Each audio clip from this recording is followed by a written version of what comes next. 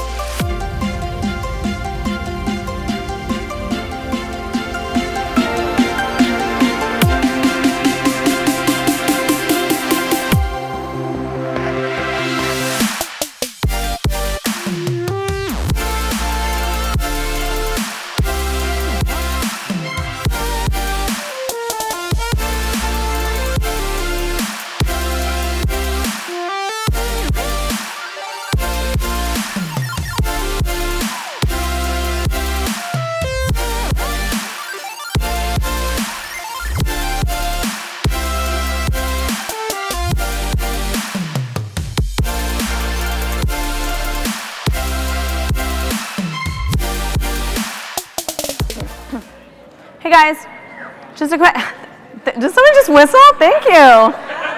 Dang, okay, all right. Thank you so much. I never get the cat calls. I forgot what I was gonna say. Oh yes, we're gonna push back by 10 minutes. I know you guys were like, oh, it's time to start. Well, we're gonna push back by 10 minutes because I need to put my heels on, so. 10 please, thank you. Hi.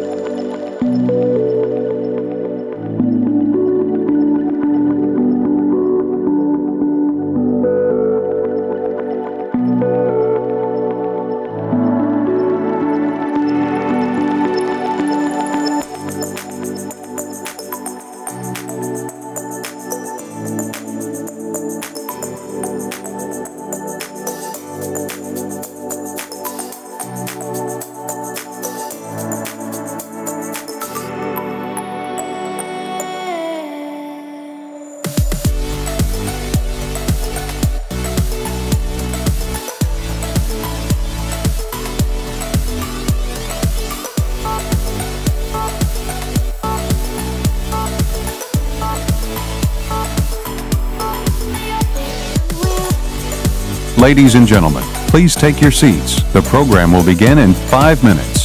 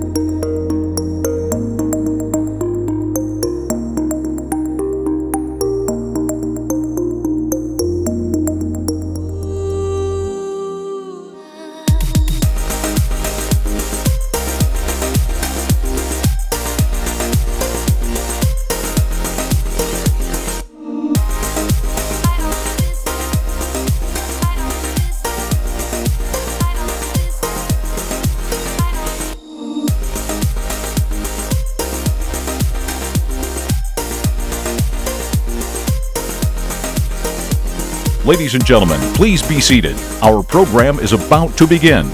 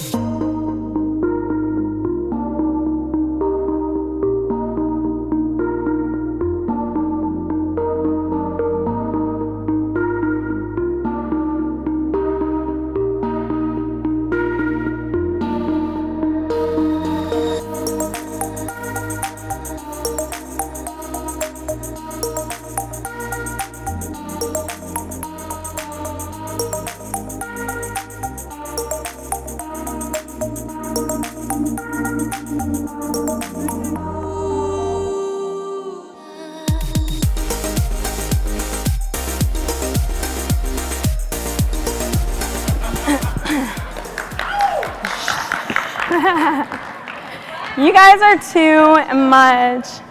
Thanks. All right, we're gonna go ahead and get started. A lot of empty seats in the house. That's all right. That's all right. I'm gonna put this down here for a second. Is this changing? This is changing. Okay. Hi, everybody. Now, wow, are you guys really that young? Does anybody know what the correct response to hi, everybody is? Thank you! Let's try this one more time for all of you super, super young people who probably have no idea who the Simpsons are. Hi, everybody! Wow, we're going to try that later. Thank you so much.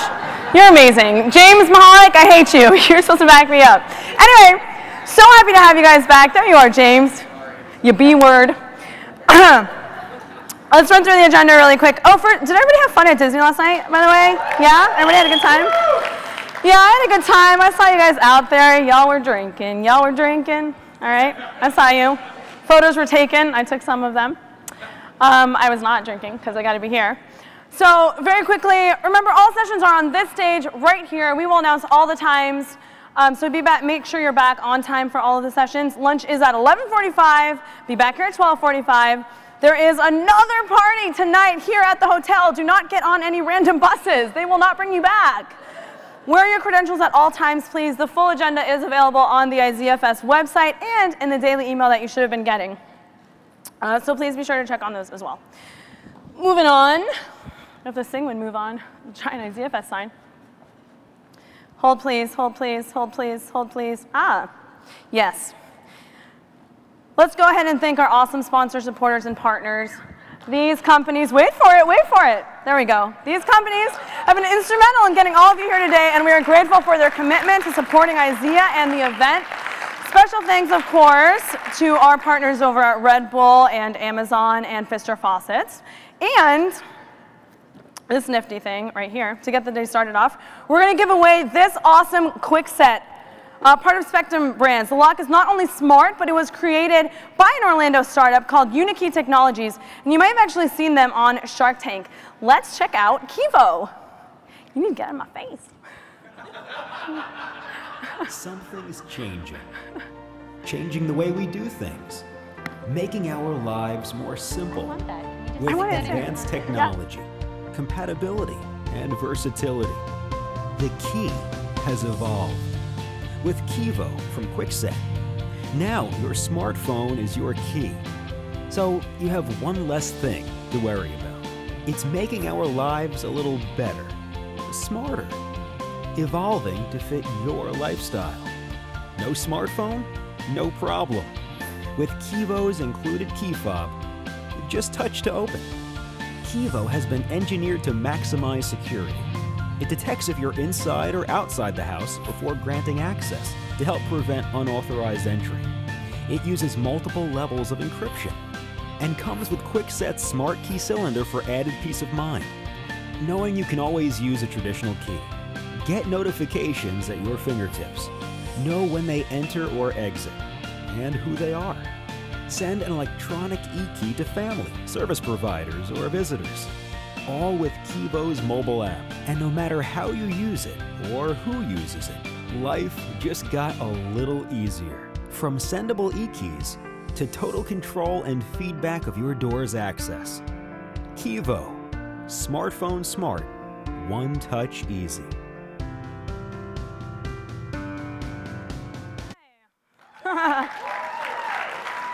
Yeah. Does that feel a little bit like an ad for Cyberdyne? Anybody? Skynet?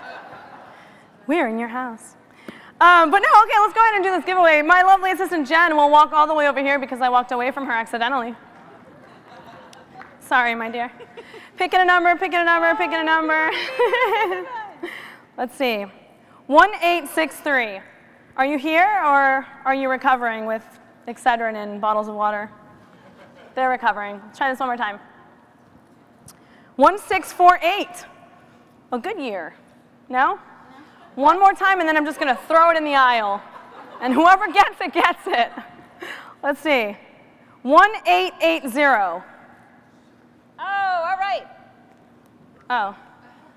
Jen's going to hand that out to you guys. Big round of applause for Jen.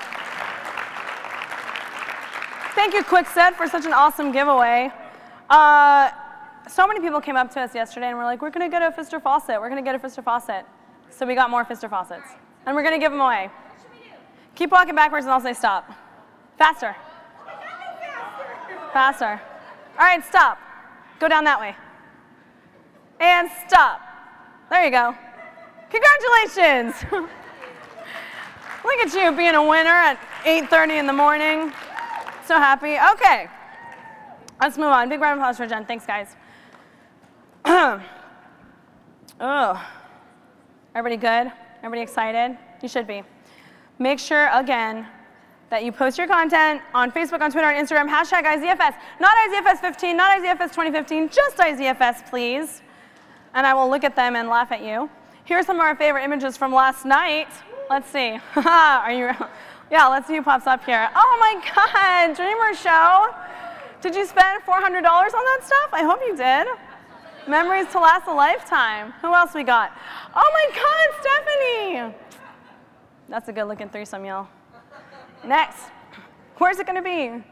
Natty Tomeo.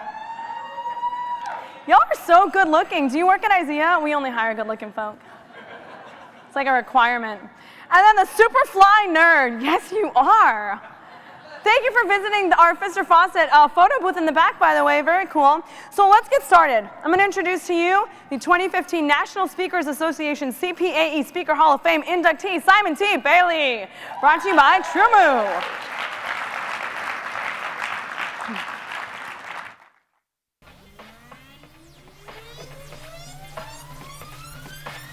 How do you handle change?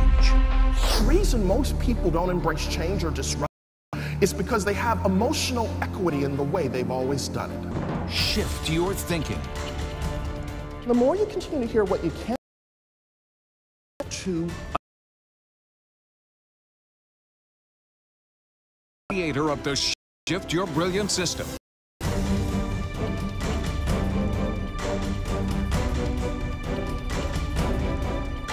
Get ready to embrace change. Simon T. Bailey.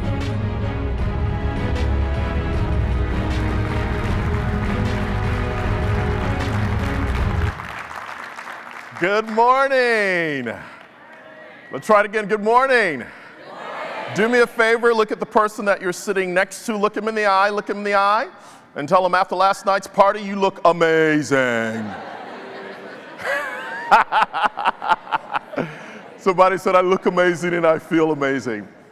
Well, it's good to be here. Welcome to the creator economy, where men and women as creators understand how to shift their brilliance.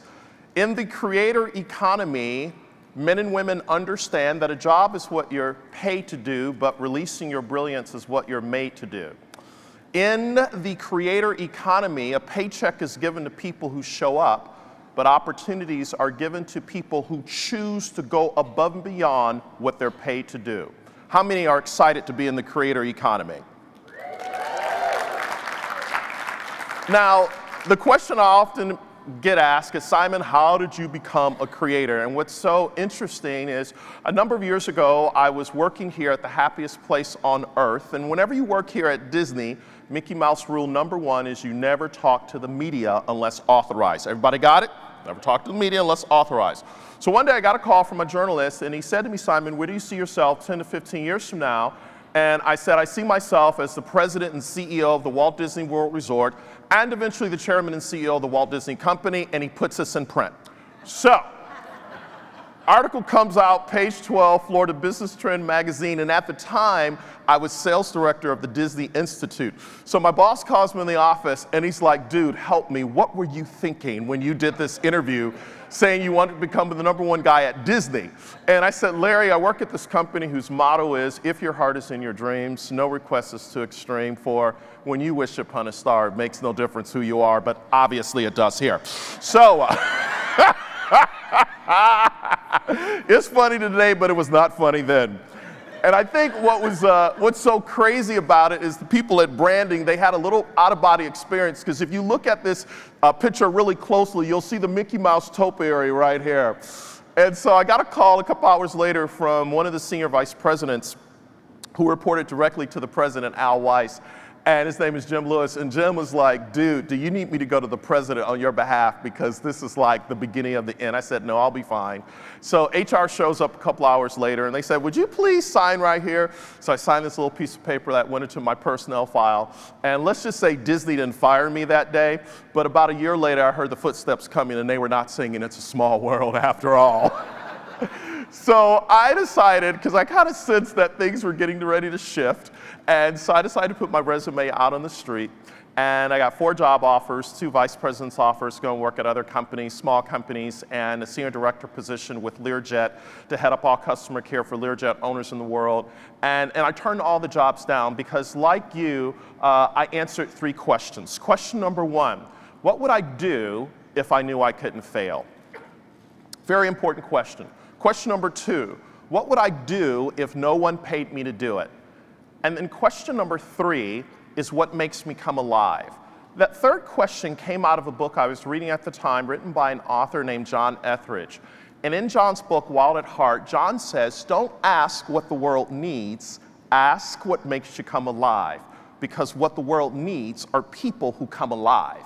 And when I read that, creators, it's like the 4th of July fireworks went off in me, because what I recognized is I had worked at Disney as a great organization, absolutely loved what I was doing, but when I was even getting ready to leave Disney, I said, I gotta go and do this thing.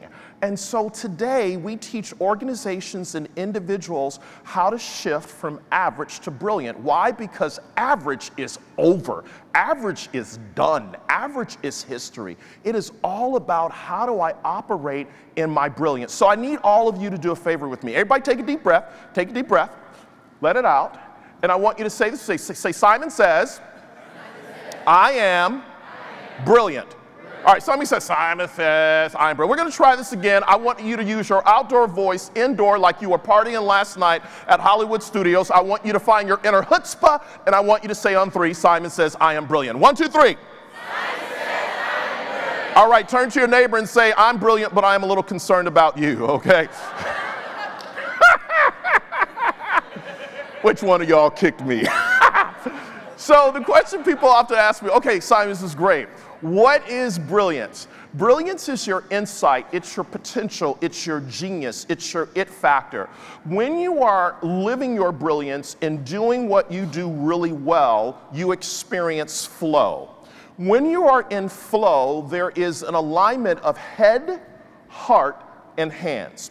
When I have an alignment of head, heart, and hands, my feet will follow because I am doing what I love. When people are not operating in their brilliance, not doing their best work, what happens sometimes is they are unfulfilled, unhappy, and uninspired. And if they stay in that state, sometimes they'll start complaining, or they may become more negative than an undeveloped piece of film. And so when I talk about brilliance, it's understanding how do I tap into my brilliance? How do I understand when it's time to shift? So people say, Simon, how do you know when it's time to shift? Well, here's the deal. You will come to a place where you become uncomfortable being comfortable.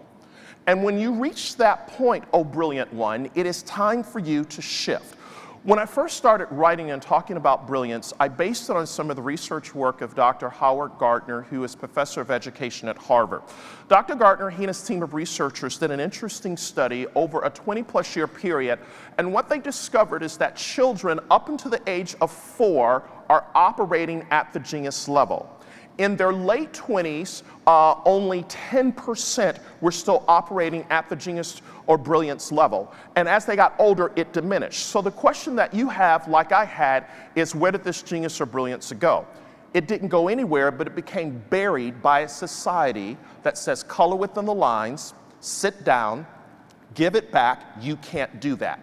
And the more a person continues to hear what they can't do, where they can't go, and who they can't become, there is a neurological path that is created in the brain that causes individuals to shut down.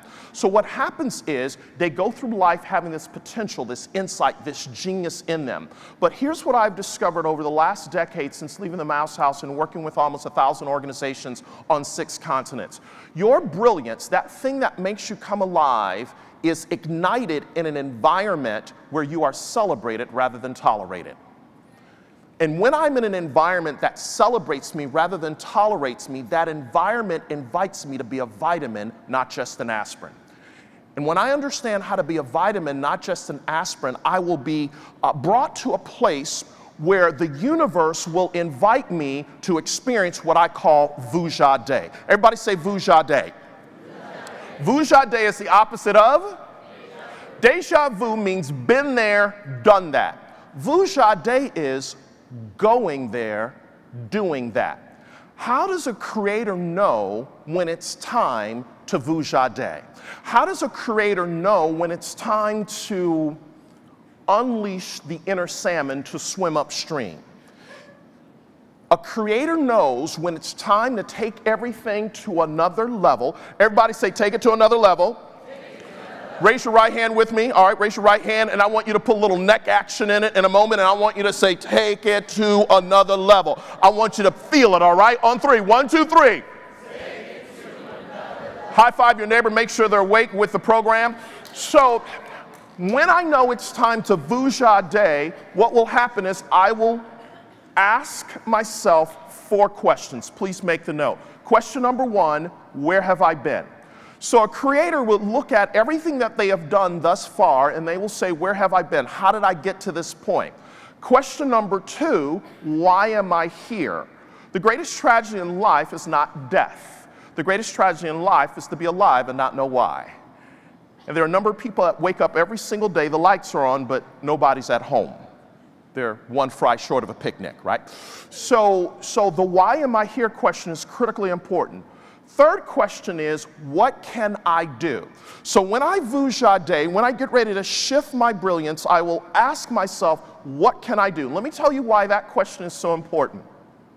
Dr. Christian Mirsky, who is at Princeton University Psychology Department, says, when the brain is worried, the brain slows down. And when the brain slows down, it doesn't create neurogenesis, which is the process of growing neurons, which grows the brain. When I looked at his research, I Simonized it a little bit, and I said, wait a minute. So if the brain slows down because of worry, worry has a BFF called stress, and stress has a first cousin called fear. And when stress, fear, and worry get on the same page, they begin to slow down a person's operating system. And when a person's operating system slows down, what happens is they are not operating at the optimal level. So they have to vujade and understand, how do I find my internal Control-Alt-Delete button so that I can operate in my brilliance? And when you do that, you literally begin to live from the inside out. But it starts with the what can I do question. Fourth question, where am I going? Where am I going? So when I answer all 4 questions, where have I been? Why am I here? What can I do? And where am I going? This is the process to vujade, to flip the script, to begin to say, how do I take it to another level and create an awesome story? I want you to listen to this story of a person who found a way to vujade their life and take it to another level. I discovered kind of a side world of blogging back in 2007 when I was pregnant with my oldest. And so I was looking for a creative outlet. I came from a magazine background, so writing and editing was my thing. And I sort of started thinking about, all the moms staying at home and decided to write kind of about that, about life, about the things we use, about the things we do, things we like.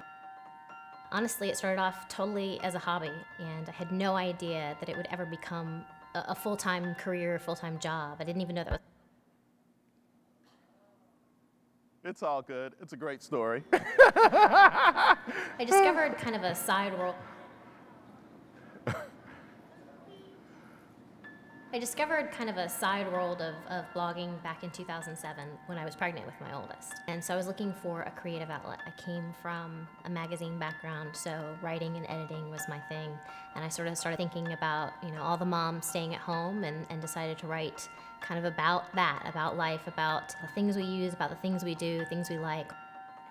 Honestly, it started off totally as a hobby, and I had no idea that it would ever become a full-time career, full-time job. I didn't even know that was a possibility at the time. I'd never met a full-time blogger, and I just kind of started dabbling and started writing and wrote about things we liked, wrote about places we went, things we did, crafts, that sort of stuff, and it picked up from there.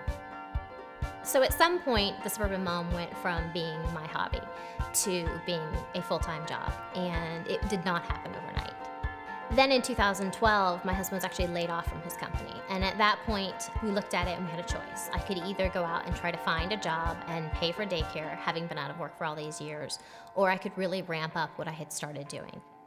IZEA is a company that helps connect brands with creators like myself and allows creators to monetize their platforms. IZEA has helped me take my blog from a hobby to a full-time job.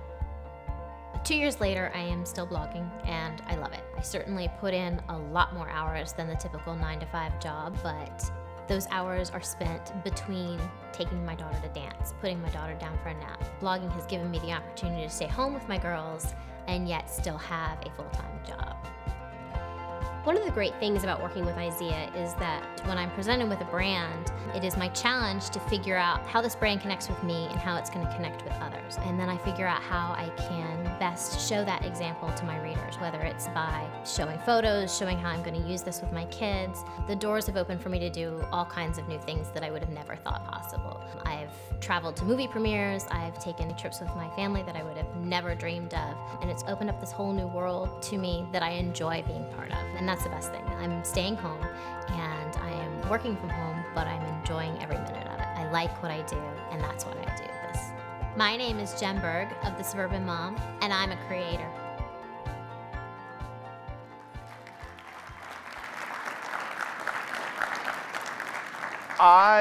I love Jen's story because Jen is really talking about that whole thing of being a creator.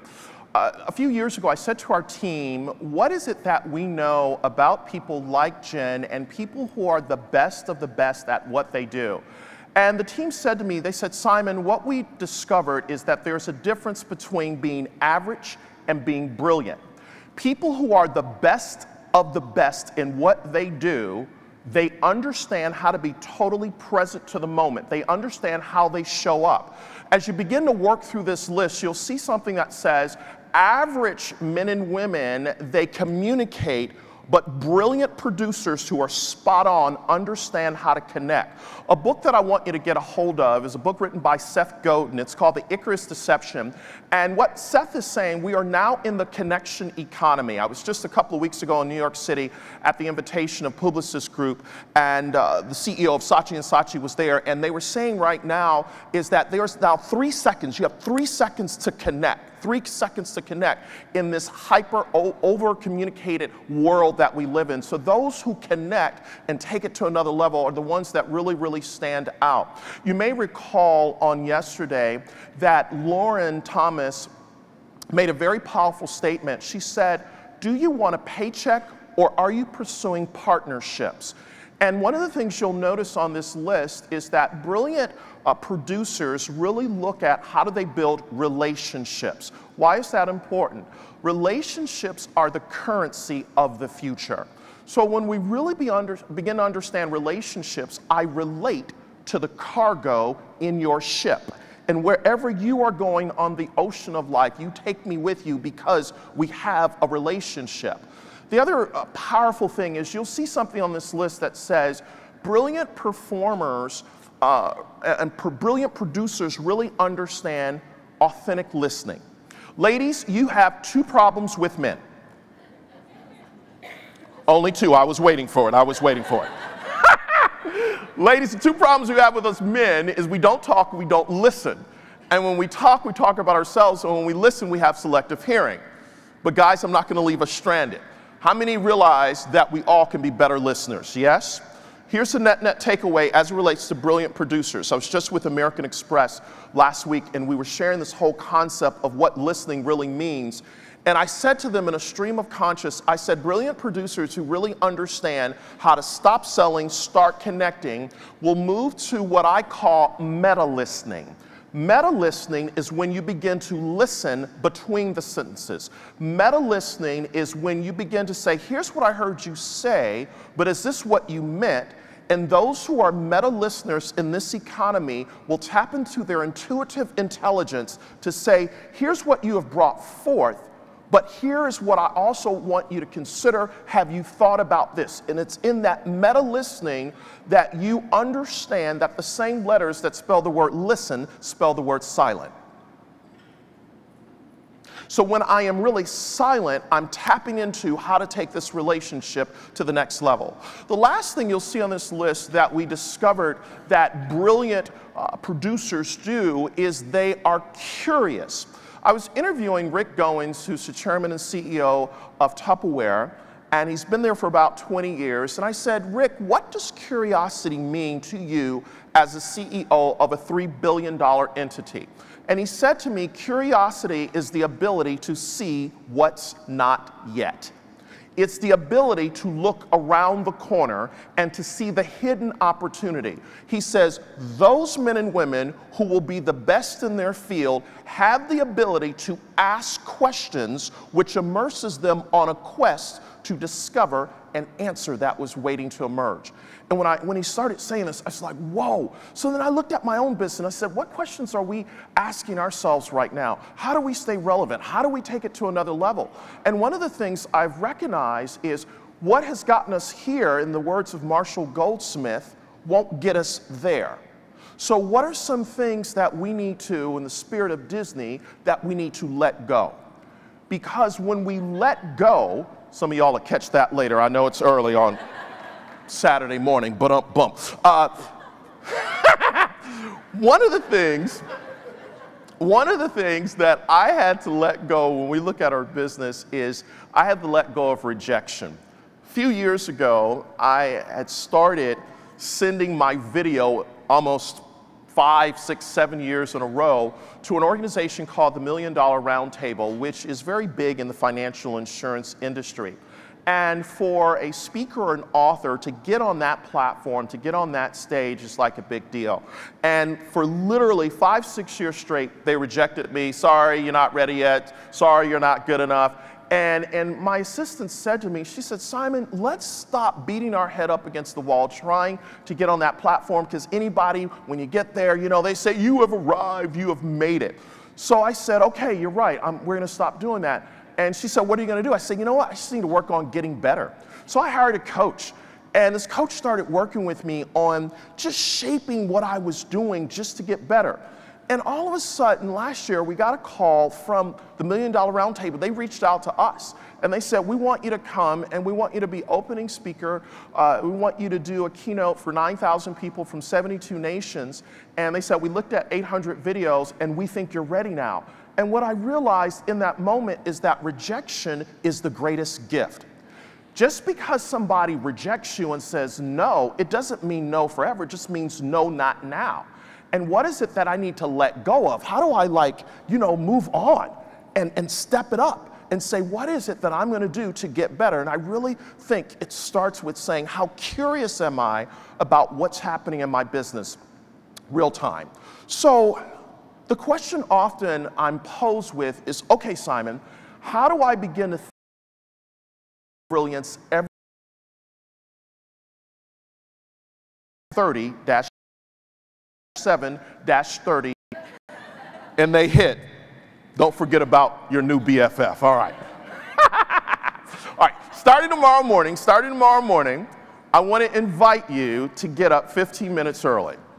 Now, I know that might be a stretch, but just hang with me for a moment. 15 minutes early. And would you consider taking the first 5 minutes just to meditate, just to get quiet, just to slow down? Right now in Silicon Valley, Deutsche Bank, Google, Facebook, they have meditation rooms because what they realize, in a hyper-stress environment, people need a way to slow down. What I am proposing, taking the first 5 minutes of the day to just get centered. One of the things we realized in our research of looking at how people move from average to brilliant is that men and women who move from average to brilliant, they understand how to be effective, not just busy. And how they get there is that first 5 minutes of the day. Second 5 minutes, read or listen to something that inspires you, all right? And the third 5 minutes, stretch and get aligned with the day. Because Rabbi Harold Kushner, who wrote the book, What Matters the Most in Life, Rabbi teaches this whole concept called emotional congruence. He says, when you're operating in congruence, there is an alignment of how you think, what you say, and what you feel. So what happens is when you show up and people show up in your life, you connect because you understand when you're fully aligned, it's not about the push, it is about the pull. And creators who are operating in the zone, understanding flow, they don't chase money, money chases them.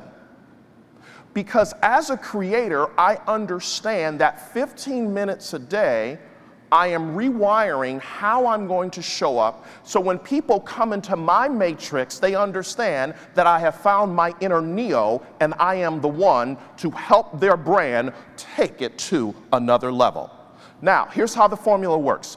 15 minutes a day impacts 7 days a week.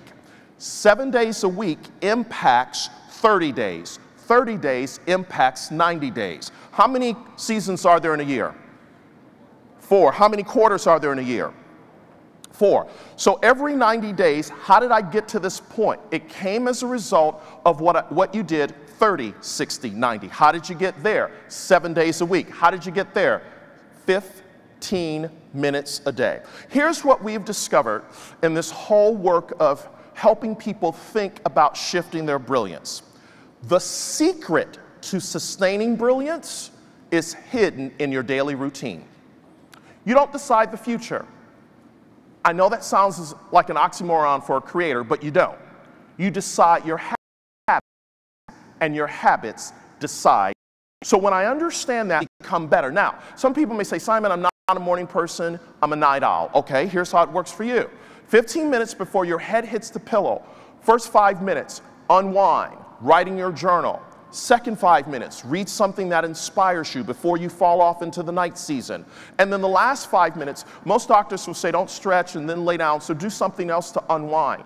But what is it that you can do? Because that 15 minutes before you go to bed at night, as you enter into the night season, as you wake up the next day, what you'll discover is you will have an epiphany, you will have an aha, you will have what they call is the eureka moment, where you will say, aha, I know what I need to do, because you understand your brilliance, all right? Now, I want to leave you with this story. One of the things I've noticed about IZEA is all about customer love. Everybody say customer love. All right, let me teach you the Simon T. Bailey way of saying customer love. Everybody get your hands up like this, all right? Now watch me on 3, I want you to say customer love, and I want you to step into it. I want you to put a little oomph into it, put your back in it, and say customer love, all right? On 3, 1, 2, 3. All right, customer love, all right. Let me tell you what customer love looks like. A few months ago, I was in San Francisco, flying to Columbus, Ohio, via Detroit, Michigan. So the plane gets to Detroit, and my connection flight to Columbus is canceled. So I'm like, oh my goodness, what am I going to do? And there was a flight leaving a little bit later on, so I said, okay, great, I'll get on that flight. Guess what? That flight is canceled because of weather. So now I have to either stay in Detroit or drive to get to Columbus. So I called my favorite aunt in Detroit, and she said, baby, don't you get on that road. You come on by. I got some good hot fried chicken for you. So I go by, see my aunt, we're there, and I said, Aunt Rosa, I have got to get on this road because I have a very important meeting the next day. So I get on the road, and I get to Columbus about 2 a.m., and I said, you know what, I don't have my clothes, the airline couldn't find my luggage, whatever, I'll just deal with it in a few hours. So sure enough, get up, and I go to my phone, and I hit the Yelp app to find out if there's a men's store anywhere in the vicinity, and there's about 5 stores. Now it's about 8:30 in the morning, my meeting's at 10:30, so I call the first store. Sorry, we don't open to 10. Call the second store. Sorry, we don't open to 10. This is kind of going downhill. I get to the 5th store, and I get a live person on the phone about 8:45, and she said, I literally spam her when she comes to the phone. I'm like, oh my God, I need to buy some clothes. She said, 1 minute, let me transfer you to my manager. So she transfers me to Trina. Trina gets on the phone, and I tell her my dilemma. I said, I've got a very important meeting with Cardinal Health, their entire executive team, at 10:30. I need to buy a suit or some clothes so I look presentable. And she said, you know what? We normally don't do this, but I want you to pull around to a certain part of the mall, and we're going to have security roll up the doors, and you can come in and buy whatever you need to do. I'm like, oh my goodness, I am now feeling the customer love. So sure enough, I drive around, and they roll up the door, and I'm met by Ahmed. And Ahmed says, guess what? I've already picked some things out for you in the dressing room. I go to the dressing room. He's got a blue blazer, khaki slacks, a blue shirt, a burgundy tie, and a pair of shoes already picked out for me. And he says, guess what? We just happen to have a tailor here on site. So if you need anything that we need to take up, we'll make that happen. I'm like, oh my goodness, I am feeling the Nordstrom love right now. So I go to the counter to pay for it. And ladies, something that you don't know about men is sometimes when men notice another thing and a guy, he may not say anything, he'll just hint at it. So I guess he discovered that I was travel worn, my hands were ashy. I mean, I was just, it was just a bad situation. So I'm standing there at the register and he just slides a little lotion on over to me. Like, wink, wink, you need a little lotion. And I was like, gotcha. So I put the lotion on. And now I am walking out of the Nordstrom store, $1,400 later, feeling the love. I get in my car, and I said, this was amazing. Not only do I have what I need to wear, but I have time to spare. I'm going to tweet this out. I tweeted the experience in the front door. You have got to be kidding.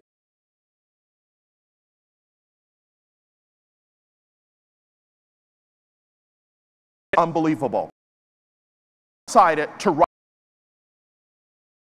because Nordstrom is going to suck up all the business because they understood how to create customer love. Ladies and gentlemen, you are in the happiest place on earth. And the whole secret sauce of Disney is not in the theme park business. They are in the business of creating moments. The one thing I walked away with when I was here at Disney was that when you understand to create that moment, give a little something extra for nothing, that's what people remember. So as creators, I want you to think about, what is it that I can do to shift my brilliance, to go above and beyond, not because I have to, but because I want to. Because what you want wants you. And when you give a little something extra, that becomes the emotional deposit into the emotional bank account of the brands that you serve. And as you serve them, the brands become your unofficial marketing department to say, we have got to have that creator back again. Because that creator understands in the creation economy, in the creator economy, we are the ones that are truly, oh, brilliant one. And as oh, brilliant one, I understand how to show up and take it to another level. I am Simon T. Bailey, and doggone it, I approve this message.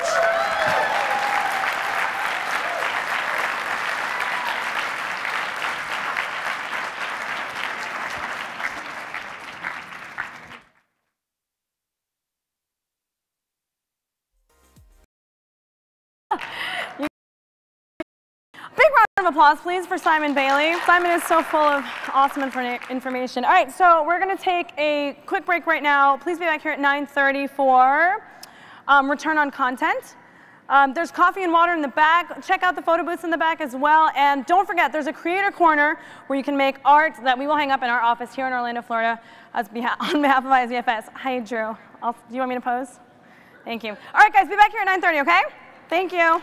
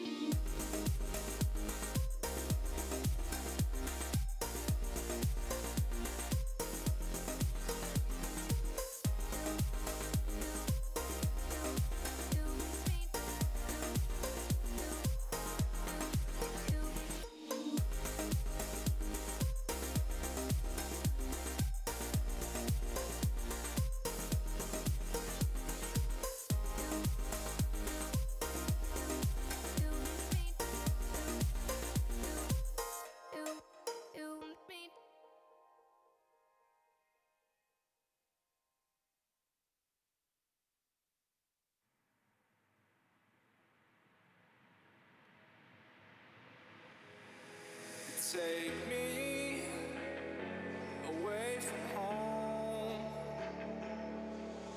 Show me all the places I've never known. And we'll chase the night. Erase all of these broken dreams in flight. And we'll fly.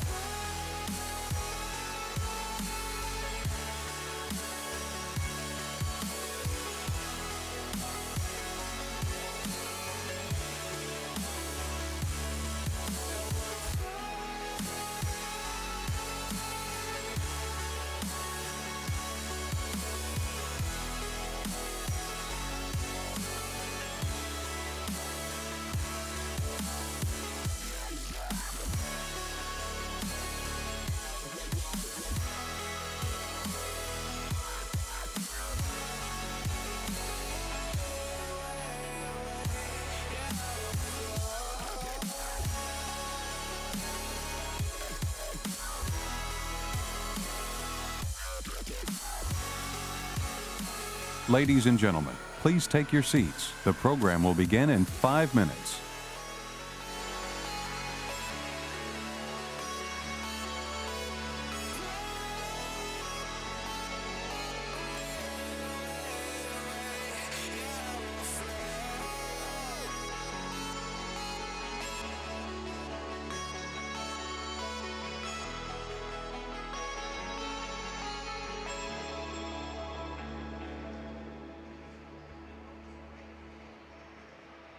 Up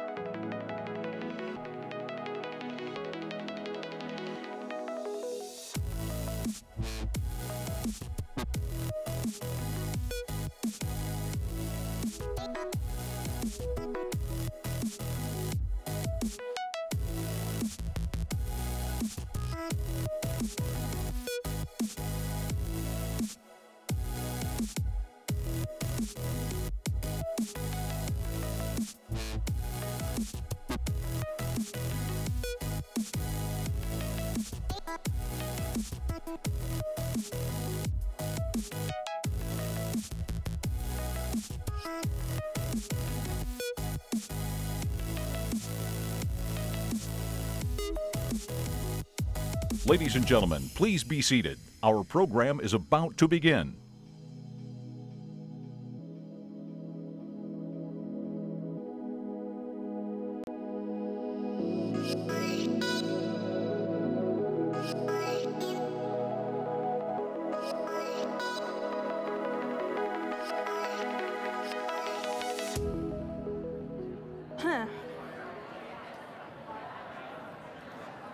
Hey guys, are we good? Oh, hi. All right, I'm gonna give you guys a second to sit down. Quick note, while we're doing panels, while the sessionists, that's not a word, are up here, please keep the chatter to a minimum. It reverberates really well in this room. So just quick note on that. All right. Please allow me to introduce to the stage Kip Edwardson of Scott's Miracle-Gro, Dave Peck of PayPal, Heather Taylor from The Economist, and our moderator, Susan Borst of IAB. Hey guys. Please note the time at the bottom. You first. Oh, great, thanks. Yes. Good morning. There's a lot more people here now than there were earlier. How's everyone doing? You tired? You have coffee? Great.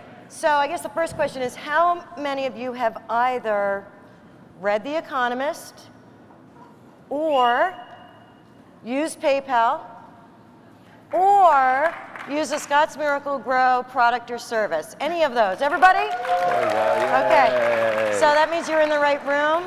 Thanks for joining us this morning. We're really excited. I'm going to ask everyone to just give a little bit about who you are and what you do at your companies.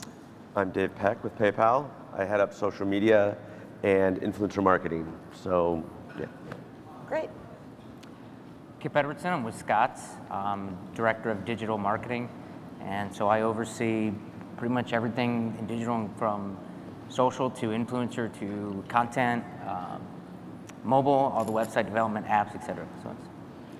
So my name is Heather Taylor. I work for The Economist. I am the Director of Content Strategy for North America. And I work on content solutions, so brands and agencies come to us to make content for them. So really interesting, with two brands and a publisher. So we're going to divide the conversation up and try to find the common bonds between a brand and a publisher. And I think what you'll hear is there's a lot of things that are relevant between the two, and also especially for all of you creators out there. So the first thing is, brands are clearly in the content game. Content's been around a long time. Why is this notion of brands and content marketing and creators so hot right now? I guess I'll go through. I'll start. So why is it hot now? One of the reasons is the content creators have the communities. They're already engaged with their audience. I mean, why in the world would you follow PayPal on social, on Instagram? You're only reaching out to us if you have a problem. I can push all the content in the world and you probably won't see it because you're upset or you don't think about PayPal. And so going somewhere where there's an engaging community and there's fun content and things happening, that's where we want to be. And it's easier than creating our own is to go somewhere where the creators are and they have their own communities. I would add to that, they've always said content is king, and no one goes online to read code, and no one goes online to see ads. And so content is a lot about relevancy, right place, right time. And so, I mean, there's so many ways of content, and so many people have become content creators. And the platforms that are available, whether it be the social platforms or even content management systems that have made it very easy to publish content, like a WordPress, et cetera, are making it so that there's just a plethora of content out there, and working hard at it, doing it right is where the rubber meets the road. It's really interesting, because I think that what we're looking for from content is really shifting. It's not shifting, it's just we're more aware of what people want. So we did a study recently in business leaders, 73% of them were like, yeah, if a piece of content is too salesy, I'm totally turned off. But 93% of marketers connect their content to a product or service. So that's a huge disconnect. So often I feel like brands will go to content creators that have their own audience, have their own kind of voice, and similar to coming to The Economist, because they know they're going to reach their audience in a more kind of unique way, a more tailored way. They're going to be more connected with their audience that doesn't connect to sale or a product, but actually looks at ideas. And I was just going to add in, hopefully, and those creators are telling a true story, hopefully, an honest story. They're not only a user and they're evangelizing, right? In some ways, they tell the story better than we tell our own story. So Heather, in a way, you are the influencer, you are the creator for the brands that are coming to you. So when a brand comes to you from a publisher's perspective, who's creating the content? How do you work with brands? What's the relationship like with them?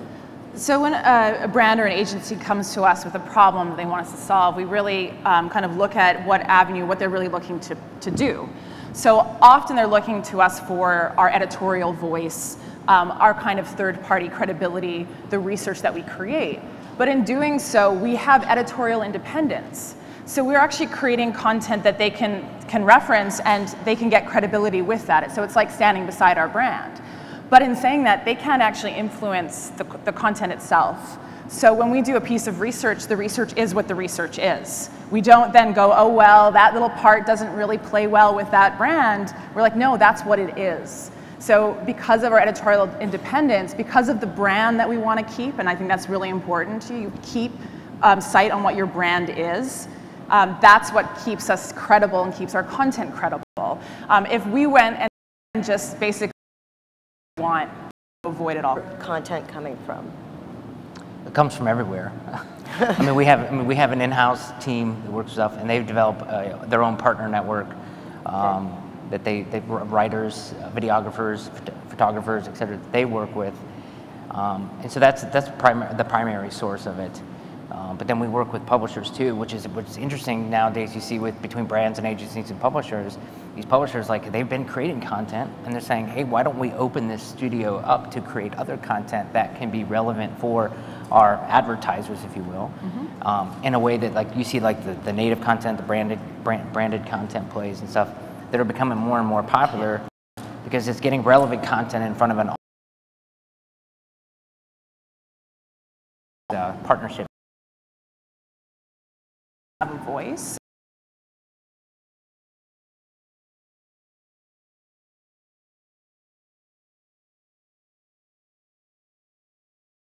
Most likely, you're hooked all the time. You do, and that's why I want to work with you. Yeah, we did. I think that's really important. We did some advertising with one of our brands. I won't say which one, but because I don't want them to be mad at me, but it was meant to be funny. And I said, this isn't really that funny, if you ask me. Like, an agency wrote this. You want to be funny, get a comedy writer. And we turned around and did some stuff with The Onion, and it was hilarious. And so you got to go to the source that's going to do it well. Right, Dave, you probably more than the others rely more on influencers. Yeah. And I've been talking to a lot of you, for the past day or so, and said, what would be important for you guys to learn from these speakers? One of the things that came back to me was, from a creator standpoint, you want brands to tell you what is within acceptability. So what parameters specifically do you give? I know you said you try to keep it open, but how do you help creators understand where the line is drawn and legal things and disclosure and all that? So usually what we'll do, the process, once we come to an agreement with the creator, I'll ask that they take 20 minutes, not even a half hour, get on the phone with someone from our PR department. The PR person will actually do the pitch, and I try to work with someone on my team who's not so straight and narrow, gets it, and walk you through some of the high points. Here's some things we want you to think about, and a lot of time the creators will be like, I didn't realize I could do that with PayPal. A great example, we worked with a young lady named Tiffany Ma, who's a YouTuber, and we said, yeah, you could split the rent with your roommate. I never thought of that. So she worked that into her video, and all the comments were, I never thought of that's a great idea. So giving them that sort of take, and I want the creators to do what they do, and I've probably picked that creator because I like their messaging. I like maybe they're not so far left or far right on a subject, so I feel safe. So the gray area in between those two, I'm already comfortable with, right? But at the end of the day, some obvious ones, language, derogatory comments, not going to work. If you wouldn't say it to your mom, I don't want it on video and on PayPal's name associated with it. So the theme of our panel is return on content. So let's talk a bit about measurement. I mean, clearly metrics can vary greatly depending on your objectives. There is not one silver bullet of what makes something successful. But overall, are there metrics, let's start with Heather, that you consistently value more than others, or that your brands are really looking to achieve with sponsored content on The Economist? I think we always have to be very clear about what goals we want to achieve with our content. So often, I think people want one piece of content to do all things, and it doesn't work that way. It's not one thing for all things. So we look at, are you looking for reach? Are you looking for volume? So are you looking to be the loudest voice? And then we have metrics accordingly that look at views and shares and clicks and visitors, right? So unique visitors. So we want to see how far your reach can go. But then a lot of times it's actually about engagement. So are we building relationships? Are we connecting you to other people? So then we're looking at, well, is there a bounce rate? What are the video plays? Repeat visits, numbers of views, numbers of interactions. And that's really key. But then we also are used for lead generation sometimes. So we want to elicit the hand raisers, the people who say, yes, I want to take part in what you're saying, what you're doing. And then we're looking at downloads, you're looking at conversions, you're looking at those kind of numbers. And so we really want to be clear the moment someone comes to us and says, we want to solve this specific problem. And we're like, okay, let's get to the nuts and bolts of it. Like, what is going to be success for you? If you woke up tomorrow and said, my God, this was so successful, what would that be? And so we try to make sure from the get-go that we're really clear on what those metrics are with them, what KPIs are, those key performance indicators, because if they come and say, we want great reach, and then a week later they're like, why don't I have sales? Where's my leads? And you're like, well, that's not the point of the program that we've created, because you create your content, you create your program specifically to have the metrics in mind. So I think that's really key. Said it very well.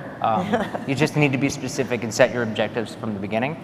I often make sure that it's written in the brief to be very specific. The analogy I always give people is, if I tell you that we're going to take a trip to California and you need to plan it, you're going to ask a bunch of questions. Well, how many people are coming? When do we need to be there?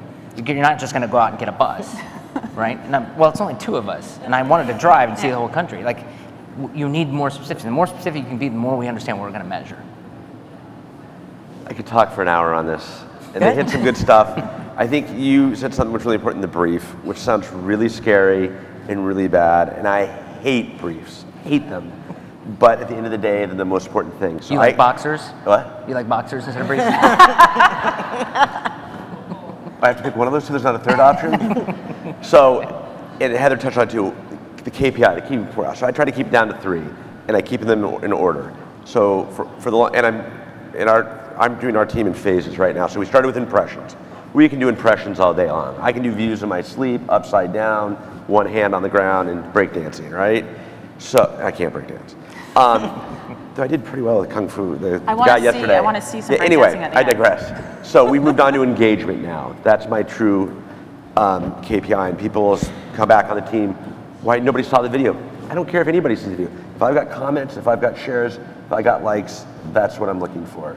That's right. And then another thing you touched on about sales, we're not there. We're starting down the funnel. If you guys know what the funnel is, we're at consideration. I just want you to think about PayPal, right? I see another brand, credit card to my left button I can check out with. To the right, I see PayPal. I might use, I'm going this way, but you considered us.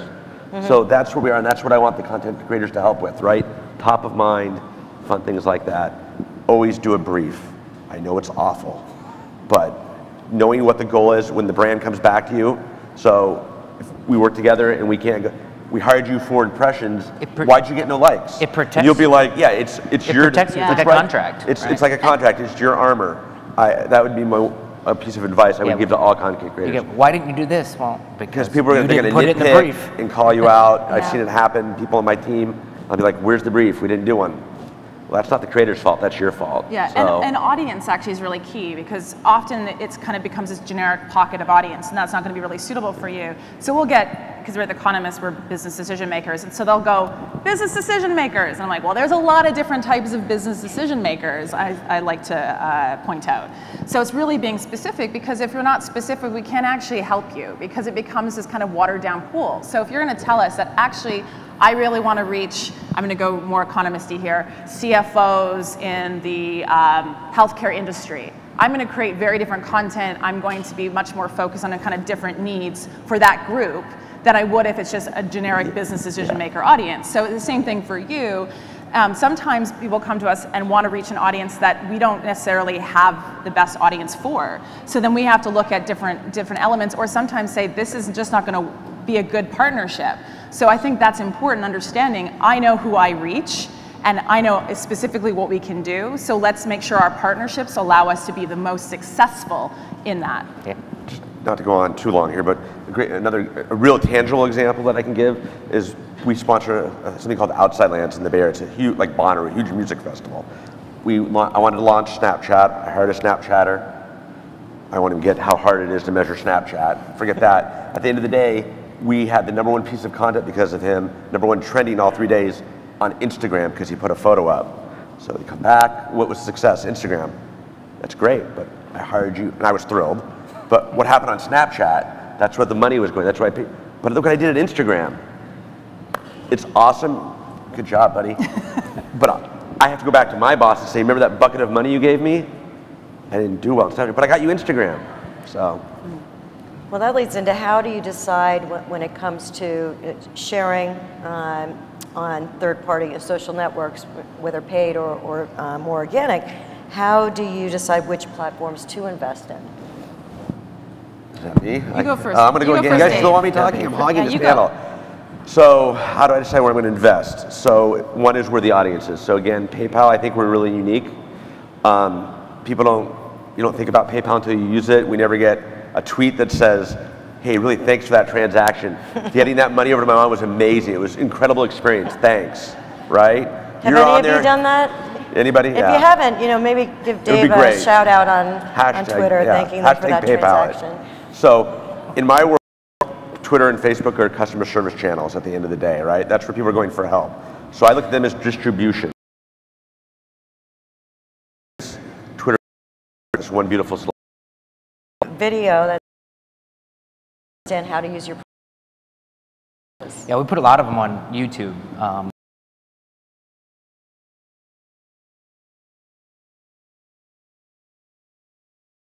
Things, and so they use those.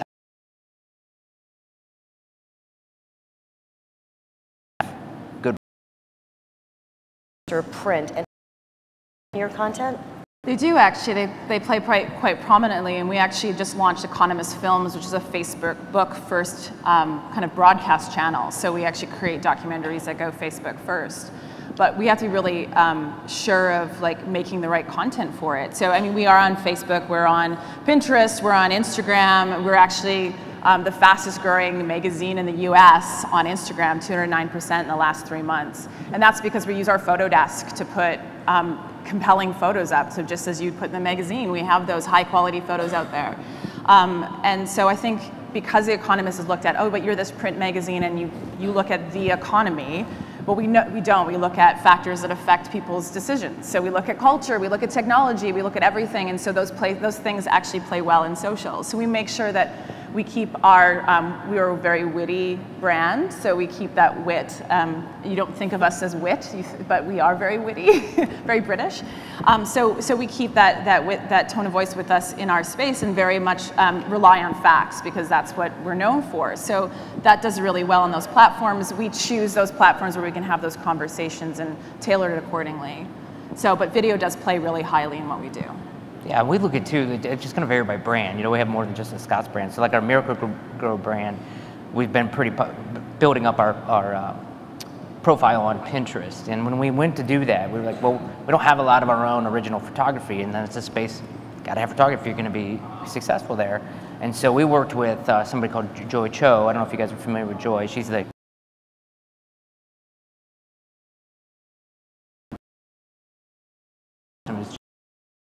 well, reach is one. So Joy has a huge audience, and then the other thing it was the volume of content that she could produce in a very short amount of time.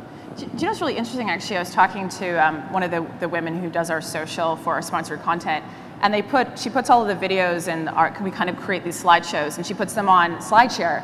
And so she gets thousands of views on SlideShare versus hundreds on YouTube because there's an audience that's concentrated on wanting that kind of more business information.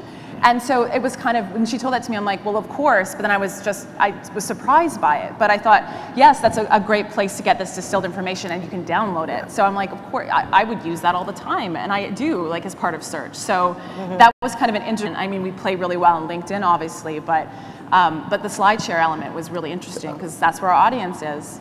So this is everything we talk about is consumer focused. You're right. So when we're targeting merchants, it's SlideShare. Yeah. LinkedIn's through the roof. That LinkedIn Pulse section where you write the blogs is incredible. You can put anything up there and it does well. We'll take content we've had and repurpose it on there, and it's 3 weeks old, and it might even organically, so with no paid media behind it, do better than the original with paid. It's incredible. We it's have really, for organic. People don't think about it. Yeah, exactly. And for organic, we've come to realize we call it the 4 C's. If it's about a country, a city, a company, or a citizen, people, it does really well. So faces do better than artwork. Like, it's about people want to, in kind of more of the business leader space, they actually want to look to their peers. They want to look to other companies. They want to be better, and they want to understand what's happening in their city, what's happening in their country, or in a place they want to grow. So by understanding that we use a hashtag that's a city or a country or around a company, and we do marginally better, like not marginally, we do hugely better. So like 150% better on a post, just because we've added content that's about the city, country, citizen, or company. So let's talk about, you've each shared with me some really fabulous examples that you came top of mind of things that you've done especially well with content. Can you talk a little bit about one of your success stories and why you think it really rises to the top in terms of memorability?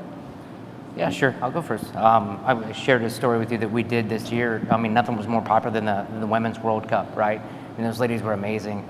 And there was, I don't know if you know, there was a big issue going on up there in Canada. They were playing on artificial turf.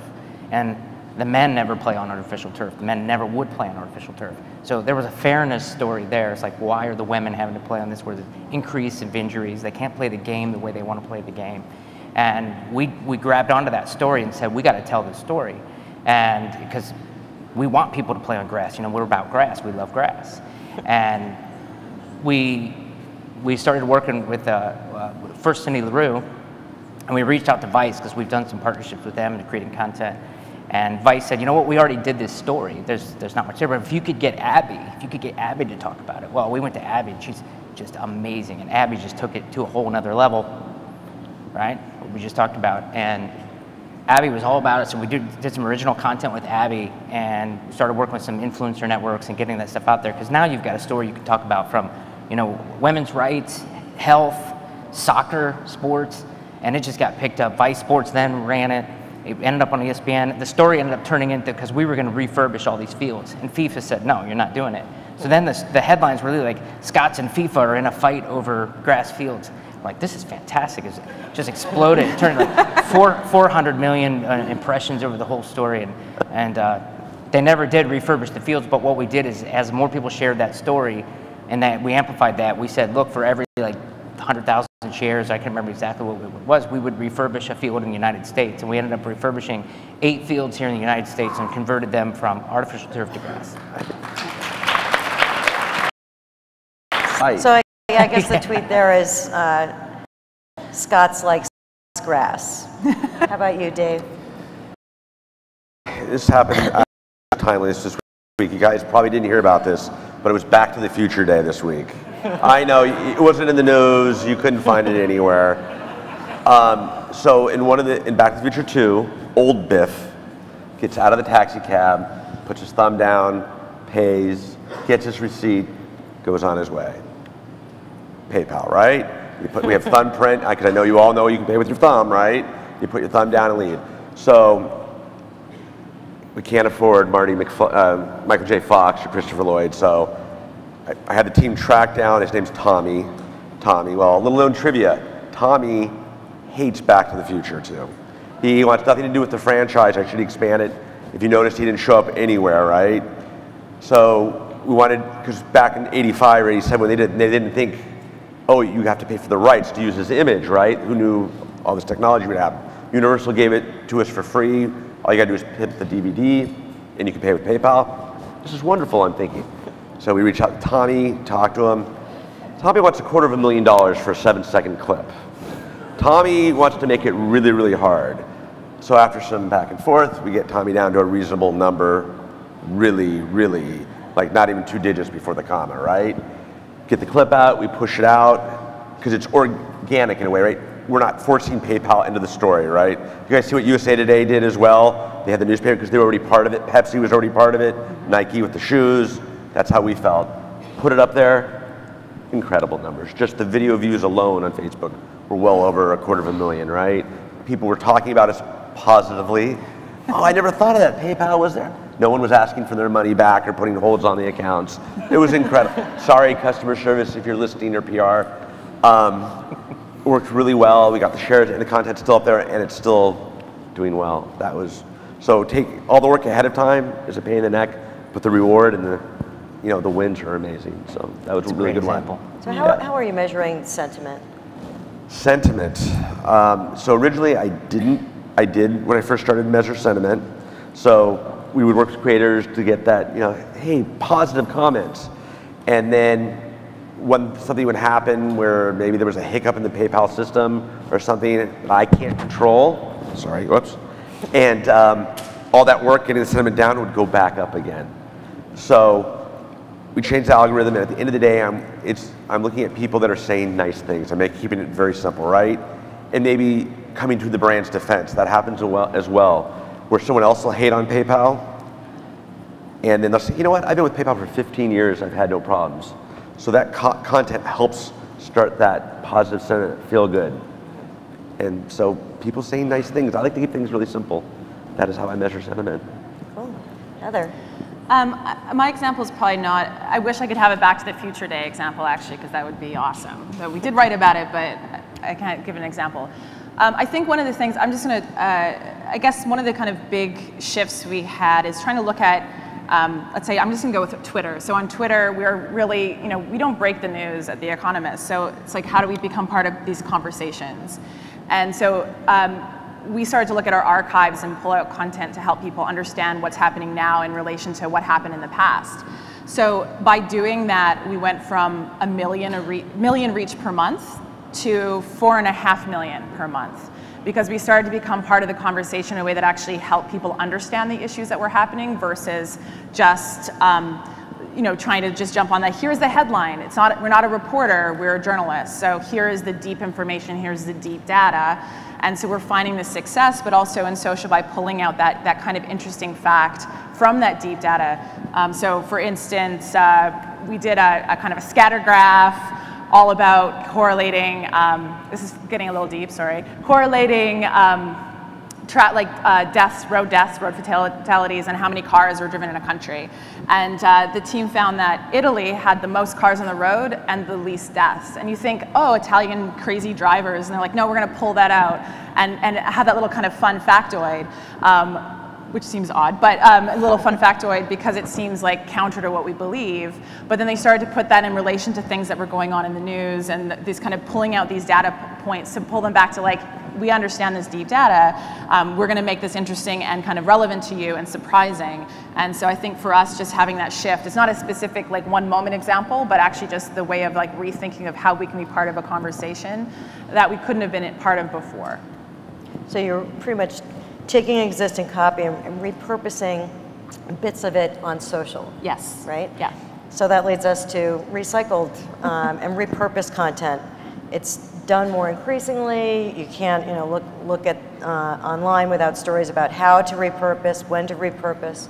Dave, are you repurposing content, and what's the benefit to PayPal? Yeah. So when we work with creators, at the end of the day, we have the right. We own that content. So The Walking Dead premiered recently, and I wanted PayPal to be part of that story. How the heck do I get PayPal involved with The Walking Dead? So going through the archives, I found a zombie video. So we had hired a creator before I even started to do a 60-second PayPal zombie video. I don't know why. I have no idea. If I had the video to show you too, but this long and short of it is they're running away from the zombie, 2 people. One guy has PayPal, one doesn't. He can pay for things faster. Zombies eat the other guy who's going for his wallet, trying to pay for gas, hop in the car. So when The Walking Dead premiered, we put it up online. This content had already been up there 2-3 years ago. Hashtag Walking Dead, need I say any more? Through the roof. Reach, engagement, impressions. Oh my God, PayPal, this is so funny. And by the way, it was a bad video. Bad, you know, I'm just saying, classic zombie movie feel, right? I'm sorry?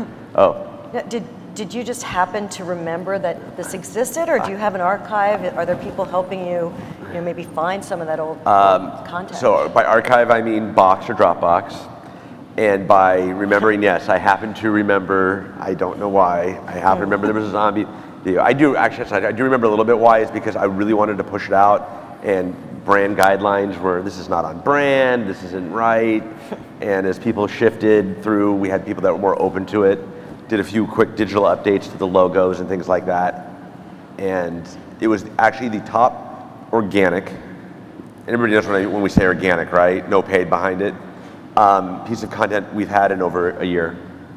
Wow. So, right, it's because we hit a niche community, kind of what we talk about when we work with creators, right? We want your community. So these people that like zombies and sci-fi, really niche, and they got behind it, loved it because it was so bad that it's good, and did it. So when you're bored, it's still on our Facebook page or YouTube page somewhere, and you can see how good bad it is. But yes, cost me nothing at the end of the day. That's the bottom line, right? Other than some editing costs. Right, I took whatever we paid for 3 years ago, and the cost for me to on a Sunday after football to put it on right behind the premiere.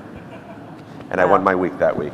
That's great. In football. That's great. Kip, how is Scott's repurposing and why and when? We don't and where? repurpose a lot of content from the standpoint, if it mentions any products or anything, I mean, legal's gonna put the kibosh on it because, packaging gets updated stuff. It's just, for legal reasons, if there's claims in there, we just can't do it. But I guess I think of repurposing a little bit different. Like you see the image behind us here. This was at a photo shoot that we did. We refurbished this backyard in San Francisco. We found a young millennial couple, and their yard was terrible. They didn't even know what kind of grass was in it and stuff, and we just redid the entire thing, built this fire pit for them and stuff. That fire is actually fake. IZEA put that in there. Yeah, I just noticed the fire was like, it's a really good so fire. is this a video or an image? Yeah. This is awesome. It's an image. It's somebody at a IZEA brought it to life. cinemagraph, But yeah. Way to go, IZEA. Yeah.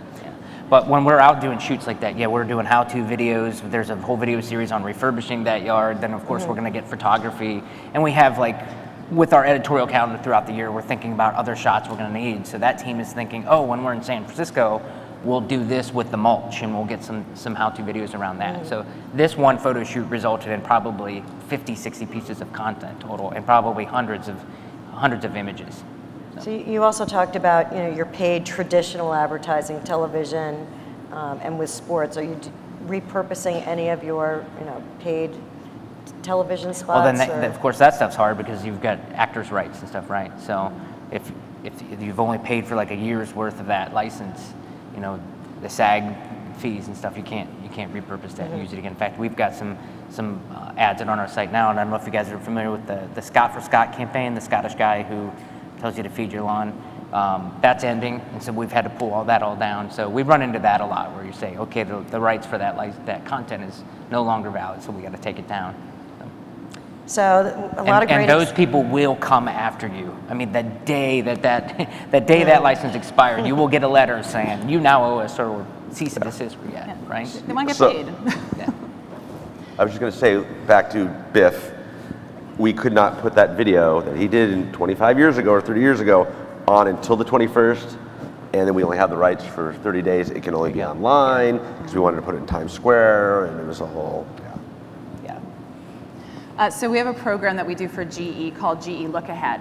And it's actually all about the future. So it's about the future and the market conditions of now and the technology and the innovation that it takes to get to the future. So obviously, because it's about the future, there are pieces of content that we repurpose and bring back to life. But I think what's really key is that by we find this content that's relevant to maybe a moment that's happening now, or an innovation or some technology, but we always have to go back and research and see, well, are the conditions the same?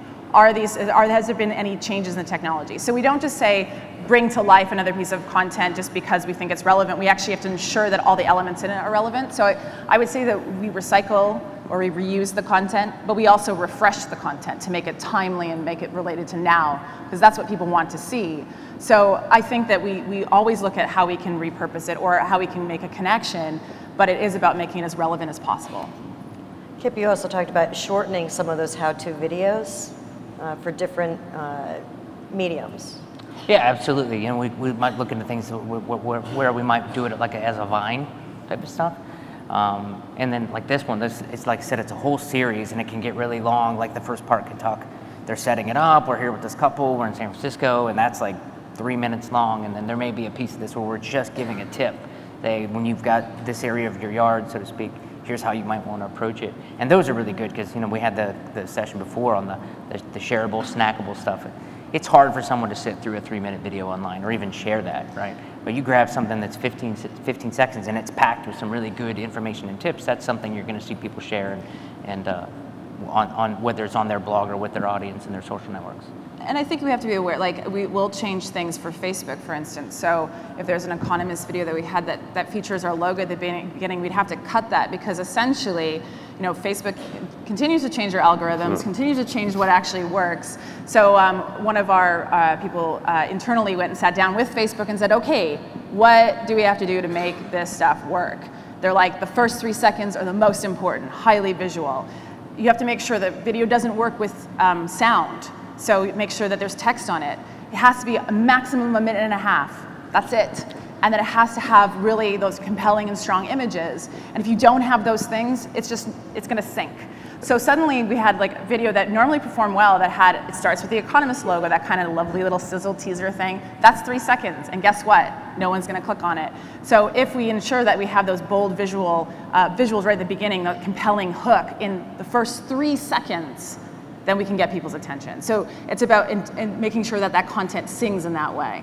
So we should do the whole thing like top 10 things that you can do at IZEAFest. Number 7 blew my mind, right? And then I got to click, right? I got to click, yeah.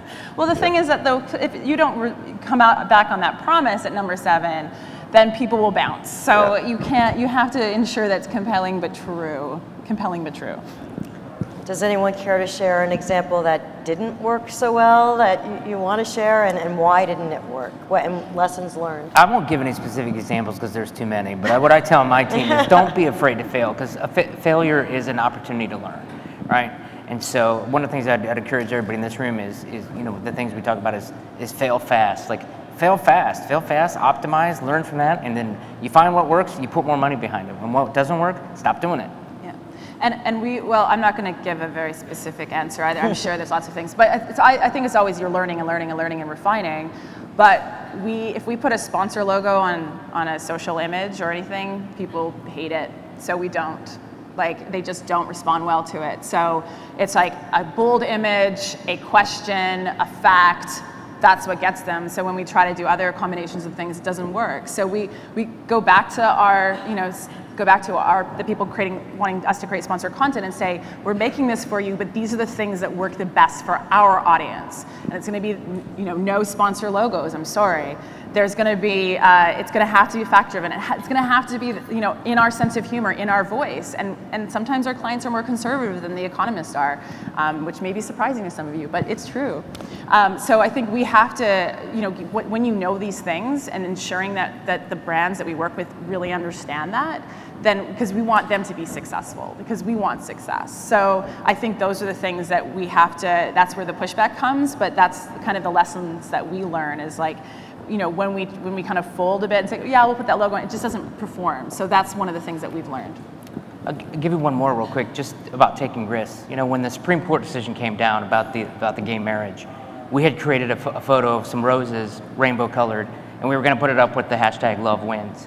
And we thought about it, we said, dude, as a brand, do we really want to talk about this? And when it came to me, I said, you know what? This started in our backyard. We're in Ohio. This started in Cincinnati. So we have that right? And so we can, and as a brand, yeah, we want to take a stance on this and talk about it, get a conversation going. We put it out there. I'd say the feedback was 50-50. If people say, I'm never buying your products again, blah, blah, blah. And you have other people saying, kudos to you guys for taking a stance on that. So you got to take risks, man. Don't be afraid. Yeah, so we did the same thing around the gay marriage, which was, up until Back to the Future, was our top performing content, organic again. And the conversation for us was, as a company, we are for it. We have no problem with it. We don't, if 80% hate on us, too bad. That's not what we stand for, right? We're for it.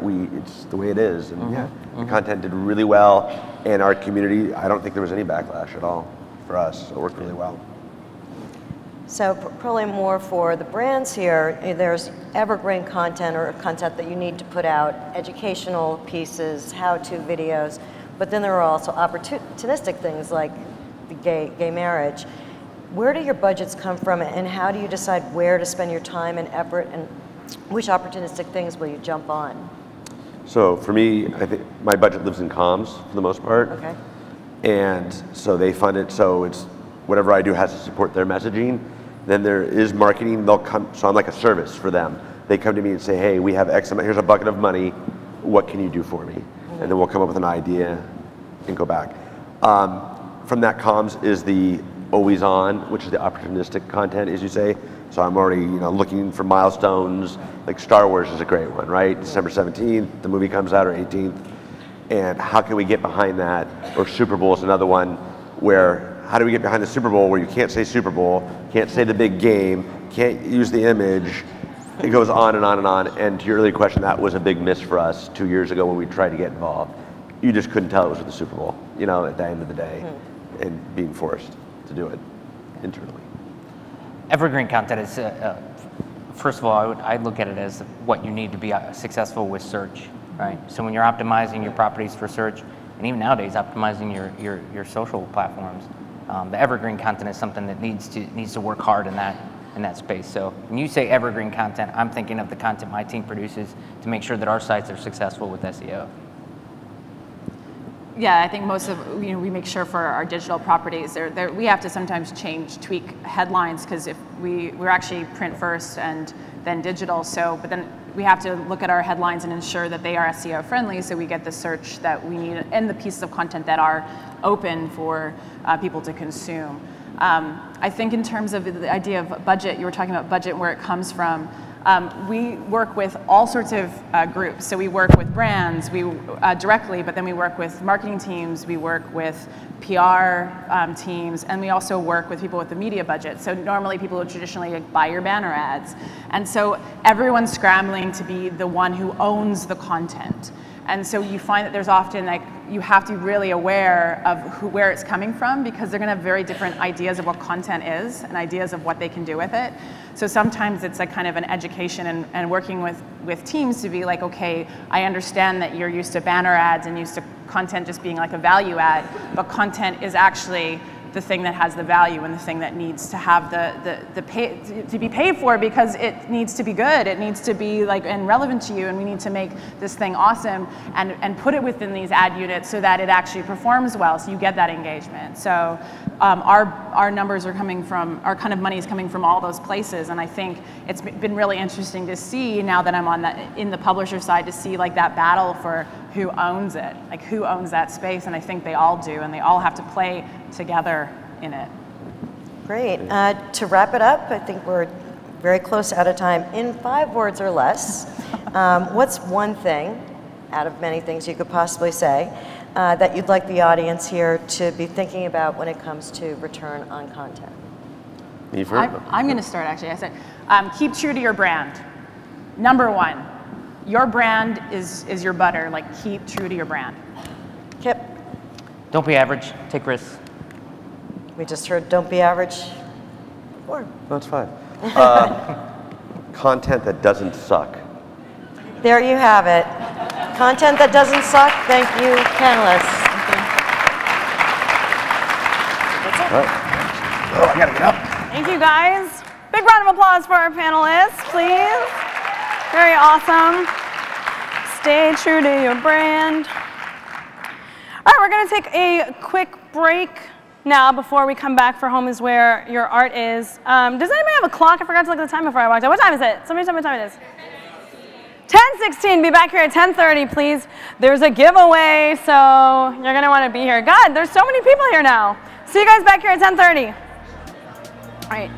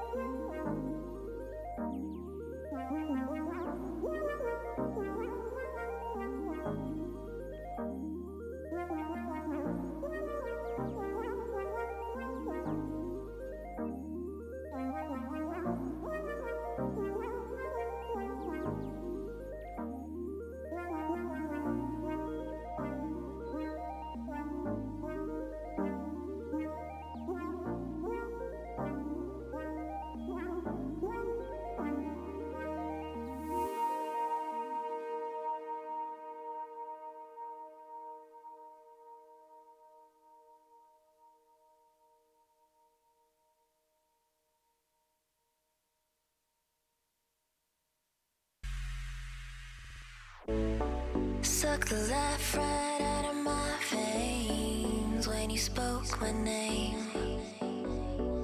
Got the kind of thing going that tips the scales. Yeah, you keep me sane. I'll be the clouds beyond your skies. I'll flutter by like butterflies. I'll be the blue inside your eyes. Your crazy loving keeps me paralyzed.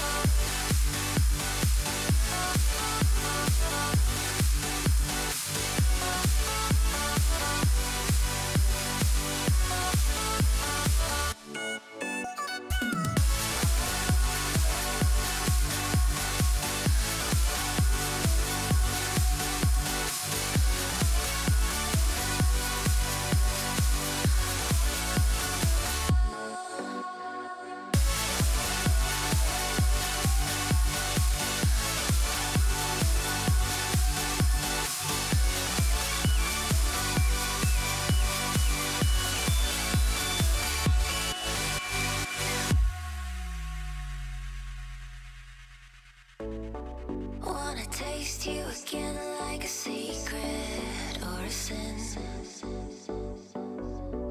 Wanna feel you again like the ocean sand on my skin.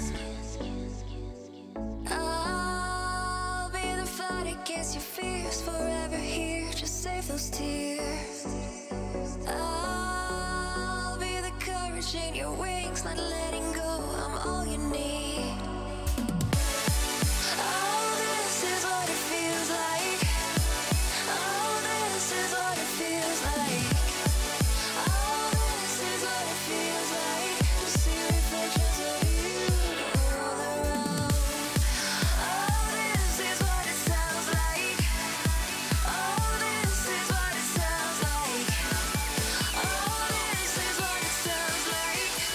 Reflections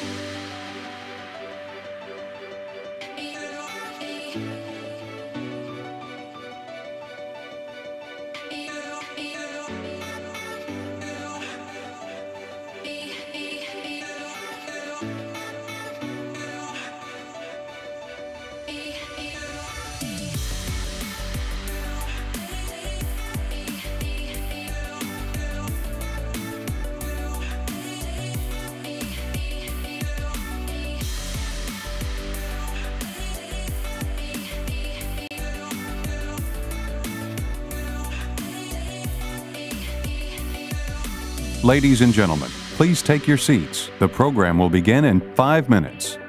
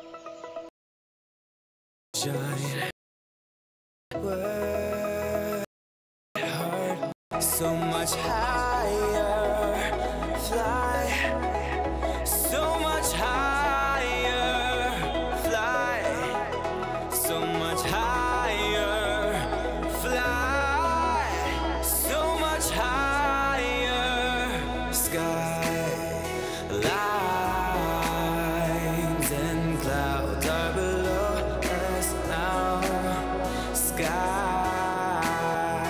dive back down, oh, take my hand, don't let go, skyward bound.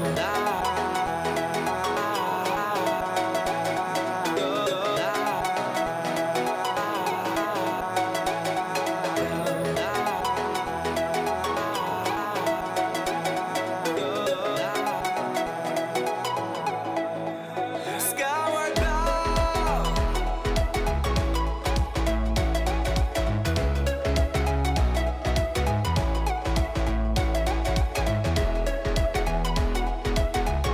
Ladies and gentlemen, please be seated. Our program is about to begin.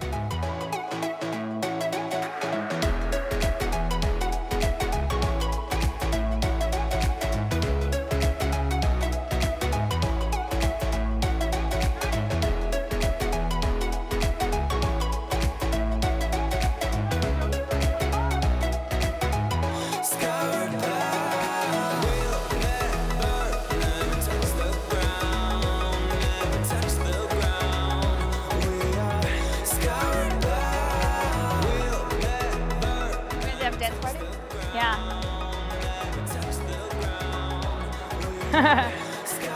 Are we on?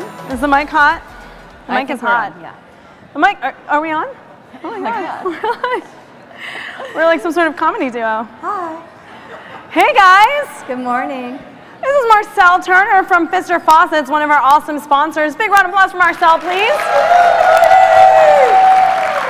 Marcel is, of course, behind the amazing giveaway that we are doing today. So I'm going to give her a second to talk about Pfister and all of the Spectrum brand products here for a second while you guys are taking your seats. And then we got a surprise.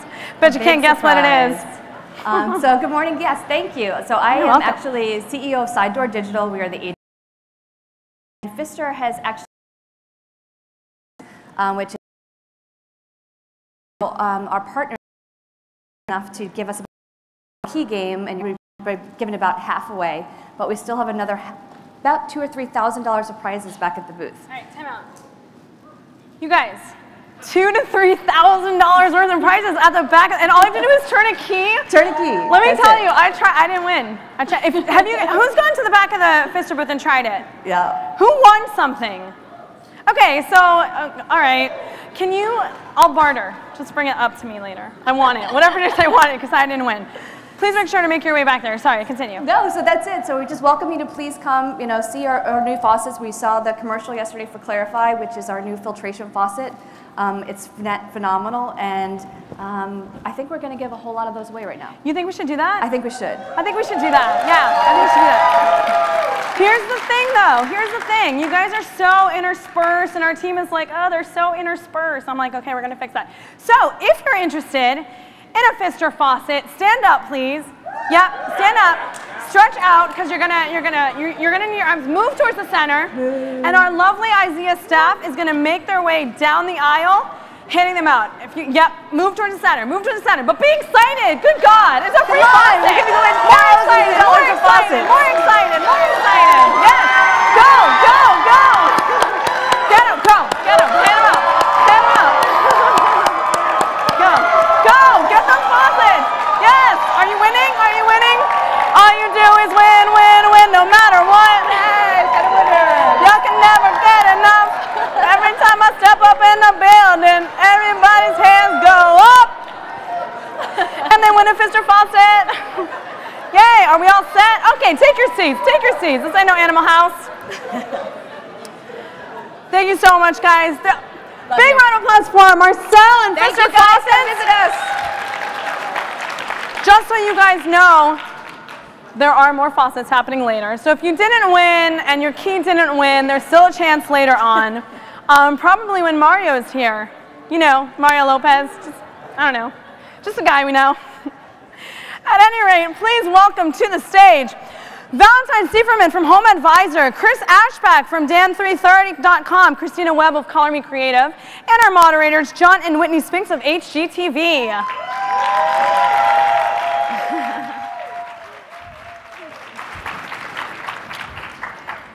All right, we're ready to go? Catch us on live at IZEA.com. Hi, everyone. Hello, hello. It's so purple in here, okay. Well, welcome to IZEAFest. This is our first time. We're excited to be here. I'm John Spinks. And I'm Whitney Spinks, and we're from HGTV's Flipping the Block and HGTV Florida Flippers. And we're so excited. Thank you. Even if you didn't watch it, it's an awesome show. We're so excited to have our three panelists here today. We have Chris, Christina, and Valentine, and we're going to let each one of them introduce themselves a little bit, tell you a little bit about what they do, why they're here today, and then we'll get into some of the really good content and stuff that we're going to go over today. So Chris, if you'd tell us who you are and what you got going on. Well, I'd love to. My name is Chris Ashback from LiveDan330. Everybody asks me, Dan, why is your email chris.ashback@gmail? And I'm like, well, it's not how it works. We are a food, a garden, and a travel blog. We have about 2 million people that follow us between the social channels and our subscribers, and we're excited to be here. Yeah, thanks. Christina? I'm Christina Webb. I just turned 20. I'm from New Zealand, hence the accent. I started an Instagram account when I was 17 about my art, and it's now grown to 1.7 million followers, and I have another personal account with about 600,000 and other various social medias. No big deal. Your artwork is amazing, by the way. Oh, thank you. I looked you up on Instagram. It's awesome. Thank you so much. And through that following, I've managed to do so many fun projects and worked with amazing brands. And my last project was publishing my own book with HarperCollins in New York, and I just got off that book tour about a week ago. So, awesome. Yeah. 20 years old with your own book. That's insane. Yeah. Valentine, follow that up. I've got a maybe. Valentine Sieferman. I work at a company called SEO, manage SEO there, and we're a marketplace that connects homeowners to home improvement contractors. So. Awesome.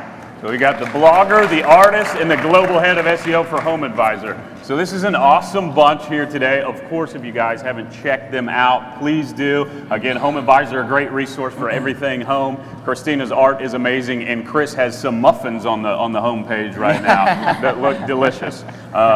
So we're really excited. And today, home is where your art is, right? So all of these guys are really influential in creating, in growing brands, and they are some of the best people to talk to about this stuff. So we'll just go right into it. And we've got some questions that we've kind of prompted here. We'll just kind of see where the conversation goes.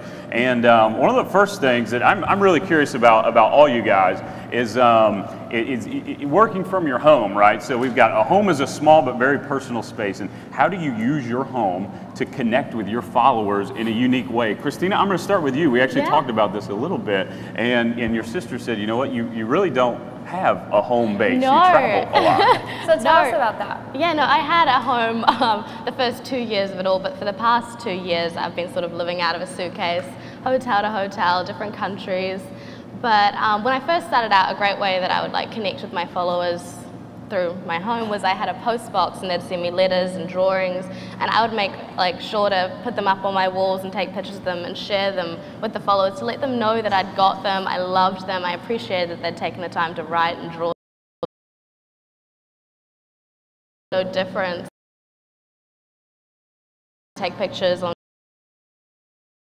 Your followers know that you appreciate them and bringing them into what you do, because sometimes, like you said, they send you pictures and then you draw them. I do, yes. That's another way I interact. Is I had a hashtag on Instagram called Draw Me Christina, which has around 200,000 photos in it, and I draw them. I surprise them sometimes. Every few weeks, I'll draw one of them, and that's awesome. Yeah, so I love doing that. I wish I should do this panel. What? Should do this panel later. Yeah. Oh yeah, I'll draw you all. Yeah, can you draw me if I hashtag Draw Me Christina? Well, yeah, that could potentially We're happen. We're going to do it live here in just a second. It's going to be horrible. Chris, what about you? You're the exact opposite, right? You do your work from home. That is your space. I have a very full house. I have 4 kids. They're 3, 5, 7, and 9. And anybody with kids knows what a house is like, because 4 of our jobs is to pull things out of shelves and cupboards and boxes and dump them on the floor. So it's hard enough to keep a house clean just to say you can live in it, but when you have to use it as a studio, you know, you kind of have to be a little more creative. It's the best and worst thing that's happened at the same time, because on one hand, it's tricky, and there's certain things that you have to do to really be very purposeful about making good content in your home. Yep. But at the same time, you're also relevant, and you're trying to reach people. Our audience are people who live in homes and deal with the same things we do. They're cooking for their families, so us showing how we cook for our family in our home really is a good message at the same time. Yes. Yep. Definitely. That's a really good point. Valentine, I've got a question for you. Valentine. I've got a question that we talked about beforehand a little bit, and it's regarding budgeting, right? So you're the head of SEO for Home Advisor, which has grown a lot. We had the TV on HGTV, of course, before we came in here, and we didn't see ourselves, but we saw some Home Advisor commercials on there. And so we're in a stage with our small business where we're starting to spend money on SEO and site optimization and things like that, right? So when we approached this problem with our company, one of the first things we did was Google. We're based out of Jacksonville, Florida, and we Googled site optimization, SEO, Jacksonville, Florida, and we called the first few guys that popped up. And I said, here's our budget. Make our site awesome and increase sales. Is that the wrong way to go about it, or what can small, medium, and large companies do from the ground up to increase, SEO? Yeah, it's definitely, SEO's changed a lot over the years. Google's worked really hard to make it more difficult than it ever has been. From a small business perspective, if you're a local business and you're obviously looking for kind of a concentrated audience, getting local citations throughout as many places as you can with kind of the same name, address, and phone number is always good. Okay. Getting reviews for your business is always going to be beneficial. And then if there's any content that you can create that is localized and relevant to what you're doing, you know, that's going to be beneficial as well. The other thing to think about is, unfortunately, there are a lot of SEO agencies out there that may not be up to par, and so doing your research, you know, with anybody you hire, really, quite honestly, doing your research is always a good thing. So. All tech companies aren't created equal, right? Right. It's kind of So Home Advisor is one of the things with you guys is you say, hey, we work a lot. We have an entire department dedicated to SEO. So for a company like yours, come on with us and we'll help you rank on Google, or we'll rank and then internally with us, you can be one of the first hits when somebody clicks here, right? That's kind of one of the avenues. Yeah. Gotcha. Good. All right, well, Christina, how did you get started drawing? And I guess, was there a point that you realized that you had this large following and you had this huge fan base? Yeah, no, I've been drawing since I could hold a pencil. I remember it was picture books that really got me into drawing. I would just go through the pictures, not reading anything. I would just stare at the illustrations. And when I was little, I would like create my own characters and be in my own little world and draw them all out and everything. So that's really what got me into drawing. But a point in time when I realized that people actually sort of liked the artwork that I was creating was I was about 15 years old and I was in school and I was taking as many art subjects as I could possibly take, but I felt like they sort of stifled creativity in a way. Yeah. And I was sort of, I felt like we were told like what to draw, what with, how to do it, and there was no room for like thinking outside the box and creating your own style. So I wasn't getting very much encouragement from my teachers at school, and I went home and I would create the art that I loved to create and no boundaries at all. And then I created a Tumblr account when I was 15 and I started sharing that, and I got all this positive feedback from these strangers online, and that was the moment where I was like, well, people actually are liking what I'm doing, and it was the encouragement that I needed to keep going with my art. That's really, really cool, because like, you know, we kind of talk about it sometimes in interior design. You know, when you go to school for interior design, you're taught all these rules and things that you're supposed to do when you create a room, but you know, sometimes it's just more fun to think outside the box and just be you. Yeah, and have fun with it. Be more creative and Break the rules. That's so cool. That's really good. Chris, same with you with photography and. Well, yeah, you know, I realized that the social media was valuable. And I remember this moment perfectly because I was just finishing graduate school and I was walking through Bethel University, literally with my paperwork I need to get signed by the advisors and deans and everybody else, because that's what you do at a university. And I went through there, and no less than 11 girls that were students there were looking at Pinterest, looking up wedding dresses. And that's when I go, aha, I just got a degree in leadership, but we need to be in social media. Right. And that's where the money is, and that's what people are doing. Yeah, it's huge. You know, it's funny. Our company's only a couple years old. The very first employee that we hired was PR, communications, and social media. That was the first employee, and we were heavy in construction. You know, so that was our first full timer. And she better be working right now. She's probably on Joycaster and YouTube. Coral, make sure you're working. But it is so important, you know. And we had kind of two things that we were growing with the show. We were growing this international brand that we wanted to push. Christina, I think it's kind of an international thing. And then we had this local service-based, you know, home-based company that we were trying to grow and trying to merge the two and figuring out that complex web of local push and, you know, an international push as well. And we're here today, so maybe it worked. But, you know, it's good. There's so much to learn, and it's really intimidating. But yeah. So I guess, Valentine, when you're looking for influencers to work with, what are some of the things that you look for? To put it in a nutshell, I guess, we're looking for people with an engaged and relevant tribe. Okay. So, you know, do you have people engaging with you either on the social channels or on your website, leaving comments and things like that? And really just a natural alignment between, you know, for us, at least what we're doing, what we're trying to do from a home improvement standpoint, and then what they have to offer. And also how does that person or that blogger weave brands into their story? So that integration there. And I think you brought up a good point about engaging, because engaging is so huge with social media. And I think when people leave you comments, maybe Christina, you're probably familiar with this, they like to see that you respond to them and that you're engaging with them, because then they're going to come back and continue to like and comment. Yeah, and it's you're so just important. growing. Interaction is so important when it comes to social media. Exactly. I saw one of your videos where you were showing your room and you had Yeah, like no, walls full of it's a fan personal mail. thing. You sort of like, with my following, it's a lot of young teenage girls going through school and everything, and it's just a really personal thing. And Right. you're showing them your room and like your life, and it's almost like a friendship. It really is. Yeah, awesome. that's And- so cool. That's yeah. really, really good. And you know what, that brings up a good point, right?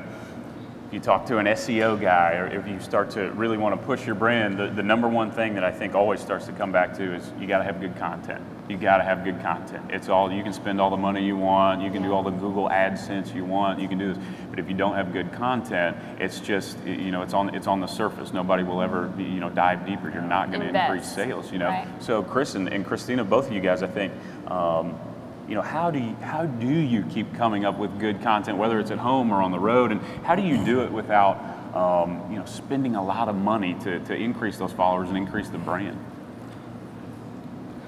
Well, Chris? that's a great question. Go for it. You know, really a lot of it is just, you have to get away from your site. I mean, we have about 30 people who contribute to our site on a regular basis. I think, you know, the blueberry muffins that you mentioned, we're one of those. And we ask for people to submit things, but that are, you know, fit our site, because we still Right. want to maintain our core, you know, theme of what we're doing. But we get a lot of inspiration just looking at, you know, understanding what's trending, what are people interested in. If people aren't engaging in a topic, if they're not interested in a topic, there's not much reason for us to write there. And I think that adds value to the brands that we work with too, because we want to be where the eyes are. Right. And we want to actually make that connection. So it's important for us to do that. Sure. Yeah. Christina, what about you? Coming up with new content. Now, was it your idea to do the hashtag Draw Me Christina? Yeah, no, definitely. That was completely my idea. I wanted to, it's sort of, I mean, You are the brand, and now you have the book. You have this now has this tan gone on the book. And what have you done with that? It's like I said, it's a half biography, so it gives the reader an insight into my life and my journey so far. And then the second part of the book, 50 creative challenges, where the reader actually draws inside, and on the left-hand page there are prompts, like ideas for them to draw inside the book. And with the book, I sort of tied it in with social media, because there's a literal gallery. That's what Instagram.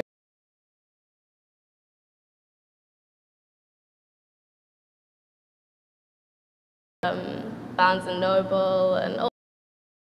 Thank you. That's really cool. Yeah. Valentine, what social channels are most valuable for brands that are in the home improvement space? For us, Facebook is by far the leader and the most valuable for us. And then kind of a distant second, third, and fourth, it would be Twitter, YouTube, and Pinterest. Are definitely. And I think there Pew Research actually put out a study recently that kind of surveyed a bunch of different people, and Pinterest and Instagram are the fastest growing. So definitely don't ignore any one channel. Right. Yeah. And find one that works well for you, most importantly, because I think what works for one place might not work for another.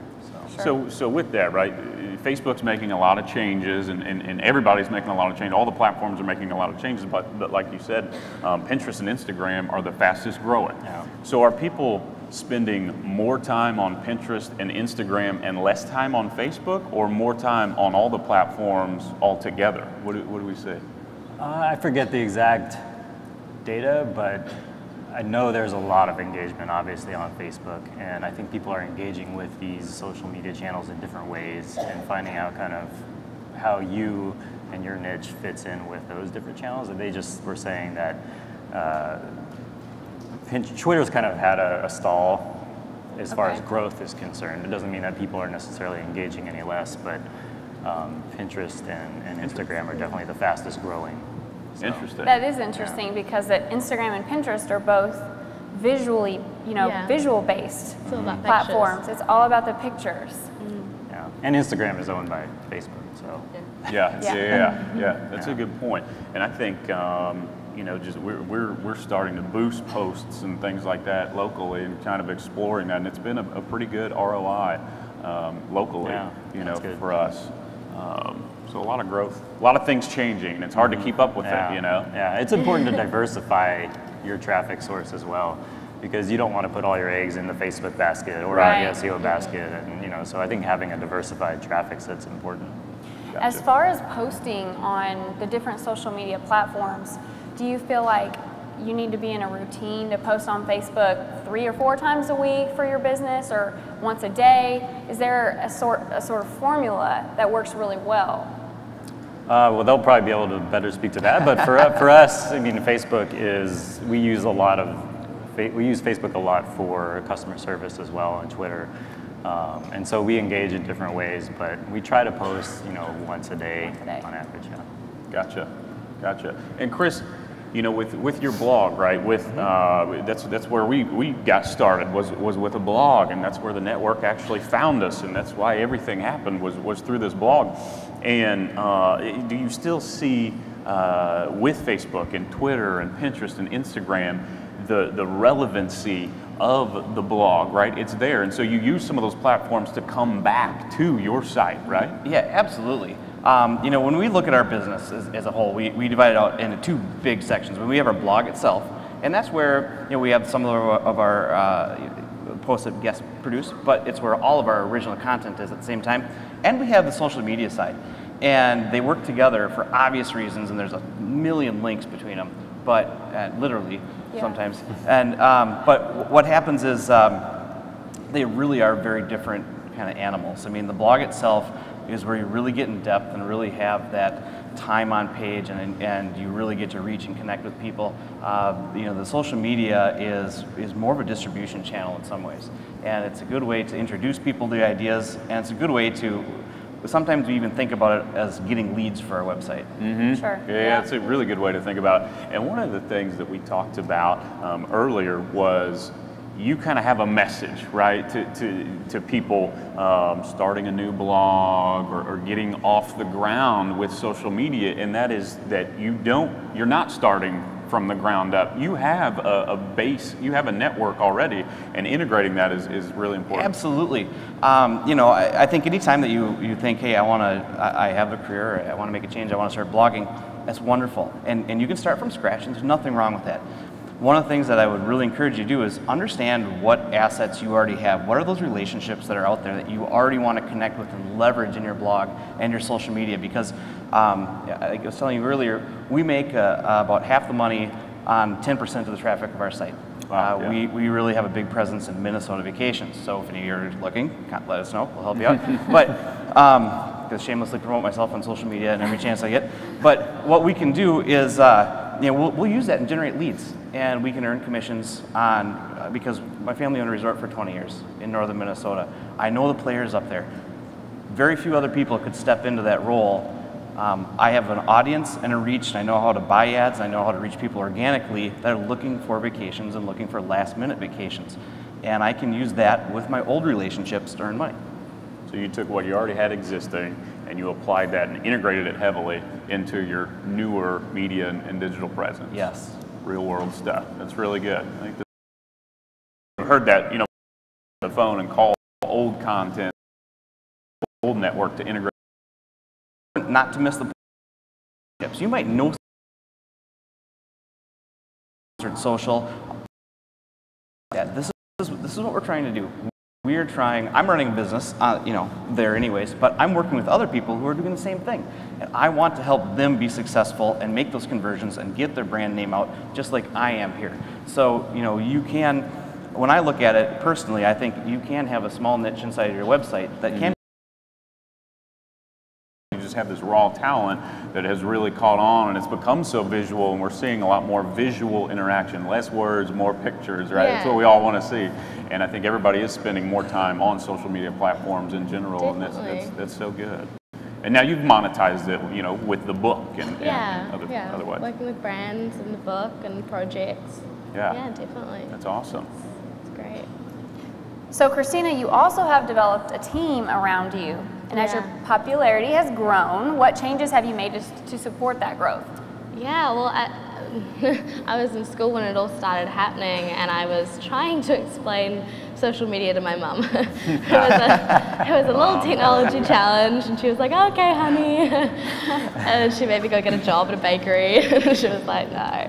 She didn't understand it to begin with, and then she slowly started to understand that there were these people out in the world, because being from New Zealand, it's such a small, isolated country from the rest of the world, and with the internet being able to reach so many more people is absolutely insane. But she started to understand the people that were engaging in my art, and she really helped me manage it, the emails and getting me from place to place for different interviews and things. She really helped, and it's just grown a lot bigger now. I've got my sister on board as well, who she's sort of the business side of the brand. She's sort of the left side of the brand. There you go. And yeah, she helps a lot. I have an agent in LA with UTA, and he helps. They all help. He helps negotiate deals, working with brands. He helped put me in contact with the book agent I have now in New York, and then there's the publishing team, HarperCollins in New York. They all help, and I think I'm doing a second book with them, so that's going to be the next few weeks. Congrats. Yeah, thank Book you. number 2. Yeah, 20 years old. Yeah, you heard it here first. I did the deal yesterday. Okay. Second book. Okay. Thank Awesome. you. That is Thank so you very amazing. much. But yeah, it's a big team, and it's a lot of fun. But I definitely handle all the art side of it, and then give the business side to my sister a little bit. You know, and I think that's a really good point, to do what you're good at, right? Yeah, To yeah. hire an SEO guy, or to build a team.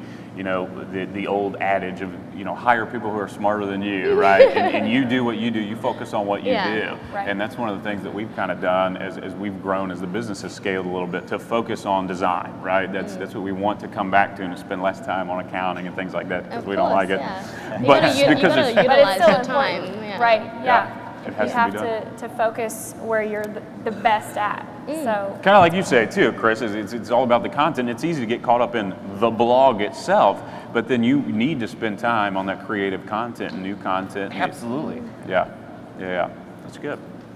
So Christina or Chris, either one of you, this space is becoming more and more crowded with creators of all types, right? There are millions of blogs, millions of Instagram accounts. So what have you done to make sure that you remain relevant to your audience and continue to grow? I think with my account, it's sort of about having a different variety of posts, keeping it new. I sort of like when my followers don't know what's coming next. I like to change up my artwork. I don't just draw the one thing. I'll draw Disney. I'll draw drawings with messages with anti-bullying, self-love. I draw things like using everyday materials like pencil sharpenings and lettuce, and add in fun things, and they just never know what to expect. And I think that's so important, is to sort of surprise them and things like that, and interaction. I cannot stress that enough. Keeping relevant is about interacting with your audience and becoming friends with them. And Right. Yeah. Good point. I totally agree. I mean, Yeah. this is a relationship. It's called social media for a reason. I mean, this is about relationships with people. Yep. And, you know, as much as you can have a relationship with millions of people at a time, you have to try. Right. Yeah, that's a good point. I think that's a good point. Talking about you know, people want to see you. They want to see the person behind the account, or the team behind the account, in a company sense, you know. So we post a lot of interior design pictures, but then we also post pictures of us, or of the team, or the team at work. They want to know see what's people behind, and that's why I actually created that other account with my personal account, aside from the art one, where they can actually see the artist behind the scenes, and I do work in progress drawings. So it's just sort of a more personal insight, and that's what social media is in a way, just giving them that. Yeah. Especially with social media like Snapchat, like where you get a real insight into people's lives. You can't edit those images; they're in the now, like What's happening right now? Yeah, what are they doing at this because you got to post it straight away, and Chris was doing Periscope on the way up here. Yeah, I Periscoped up here, so you may have seen that or not. You can see what it's actually like back there. No, Periscope's a great tool that we've started to use for that exact reason, because I think sometimes the focus gets too much on your brand and not you. Yeah. That sounds kind of weird, but you kind of become your brand at the same time. So it's like there's actual personality and there's actually a person there that you're connecting with, not just a concept or an idea. Yeah. So, and that helps tie those social relationships that we're talking about. Yeah. Exactly. So you can see me coming on stage, not just a website and Right. URL. Yeah. I think it's just more personal and relates better. Yeah, you have to put yourself out there. You really do. Very true. Take a risk sometimes a little bit, right? I'm sure some of your drawings have provoked both positive and negative remarks in some way or another, right? Yeah, That's what we all face is criticism. I mean, anyone that puts themselves out there on the internet is going to receive both positive and negative feedback, but that's just the internet for you. Right. So you can't help that. Which brings a really good point. And Valentine, I want to kind of get your take on this. You know, Home Advisor and representing companies and pushing different brands. What is the best way, or what's the politically correct, or what's the best way that you've seen to handle negative feedback for a brand or for a company? You definitely want to listen, because there's probably some root cause for whatever their kind of whatever that negative feedback is. So listening and identifying what that root cause is important. And then really engaging with them and trying to figure that out. So you feel like it is best to kind of go ahead and comment and engage? You feel like it's best just to ignore that? If it's a real problem, you want to tackle that head on, I think. Yeah. So. On Facebook, a brand, and they push something, and then somebody comments, and oh yeah, mine took 6 weeks to get here, and it was broken in half, Right. And then the company's rep, will respond and say, oh, I'm sorry about that. Please contact us at customer care, and we'll take care of you, right? So I think that's good to see. Whatever happens after that point, it's at least good to see that comment, and then the company is proactive in addressing that. Yeah. I think people appreciate that, the Yeah. proactiveness. Yeah. And we've even seen it gone a step further sometimes. Said, oh, thanks. It was all taken care of. I retract my comment or something. Chris, your blueberry muffins taste horrible. Well, maybe you didn't cook them right, But Was the oven? Did you microwave them? Yeah. That's what I would do. So, kind of relating to the audience out here, there are probably a lot of people in the audience who dream of being able to work from home and make a living creating content, about their passions. So what advice would you give them as far as starting from scratch? Any of you? Well, starting from scratch, find something you're passionate about. I mean, let's face it, this is not all fun and being up on stage talking to people. You're going to spend a lot of time, and there's a lot of frustrations. It's a full-time job. It is. Yeah, social media. It is full-time. Complete full-time. There's no breaks, there's no holidays, there's no weekends. You've got to constantly be interacting. And it changes so fast. Right. I mean, what's working now isn't going to work in a month or in 2 months. And that's part of the reason. You can't just set up a system and let it run. You got to be there and you have to be engaged, because it's constantly changing and topics are changing. And and I think this is part of the reason why you have to brand yourself as part of it too. Wouldn't you agree? Yeah, definitely. Yeah, and if you're thinking about starting something up, but it's always great to think of a way to stand out. I mean, there's a lot of people in the social media world, and think of a way to be unique and grab people's attention. And I think it's also about just being genuine and enjoying what you're putting out there, because then other people will enjoy it too. Yeah. I think that's really important. And I think from a practical business side too, don't think about how you're going to make money off of whatever asset you have in front of you at the time. Think about how you can provide value to people. Okay, now, that could look any number of ways, but where there's value, there will be profits somewhere, and that's where I think you want to really try to be, especially starting out. What are you adding to the internet? And we were talking about that. We started from the blog. We were just talking about this a minute ago, and some of the posts that you think, we go and we'll do $150,000 custom marble kitchen renovation, and it's this beautiful showpiece thing, and it gets featured in a magazine, and you post it on Instagram, and there's 3 in there, and in a month there's 250,000 pins or something. You don't know what's going to go viral. It's you crazy. Just don't. Yeah, it's sometimes the weirdest little things. And it might be something really personal, Christina, kind of for you, or it might just be some of the silliest little projects that somebody, you after the fact, hindsight's always 20/20 with some of these posts, right? You say, oh yeah, well, everybody can relate to that. Everybody has a vase and some spray paint laying around, and everybody does it, and then they repost it, and your brand keeps growing. So have that good content and relatable content. And you know, which brings up another question that I have both for Chris and Christina, and Valentine, you too. Are there any things that you guys, as the brand or as the company, any platforms or products that you started off using and put some time into, and then that you have now since dropped off, that you found out didn't work very well, with feed burners or anything like that, that's not as popular as it used to?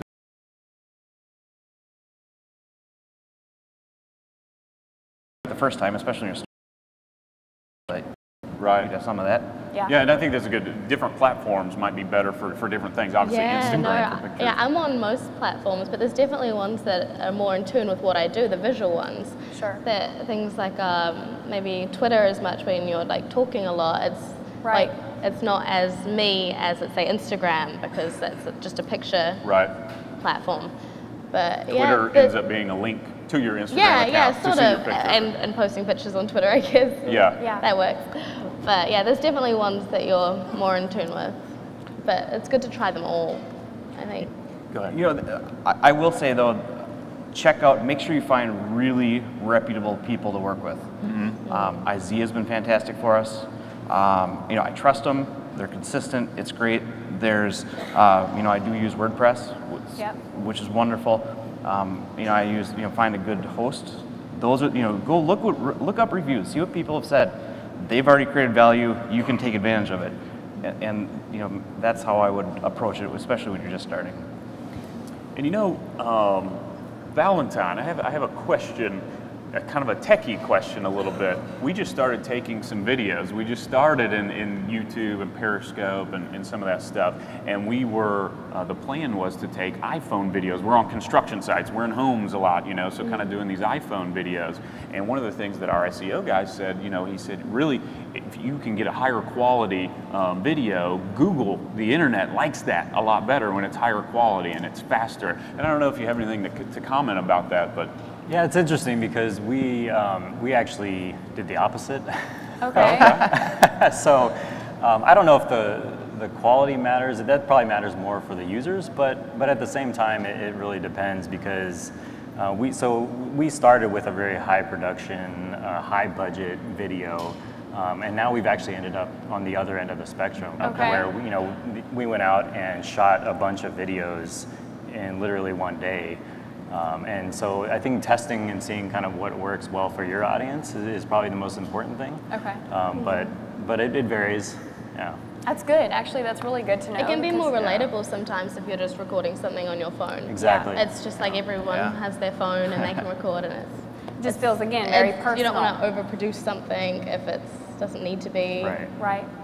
It's all different. Maybe it's just my old Depends on your archaic brand. construction guy's cell phone. Well, I think Don't use your flip phone. If you're here on the first day, the first thing they showed was people's response to what this looked like 10 years ago. Yeah. And it was a great opening presentation because I go, you know, that's exactly it. We don't want to become what they were. You know, and there's a role for what the old media does, and it's a good role, but it's different, and we need to make sure we stay who we are and are that relatable and just normal people reaching other normal people. Yep. It's amazing what you can do with an iPhone in your home, and it really is. So. Yeah. I'm still learning how to turn an iPhone on. He's working on it. I'm working on it. He's an Android guy. So Don't judge me. Chris, if you wouldn't mind sharing some of your favorite projects that you've done around your home that made your home a better place while being a source for content. Yeah, you know what? I did a series, a 6-month series on strawberry gardening. Okay. It was awesome. I'm a huge gardener. We got a great big gardening section. At one point, we were one of the top couple of gardening boards on Pinterest, and that's really how we got started. Anyways, Very cool. So we did the strawberry garden. Joel Carson is actually a neighbor of mine who's a New York Times bestselling author of Strawberry Gardens. And he goes, "You got to do this and blog about it." Fine. And so I did this project, and it was fantastic. You know, the kids got involved. We did videos of the whole thing. We showed everything from start to finish, how you need to do it, followed his book. It's kind of a review of that project. But it fed us. Our kids got involved. They learned how to garden, where food comes from. It was just a wonderful series. And next year, we're going to expand on that a little bit, and we're going to try to do about 80% of our produce for our home. Wow. And we're going to take it from, hey, we live in suburbia, and our garden's not the size of the stage, but we're going to be able to make all of our red sauces, you know, the ketchup, marinaras, everything, all homemade. We're going to can it at the end of the year, so you can certainly follow us along starting next spring on that project. I think that's so cool because, you know, obviously the younger generations are super techie and they're always on their phones and kind of losing that, some of that, you know, hands-on. So you're teaching your kids how to cook, which is really cool because you're using social media to do that. Yeah. So. Well, I saw a pin the other day and it was really funny. It was an old grandma sitting in a garden and it was an old picture. And it said, my grandparents made it through World War II because they knew how to do things. I'm like, that's what we're doing. We're teaching you how to do things. In today's world. And speaking of what's trending, that's really popular. Actually, you know, it sounds such commonplace, but gardening, it's almost a lost art, right? Or things like hunting or some of the more outdoorsy things. Integrating that with something techie and social media is all the rage right now. And plants actually grow by themselves. You just have minimum care. It's a lot easier than children. Yeah, and I absolutely love encouraging young girls and young boys and teenagers to get a pen and pencil out, because that's another thing that's sort of lost in this world a little bit. So true. In this digital age, is getting them to actually draw or write or express their creativity through a traditional way and then sharing it on social media, so it still incorporates what they love, that social media. Right. But getting them to do something like that is a fantastic thing. That's awesome. Love doing that. You're a really big inspiration. I looked at some of your photos and like the anti-bullying drawing that you did, I just thought was so cool because it was you and you could really feel that you were passionate about it. I am, yeah. No, being online, I see stories from my followers about being bullied, and I can really, well, I remember being in school, and I also feel like everyone in the world has been sort of bullied at some stage in their lives in different ways. Maybe it's by their boss or broken friendships or, you know, things like that. So I think it's something that everyone can relate to, and I feel like having the power to reach so many people, I like to utilize that and spread positive messages out. So they're my favorite drawings to do, 100%, yeah. Very cool. That's awesome.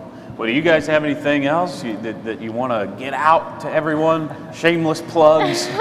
Go ahead, I did. Home advisor, Christina Webb, Chris Ashback. No, it's okay.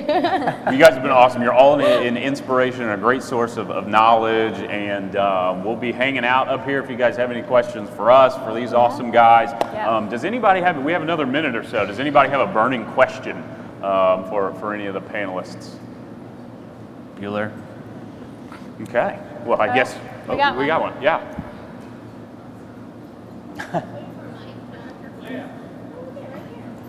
Perfect.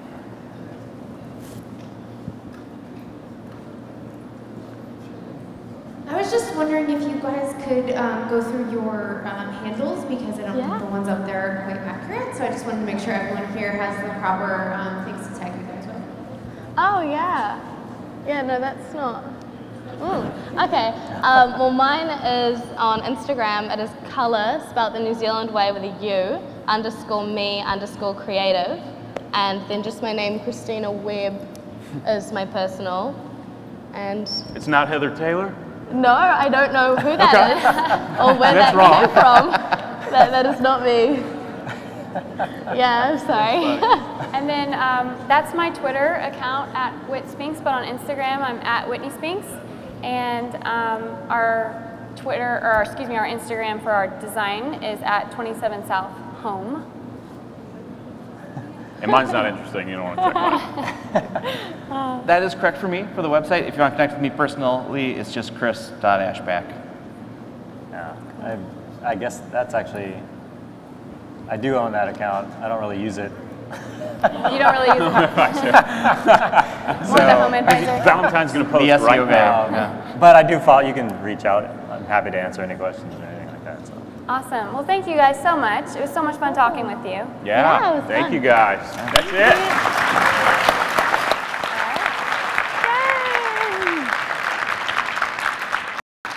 Thanks, guys. Yeah, if you didn't hear, girl, everyone's tweeting at it. Thank you for tweeting about that error, you guys. We will fix it. The IZEAFest hashtag, or the IZEAFest account, has tweeted the correct handle out in Instagram account, so you're covered on that. Big round of applause for our panelists, please. All right. Yay. Okay, while our couch crew gets going here, I got notes, y'all. All right, the first thing, just really quickly, it is Drake's birthday. Who's a fan of Drake? All right, bring out Drake. Just kidding, we don't have Drake. We don't have Drake. Jersey is not here today. He couldn't make it. Happy birthday, Drake.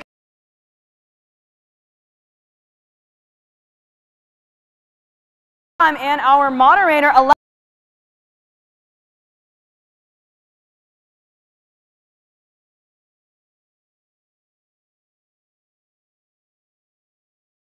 teaching people and earn that additional revenue and work with brands. So I'm really excited to be moderating the Going Live panel.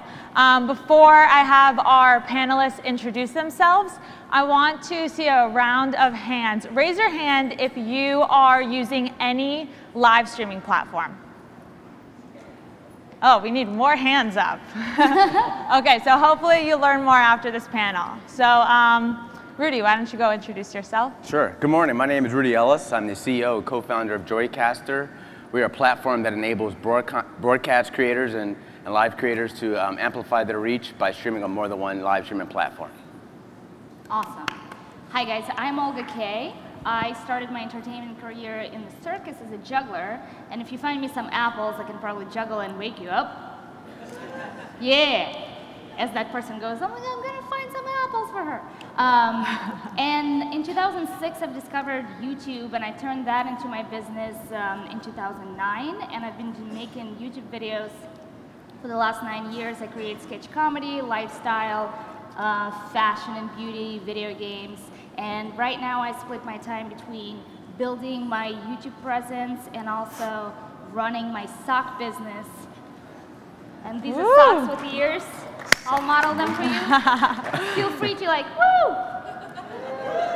Yeah. So that's what I do. Thank you.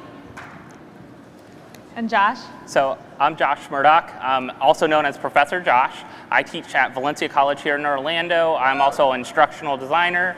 And I've been a blogger. I'm all about the geeky things, the tech, the toys. I also do a lot of webinars and things like that, and do Blog Talk TV. One of the sponsors here, Blog Talk TV, is a national TV show. We're on Cox and we're on Bright House On Demand. So we talk all about blogging and all great stuff. And also, I help organize Florida BlogCons. Awesome. So, round of applause to everyone. So Periscope, Meerkat, Facebook Live, YouTube Live, they're all different live streaming platforms, and they allow your audience to really be with you in the moment. And we know in this day and age, everybody wants things now. They want to be the first to know something. They want to be at the event with you, and that's the beauty of live streaming. So can you guys tell me what has been one of your favorite streams that you've done so far? So probably one of my favorite streams is actually a great webinar I did a while back talking about the geeky tools I love. So multimedia tools to educators. I was able to reach out to 500 to 800 educators and teach them some great tools and things they could use. So that's one thing I love to do. I would say my favorite was when I was partnered up with Nestle, and I had to take my phone to the beach. And it was a Nestle campaign for drumstick ice cream. And I took it to the beach, and I got to talk to strangers and just give them free ice cream and see that interaction. And nothing was planned. No one knew what was going on, and it was just, I think that's the beauty of it. Well, I'm not a content creator, but our platform, one of the coolest streams we've done is actually the Streamy Awards show. So normally people do a live stream, it goes to one platform, but we syndicated that channel, that actual stream to 10 different YouTube channels, their MySpace page. So being able to use our platform to see that was actually really, really cool. There's a MySpace page? Believe it or not, MySpace does do live, yeah.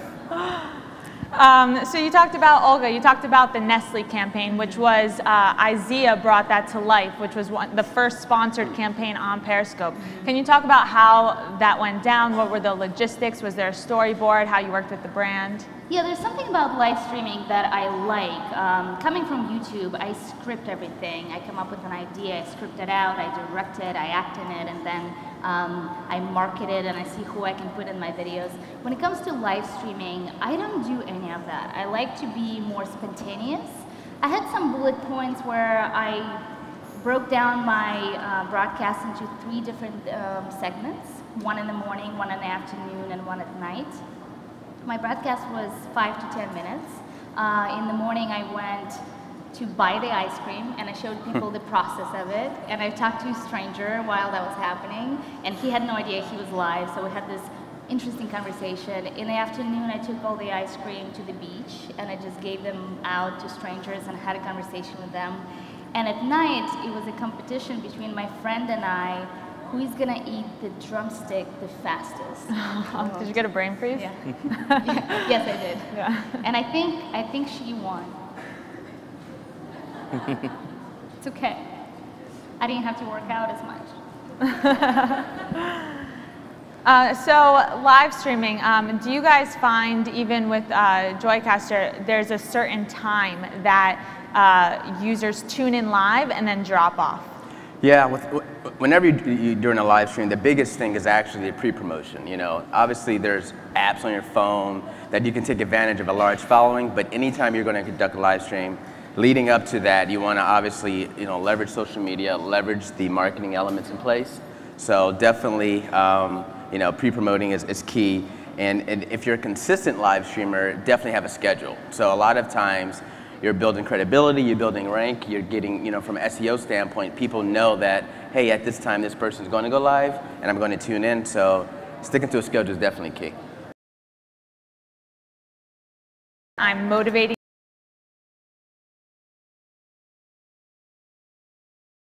Like, here, I'm going to offer this content up, come get it. And they know, and they can share it with others. Plus, finding out and figuring out what your audience really wants. Now, who's your audience? Are they people that can be available at lunchtime? Or are they people that are not able to get to like 9 o'clock at night and be able to really sit down and use their computer or their app, or be able to watch this live stream and communicate and participate with it? You have to start thinking about these things, and it's so important to figure out that with your audience. It's just like a Twitter chat, the idea, when's the best time for that to happen?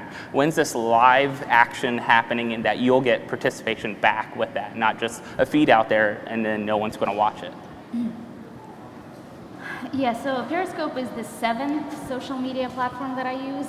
So for me, it's 7.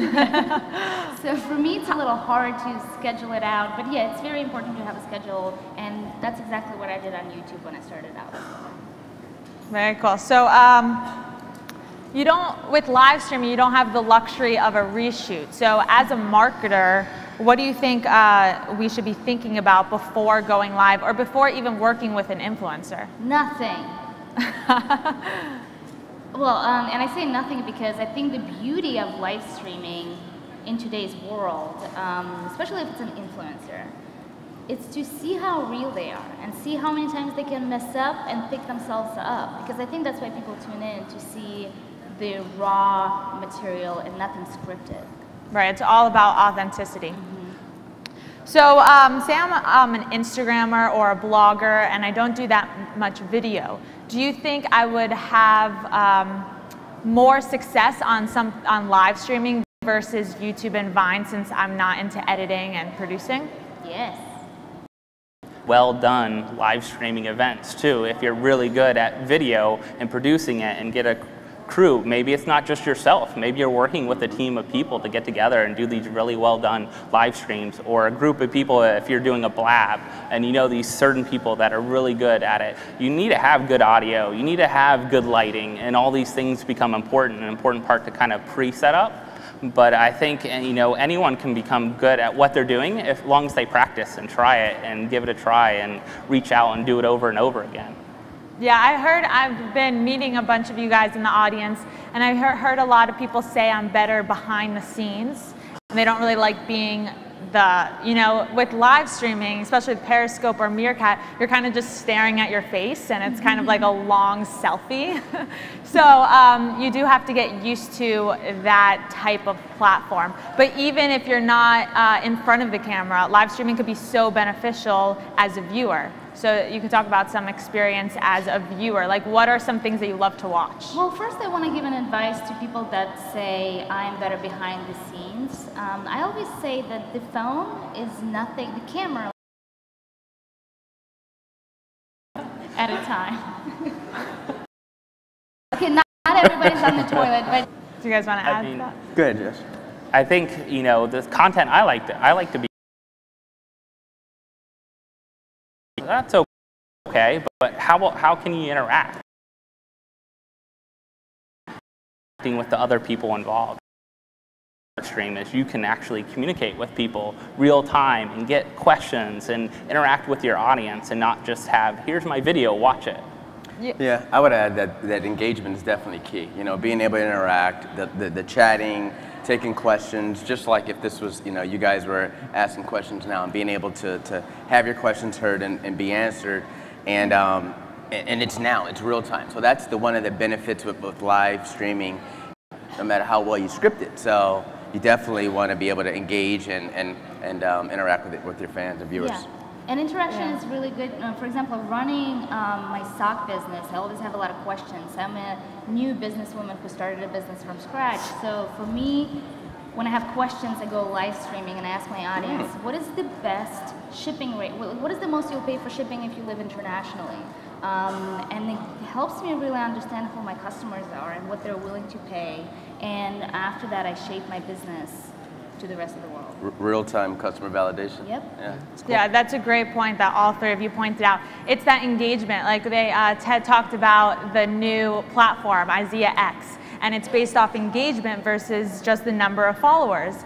And with Periscope, that's my main live streaming platform I'm on, it's tons of engagement and I get to know people even though I've never even met them face to face. And actually with your sock business, going it a step further than just getting to know your audience, it's great for brands, especially products. Like for example, my community and we designed a bracelet. I'm wearing it now, you can't really see it, but it's my community of followers is called the Good Vibe Tribe, hashtag Good Vibe Tribe. And they said we wanted a t-shirt or a bracelet. So together on Periscope, we designed it. They picked out the color, they picked out the font, they picked out the style. And then right away, once it came out, I sold out. And that's amazing. Like you can co-collaborate a design with socks and then your audience feels like they had a part in that. And that's for any brand, really.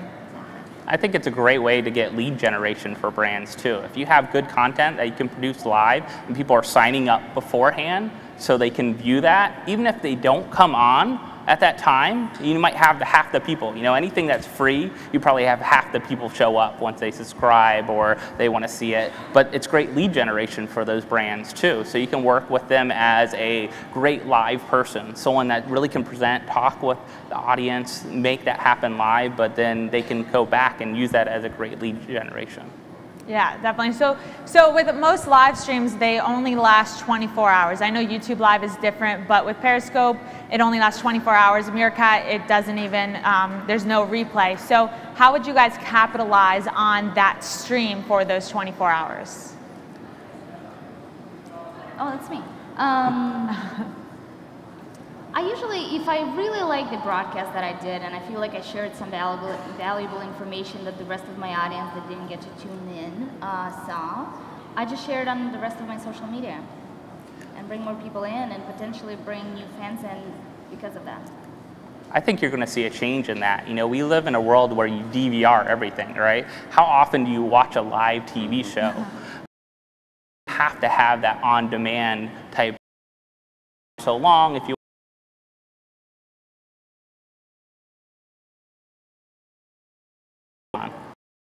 I think it's definitely you should create. So having an archive of any type of event, whether it's good or bad, you know, you never know when you may need that for sizzle reels or for production. So having that content is key.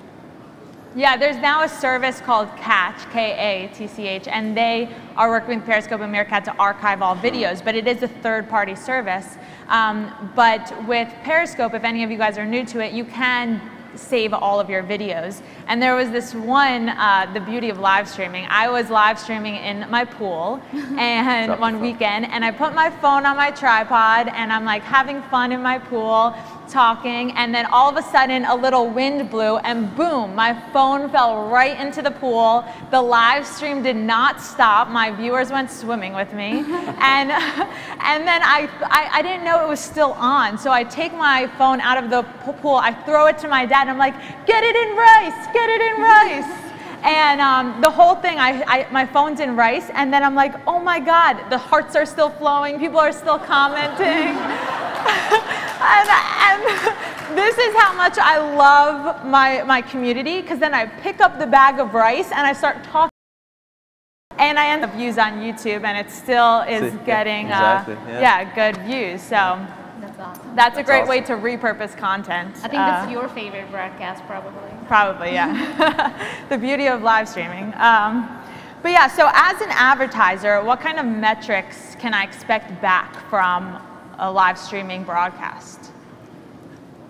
Anybody? If Josh, you I mean, I think you're looking at how many people signed up initially, if you have a sign up, because don't forget, live streaming's been around for a long time. It's just become a lot easier because all you need to do is have this phone here, right? You don't have to have all this equipment. You don't have to have the super bandwidth and those type of things to be able to do that. But when you start thinking about metrics, you know, how many people signed up? How many people viewed? Where did they drop off? How long did they stay on? How many people chatted? If there was a chat room or some ability to do that and communicated, how many people shared it out to other people? And then afterwards, the archives, you know, how important that is. You know, will I get other signups? Will I get people to view that and view that content later? That's so important. Yeah, I think the one key number will be like obviously the unique views. So you can have a lot of people watch, and you don't have people just refreshing the page. So you definitely want to keep track of unique views, because that could be valuable to know how many people tuned in or actually watching it. What I've experienced working with a few brands on Periscope is the analytics. There's not that many analytics. You could see a number of viewers and replay viewers and retention rate. But what I think has been most valuable is the people that share it on Twitter, share it on Facebook, because you can track that if you put a hashtag in the title. And then also there's a screenshot feature now where people take screenshots and then tweet it out. So actually taking those tweets and saying, oh, I loved your broadcast about this, and showing it to the brand, right there, the engagement skyrockets, and plus you're also tapping into another platform. So disclosure is everything in sponsored social. How often are you disclosing within the videos? Is it in the title? What importance do you think that has with live streaming? Olga, if you want to talk about that. I mean, there's this, people like to be entertained, but they don't like to be sold to. So I try to do the minimum I can do, where I put a creative hashtag in a title, and that's about it. And then I just talk about the brand, but I don't say, yeah, I've been sponsored. Title. Depending on how much they're promoting it, you know, who's it presented by? Is it someone promoting it, helping get it out, and not really forcing their product or their service on you, but they know this is great content, and it'll help them get out a message they want. So I think it's so important to start thinking about, you know, how are you going to do that? Is it up front during a video? Is it throughout the video? Do you thank your sponsors and that type of thing? I think that's an important part to think about. Yeah, thanking the sponsor, I feel like, is the best way. Right. It's different than Vine and YouTube, where you're creating the video specifically with that brand. With live streaming, it's your personality comes across, so you have to stay authentic. And like, for example, I would never be able to support a brand that my viewers know I don't eat or drink, for example, because they know my life, you know. I live stream in my pajamas, I live stream doing my makeup, they know. So that's, I would say, number one importance is making sure that that brand and influencer relationship works based on what the influencer's brand is. By the way, we do have 6 minutes. Should we start freaking out? No, 6 minutes is fine. We're gonna, in about a minute and a half, we'll do some time for Q&A. I want to ask one question to Rudy. Your company takes live content and pushes it across other channels. We're using it here today. I'm sure a lot of you guys are live streaming this event on your YouTube channel using Joycaster. But how do you think this helps audiences grow based past just the initial streamer? Oh, I think it's huge. I mean, being able to to leverage the amount of exposure and discoverability that you can get by having your content just exist on more than one platform, that's huge. I mean, our goal with, at Joycaster, shameless plug, is we're treating live streaming distribution similar to social media. So not having, the traditional way of my stream on one platform, we're embracing all these different platforms so you can get more user engagement, discoverability, just stumble upon effect, and the numbers are showing that it's definitely working in the world of gaming, in the world of content creation across the board. It's definitely huge, and it's valuable. Nice. Well, I'm using Joycaster for this event. Yeah, yeah. So we'll take it to the audience. Does anybody have any questions? I'll repeat the question if you want to shout it out. Oh, never mind. Zoom. My question is actually for you, Alex, with the School of Scope. What would you say is the best way to be, if anybody's new to Periscope, that's me, what's the best way to get started to be the most effective and to really reach and connect with your audience? I always say, one, just start, but with the first broadcast, I would say talk about what you're passionate about, because that, you could really talk about it easily. Whatever excites your soul, talk about that, because then you're gonna hook the right audience. People are gonna follow you because they like what you're saying, and it's gonna go with your brand. So the first broadcast that you ever do, one, talk about something that you're knowledgeable on and that you're passionate about. And two, have that topic in mind, have a few pointers, because your first broadcast may only have 3 to 5 people, and if they're not asking you questions and not interacting, it's gonna be dull if you have nothing to keep on talking about. So make sure you have kind of a topic in mind, a few set points, so if you have no interaction, you can continue the broadcast. Welcome. Any other questions? We have one all the way back there, or here. Poor guy. So I had a question about branding your show. So I've never done any live streaming. So besides doing your promotion and trying to make sure people are going to tune in when you actually do your broadcast, do you have any tips on doing on-screen branding? Since you can't do like a bump or a lower thirds when you start or as you're showing, do you have any experience on how you could do on-screen graphics or maintain your brand as you're doing your live stream?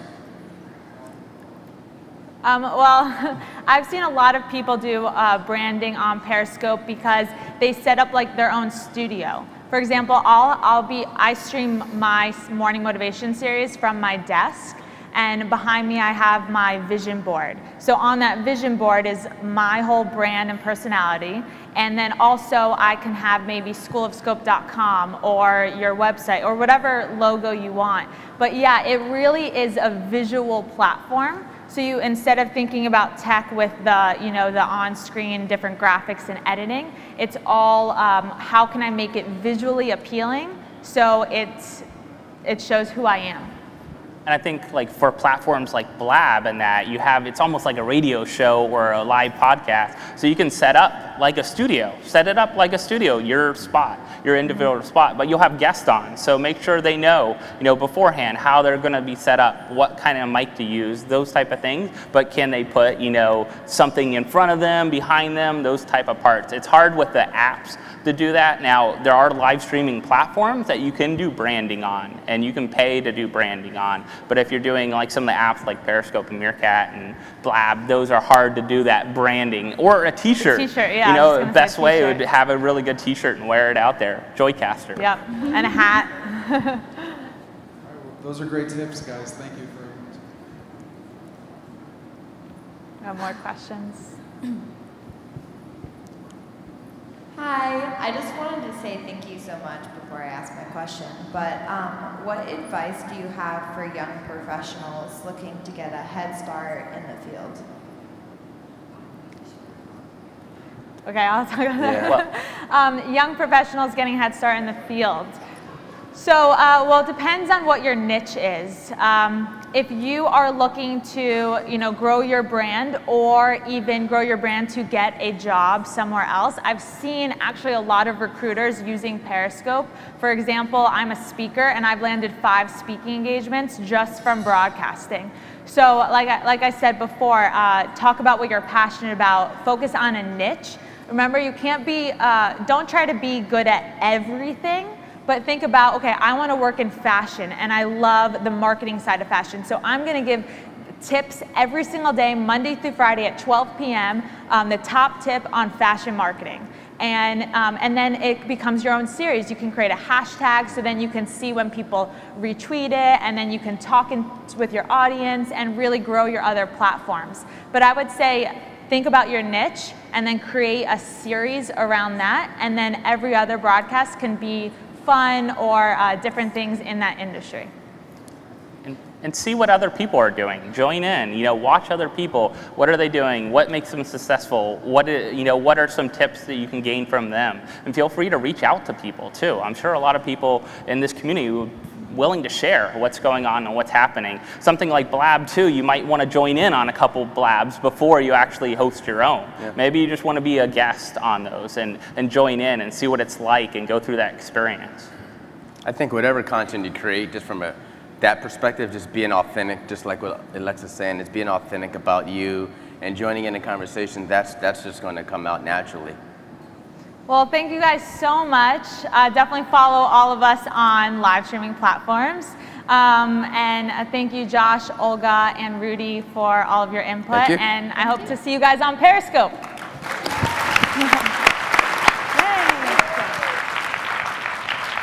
Great job. Thank you all. Big round of applause again for our panelists, you guys.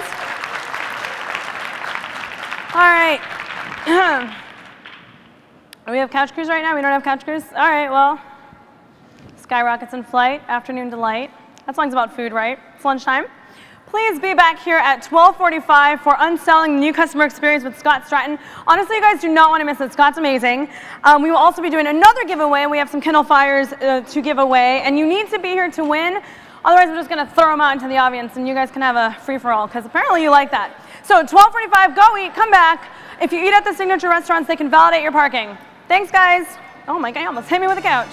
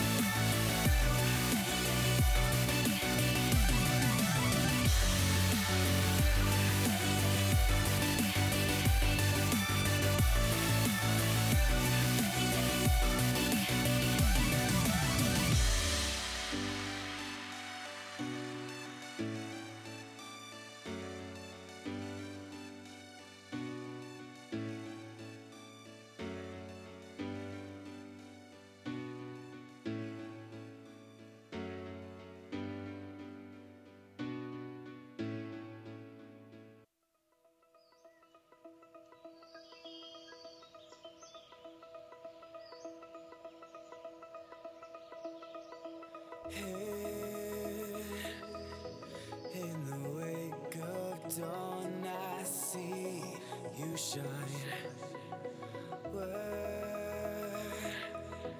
When I feel that heartbeat, I fly so much higher, fly so much higher, fly so much higher, fly so much higher, sky light now, sky dive back down, oh, take my hand, don't let go, skyward bound.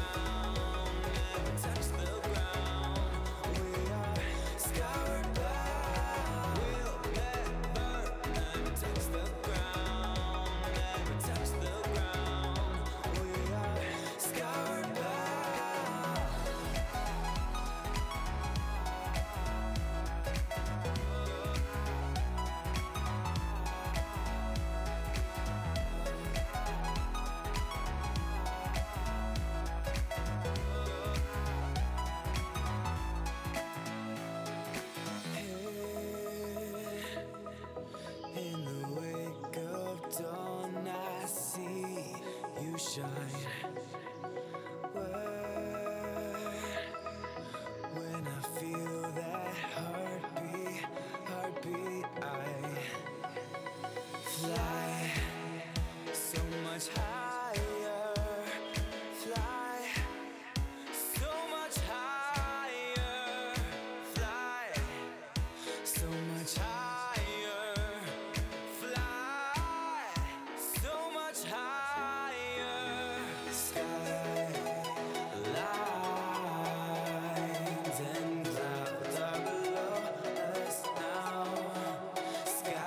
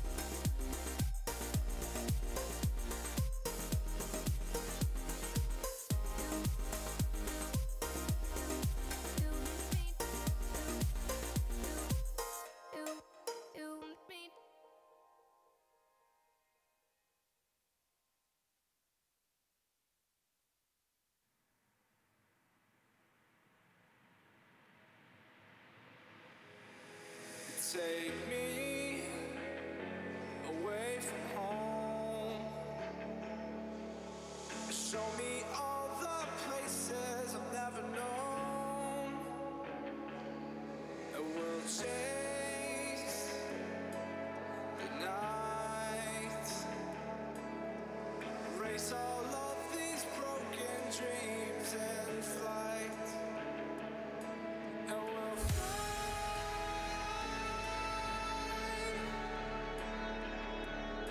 away.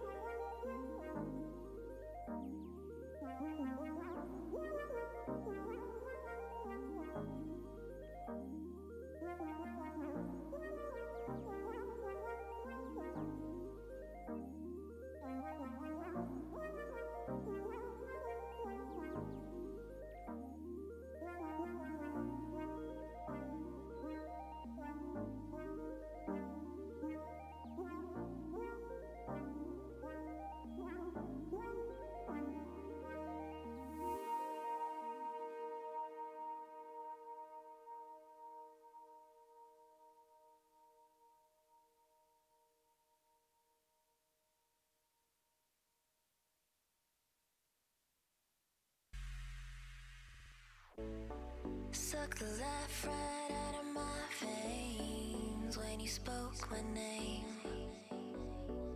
Got the kind of thing going that tips the scales. Yeah, you keep me sane. I'll be the clouds beyond your skies. I'll flutter by like butterflies. I'll be the blue inside your eyes. Your crazy loving keeps me paralyzed.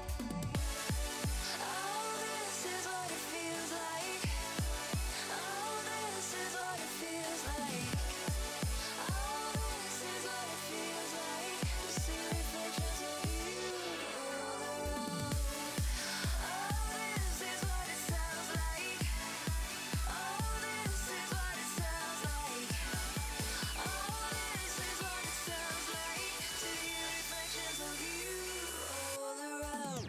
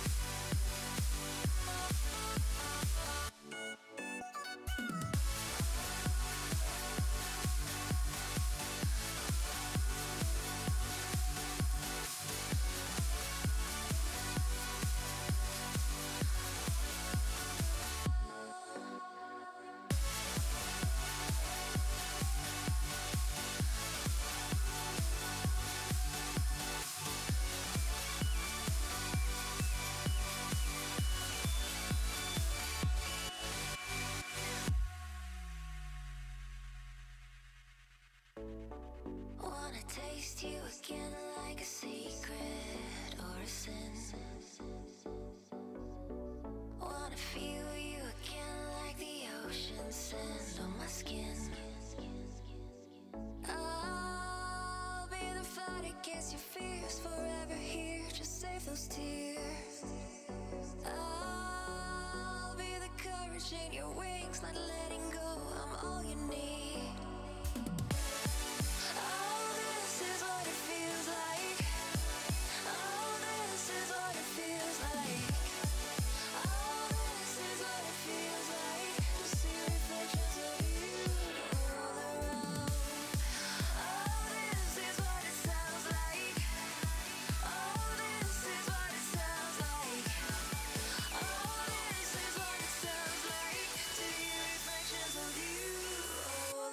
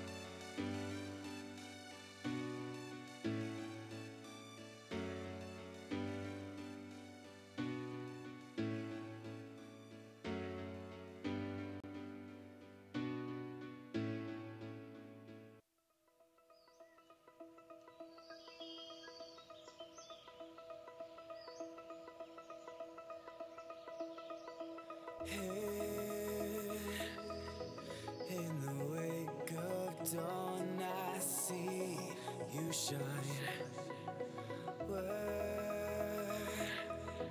When I feel that heartbeat, I fly so much higher, fly so much higher, fly so much higher, fly so much higher, lines and clouds are below us now. Sky dive back down. Oh, take my hand, don't let go. Skyward bound.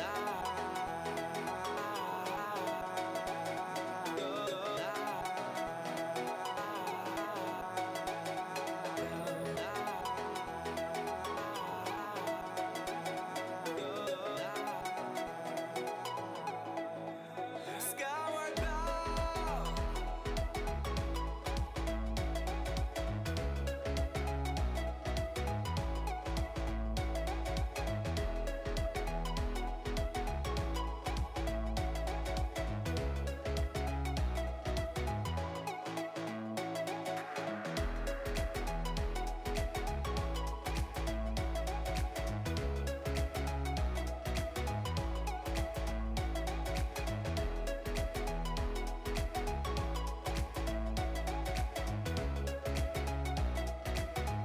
Skyward bound. We'll never touch the ground, never touch the ground.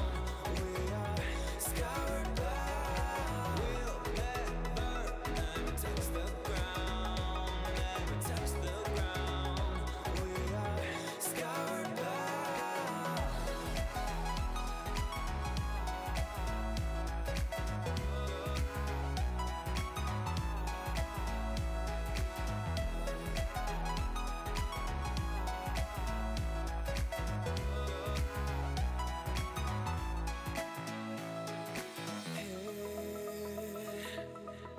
In the wake of dawn, I see you shine. When I feel that heartbeat, I fly so much higher, fly so much higher, fly so much higher, fly so much higher, sky lines and clouds are below us now. Sky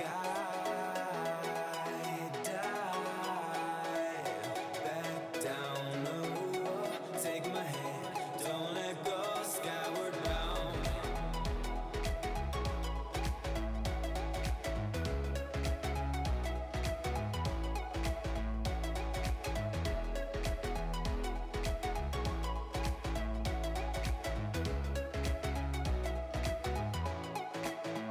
Skyward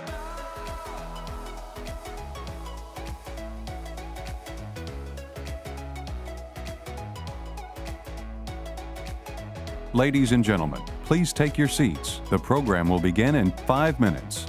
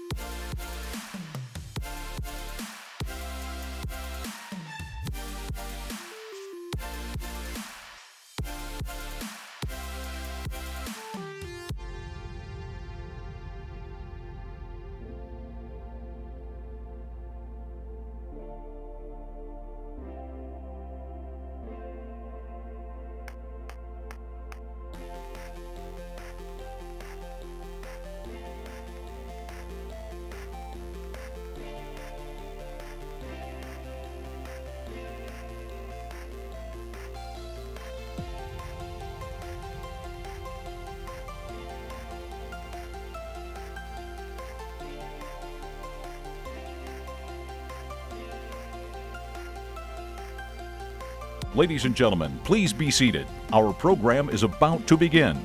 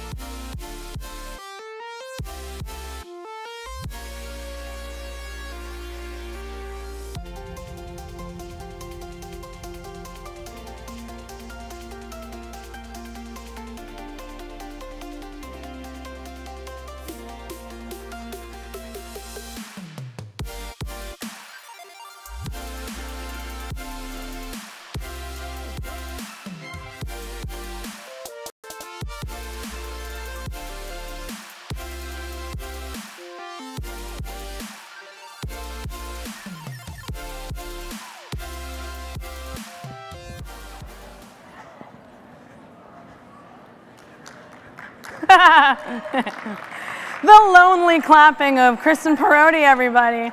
Fun fact about Kristen. Kristen is a fan of the ABC family drama Switched at Birth. A lot of that show is done in sign language. Oh, so I will show you 2 sign language things that I learned on. All right, so we're going to go ahead and get started. I hope everybody is happy with our friends at Amazon. We've got 2 Amazon Fires to give away. The new Fire is an amazing piece of technology and affordable enough that everyone in the family can have one. So, I'm going to sing a little song because that's what I do. Actually, you guys will never guess what I do at IZEA, but that's okay. It's only been 9 years. All right, so somebody tell me really quickly what this song is from, okay? Let me get a little clap going. I love a little clap. Lisa, it's your birthday. God bless you this day. He gave me the gift of a little sister, and I'm proud of you today. Who is it? Yes, The Simpsons. You don't win anything. The 2 people whose birthdays are the closest to today will get the 2 Amazon Kindle Fires. Our staff will be checking IDs. Raise your hand if it's you.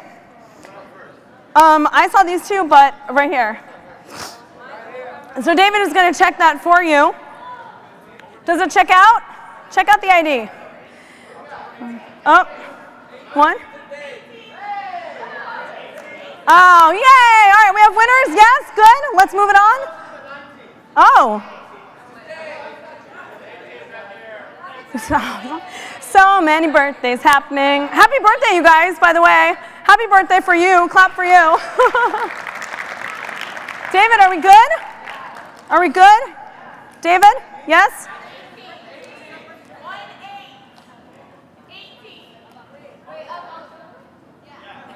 Nobody's born today, really? That's close. You want to do a stage photo real fast? Okay, cool.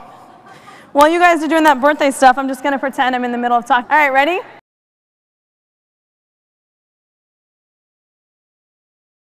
You need a... Hi. Where's everybody else? Sure, you'll be here for Mario. That's right? Okay. I got it. So, I know you're here. I see you. Thank you. And I'm here. Awesome. So, I'm from Canada. Thank you. What are you talking about? And let's all go on with the show. So, one of the main things that I talk about in unselling and unmarketing, unbranding is we're doing things to market and brand and sell when we don't think we are. You think when I see a logo, that's the branding, that's our work, our marketing job is done, when in reality it's just beginning. When you see a logo, you think something. When you see anything, you think something. So when I see Ritz-Carlton, when I see Ritz-Carlton, you think what? Give me the first word that comes to your mind. Just like 47 different words you just shouted out there. That's awesome. So luxury, expensive, service, that's their brand, yes? You don't think their logo, you don't think of a severed head of a lion impaled on a crown. Right? That's what it is. You think of your experience with them. Psychologists say we think of 2 things when we see a logo. Our most recent experience with the brand or one we've heard. Joshy is a giraffe and a poorly stuffed one, and he was left at a Ritz-Carlton in Amelia Island, just here in Florida. Beautiful resort, beautiful place, stayed there before, done many a talks there. He was left by a kid that, did I have to say kid? Like you assumed it wasn't a 47-year-old man leaving a stuffed giraffe somewhere? No, you got it? Okay, good. So he was left there, and the family went back to Arizona.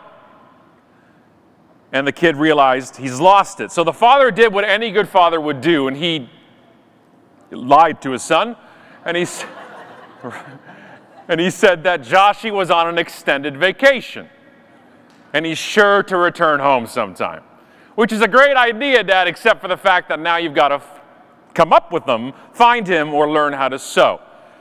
So he calls the Ritz-Carlton up, and not only did they find him, he was rolled up in the sheets, at the end of the sheets in the bed, and they found him in the hotel laundry.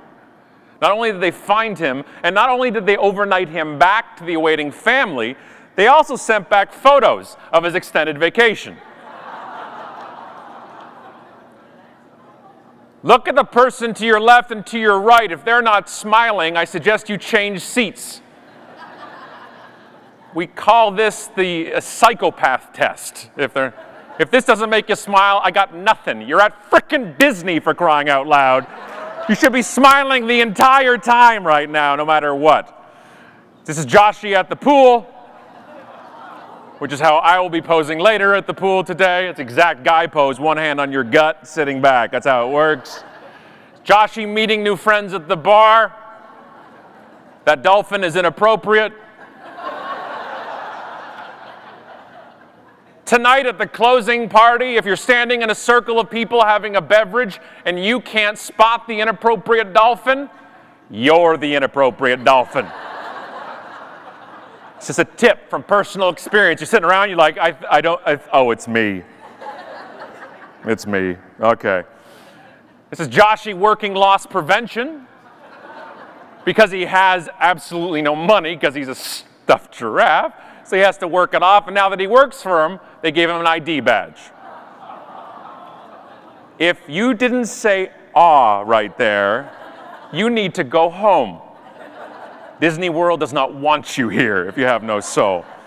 They took the ID badge, photos of Joshy himself, and a letter from the GM and sent it back to the awaiting family overnight. What's one word that describes this? When I say Ritz-Carlton, give me one word that comes into your mind. You see how that works? We can get replaced with what we thought with what happens. What do you think the father did when he got the package? Other than change his pants, what did he do? What did he do? He shared it. He told everybody. He put it on Facebook. He blogged about it. He told his neighbors. I saw it on a blog post. That's how I saw the story in the first part. And then we shared it. That's the thing. We don't share campaigns. We don't share commercials. We don't share content. We share emotions. That's it. So whether you want something to be shared or you have a campaign, you're like, we want to do a viral campaign. That doesn't make any sense.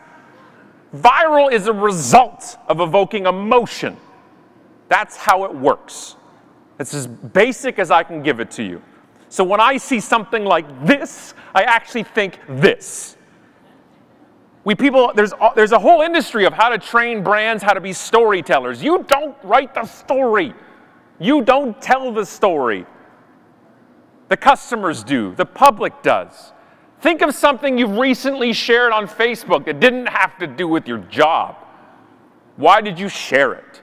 You shared it because it evokes emotion. You shared. How you doing? Thank you. All right. You shared it because that just evoked my emotion of vanity. So that's what we do.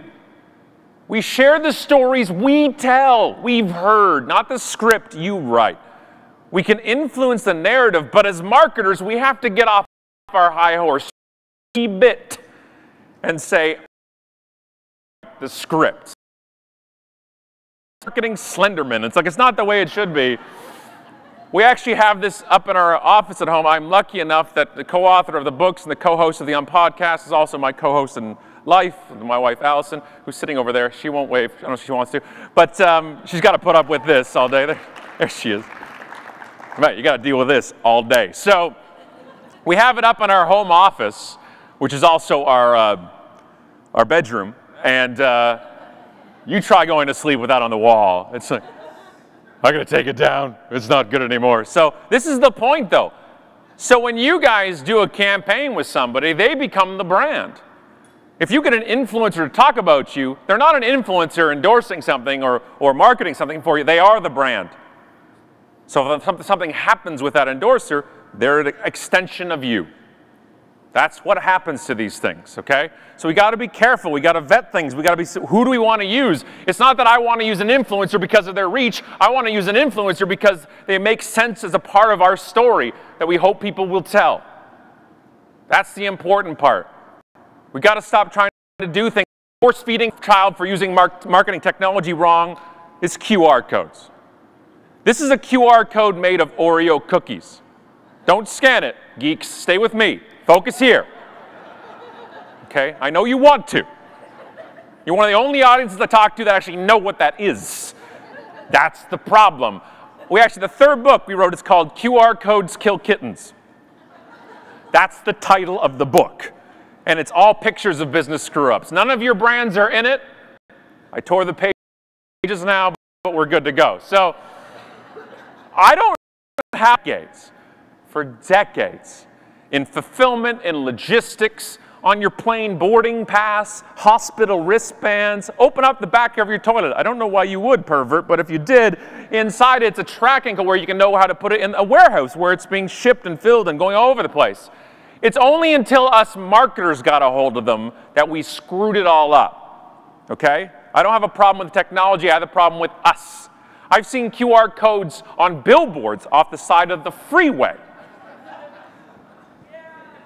What do you want me to do right now?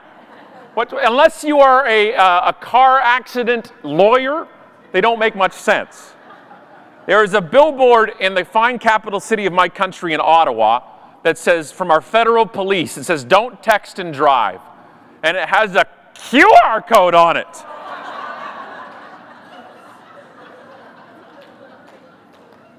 That's entrapment. I just want you to think. Think before you do. Think before you QR. Think before you do something like this. Half of you aren't laughing. That's because you're the problem here. Pulling a QR code banner is a reasonable spend of a budget. We break things as marketers. That's what we do. Somebody sat around a boardroom table and said, that. What marketing program lost out to this? That's what I want to know where the budget went. Here's an example of one that's actually smart. This is the John Deere Classic, a great golf event, and they actually want you to download the app. Makes sense, right? People are watching the event, walking around with their phones. I'm not sure why they're walking around like this, but they're walking around. And on the right-hand side of the screen, it says scan for Android app.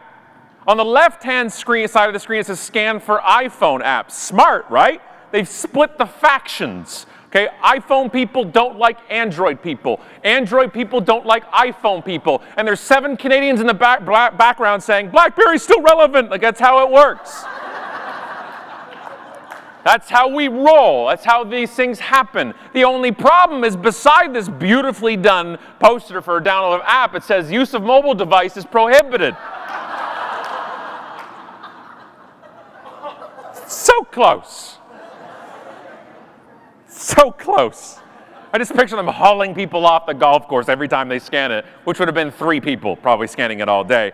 I once did a talk for executive CMOs and stuff in Toronto, and I did my whole rant about QR code, and she came up to me afterwards, and she was from a giant consumer goods company. She says, we actually put a QR code on 3 million shampoo bottles.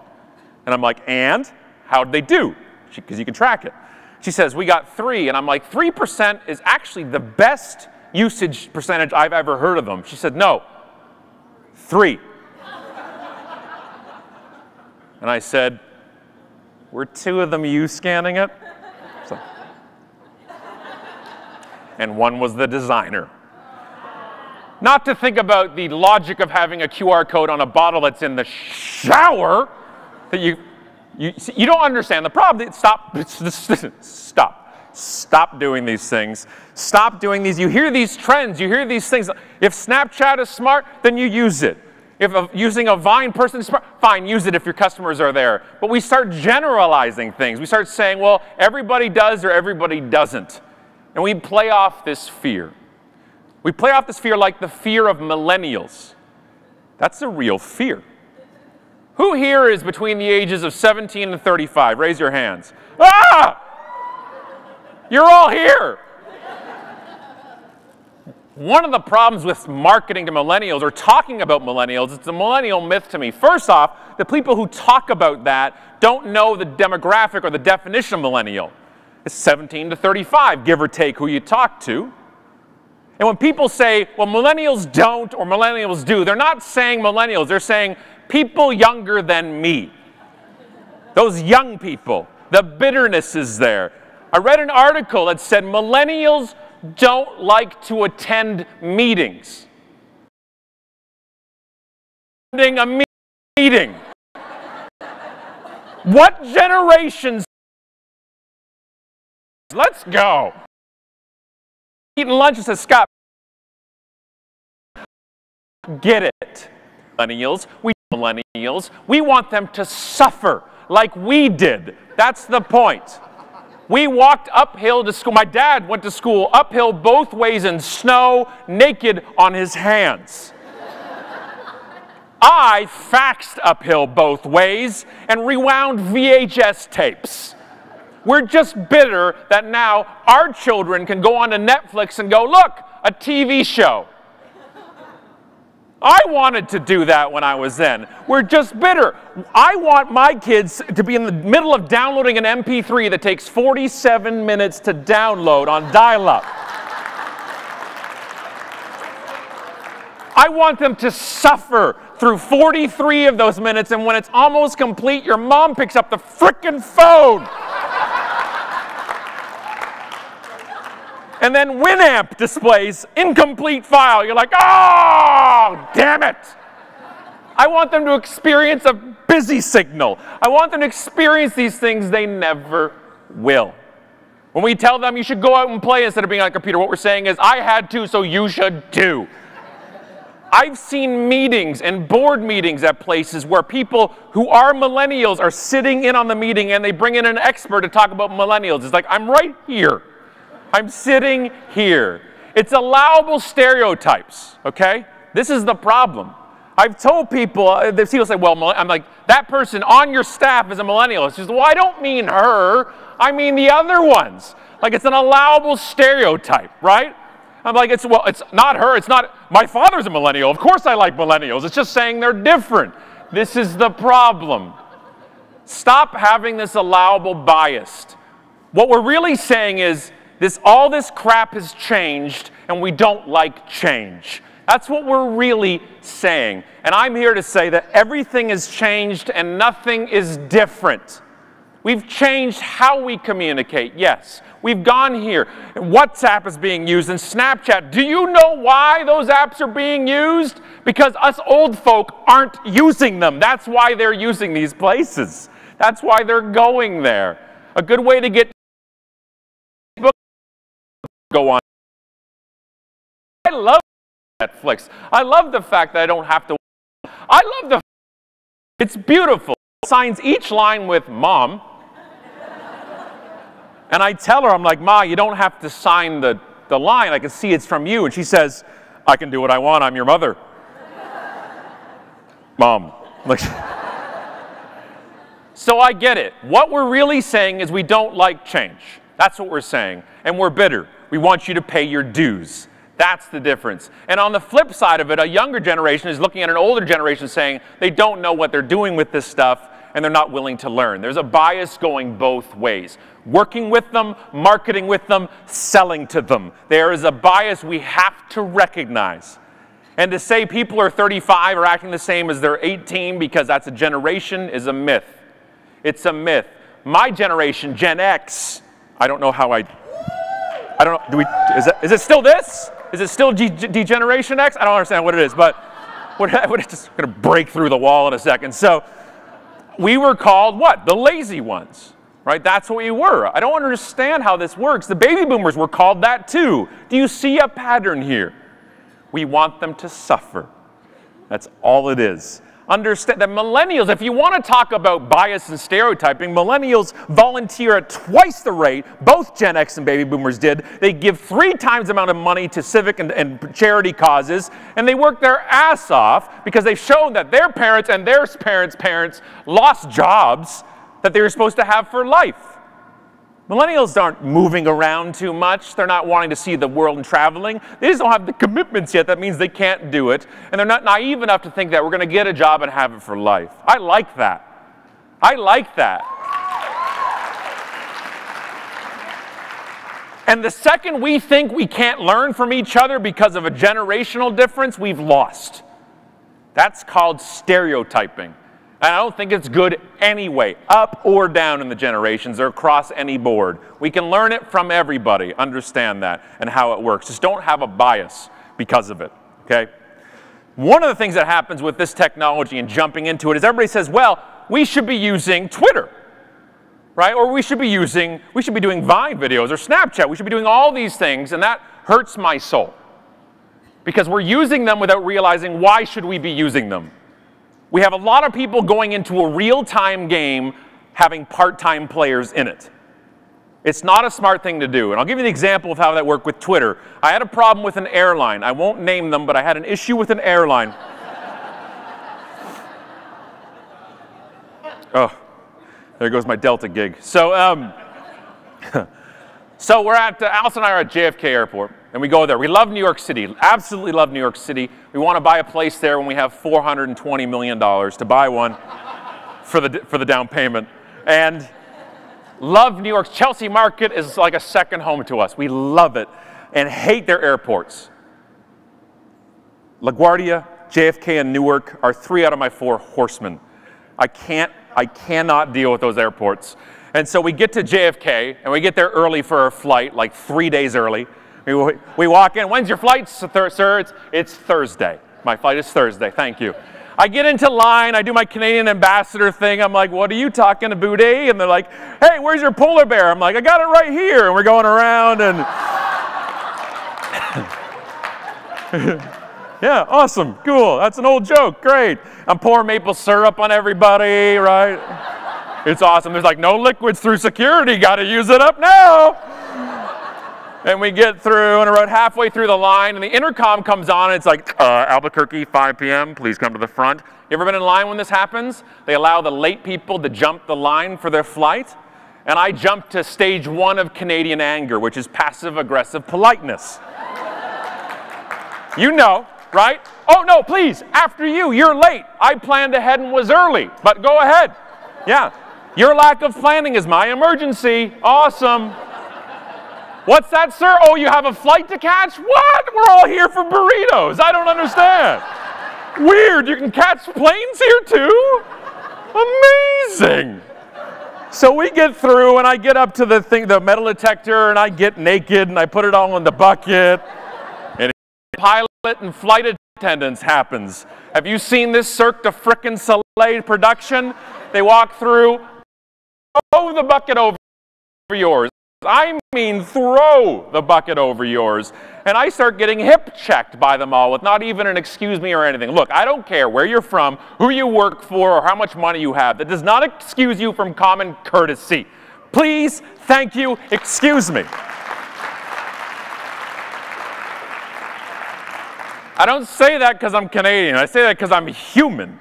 And that's what we should be doing. And they have to understand, okay? I get why they get to jump the line partially, but they have to understand the first rule of Flight Club, okay? And that is...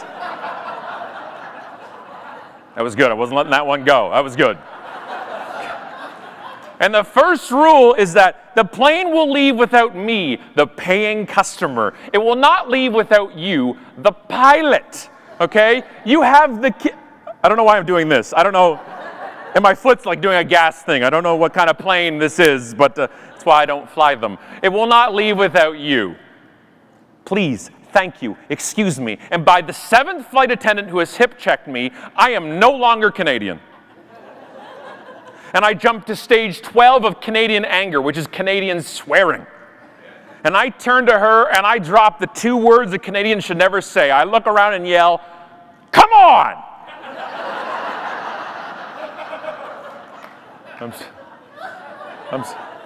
I'm sorry, Ted. I said I wouldn't swear in the talk. Actually, I think I said immediately became Canadian again. And she turns around and goes, one of you looks at me, consumer is hurt and offended. The author, speaker, and show host of Brand Train Wrecks is ecstatic right now. And I need like one more line and I've got a story. And I look at her and I said, I didn't hear any of you say excuse me. And she looks me right in the eye and says, well then open your ears.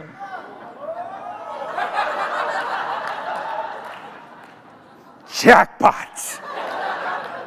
And she goes through and she keeps saying, I said excuse me, and I go through and I'm so angry I'm silent, a rare occasion in my life. I don't even know what to do. So I start going to stage 16 of Canadian anger, which is my shun list. I will never fly Delta again. Our children will never fly Delta. It's going in my will.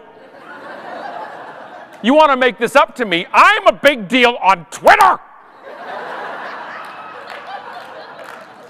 I want my own plane.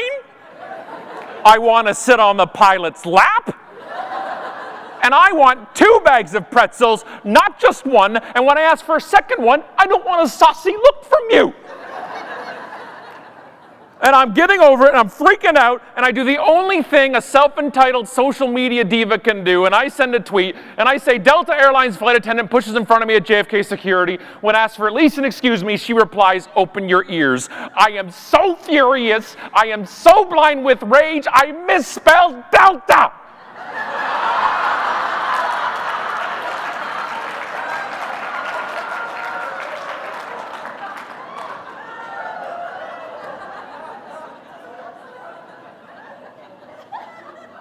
Detla. Congratulations, Scott. You're a moron. 3 minutes later, Delta replied. How did they see it, you may be wondering? Well, using their social media listening software, they set it up as a column for angry misspellings of their name. Now that's thinking, people. If you cover off the angry misspellers and the all-cappers, every angry customer is covered by this point. And they replied and they said, I'm truly sorry to hear this. We expect our flight attendants to be courteous at all times. Please accept my apology. And I get the tweet and I'm like, if you think you will, if you, okay. I didn't think you were listening. I spelled it Detla.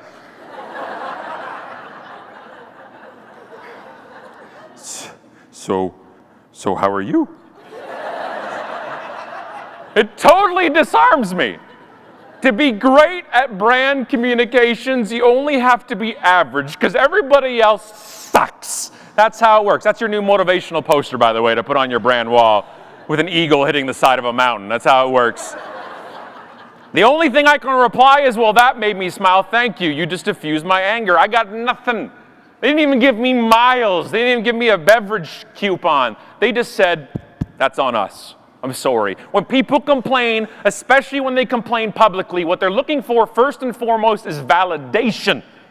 Validation they've been heard. You're not here as a marketer, I'm listening right now, as a consumer in this room. That's what you want too.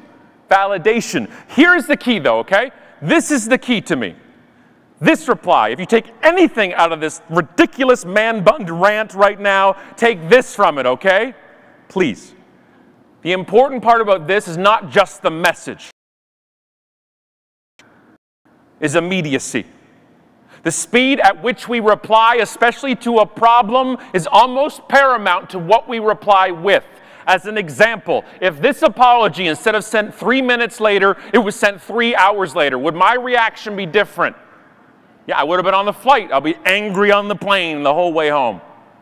Instead of 3 minutes later, if this tweet was sent 3 days later, would my reaction be different? It would have made it worse, yes? Same exact reply. The speed at which we reply is almost paramount to what we reply with. It is a real-time game. I don't believe in real-time marketing, by the way. I believe in no-time marketing, which means we don't have time to react. If we're not going to be in it, don't do it at all. Use it well or don't use it. That's it. That's the best thing I can say. If a brand or somebody checks their Twitter account weekly, get out. Close it. Don't be there. It's amazing how this stuff can work and not work depending on how you do it. One of the other things I've had a lot of experience with is being a influencer. I use those in air quotes because I'm not sure a brand has done their homework if they want to use me as their influencer. And one of the things that happens, we get hit up every single day. Well, my assistant does. Every day by brands saying, hey, influencer, insert first name here. We'd like for you to influence your influenced audience influencer and do this for us. And they're just lucky it doesn't get to me because then I put you in talks. And you just never want to end up in one of the talks or the books. It's not a trophy you put on. Have a reach means it has to match your marketplace and your product. And most importantly, have a great product or service. If not much will help you. And an example is Tassimo. When it came out in Canada, and Kraft Canada launched it, and they were convinced by their agent before the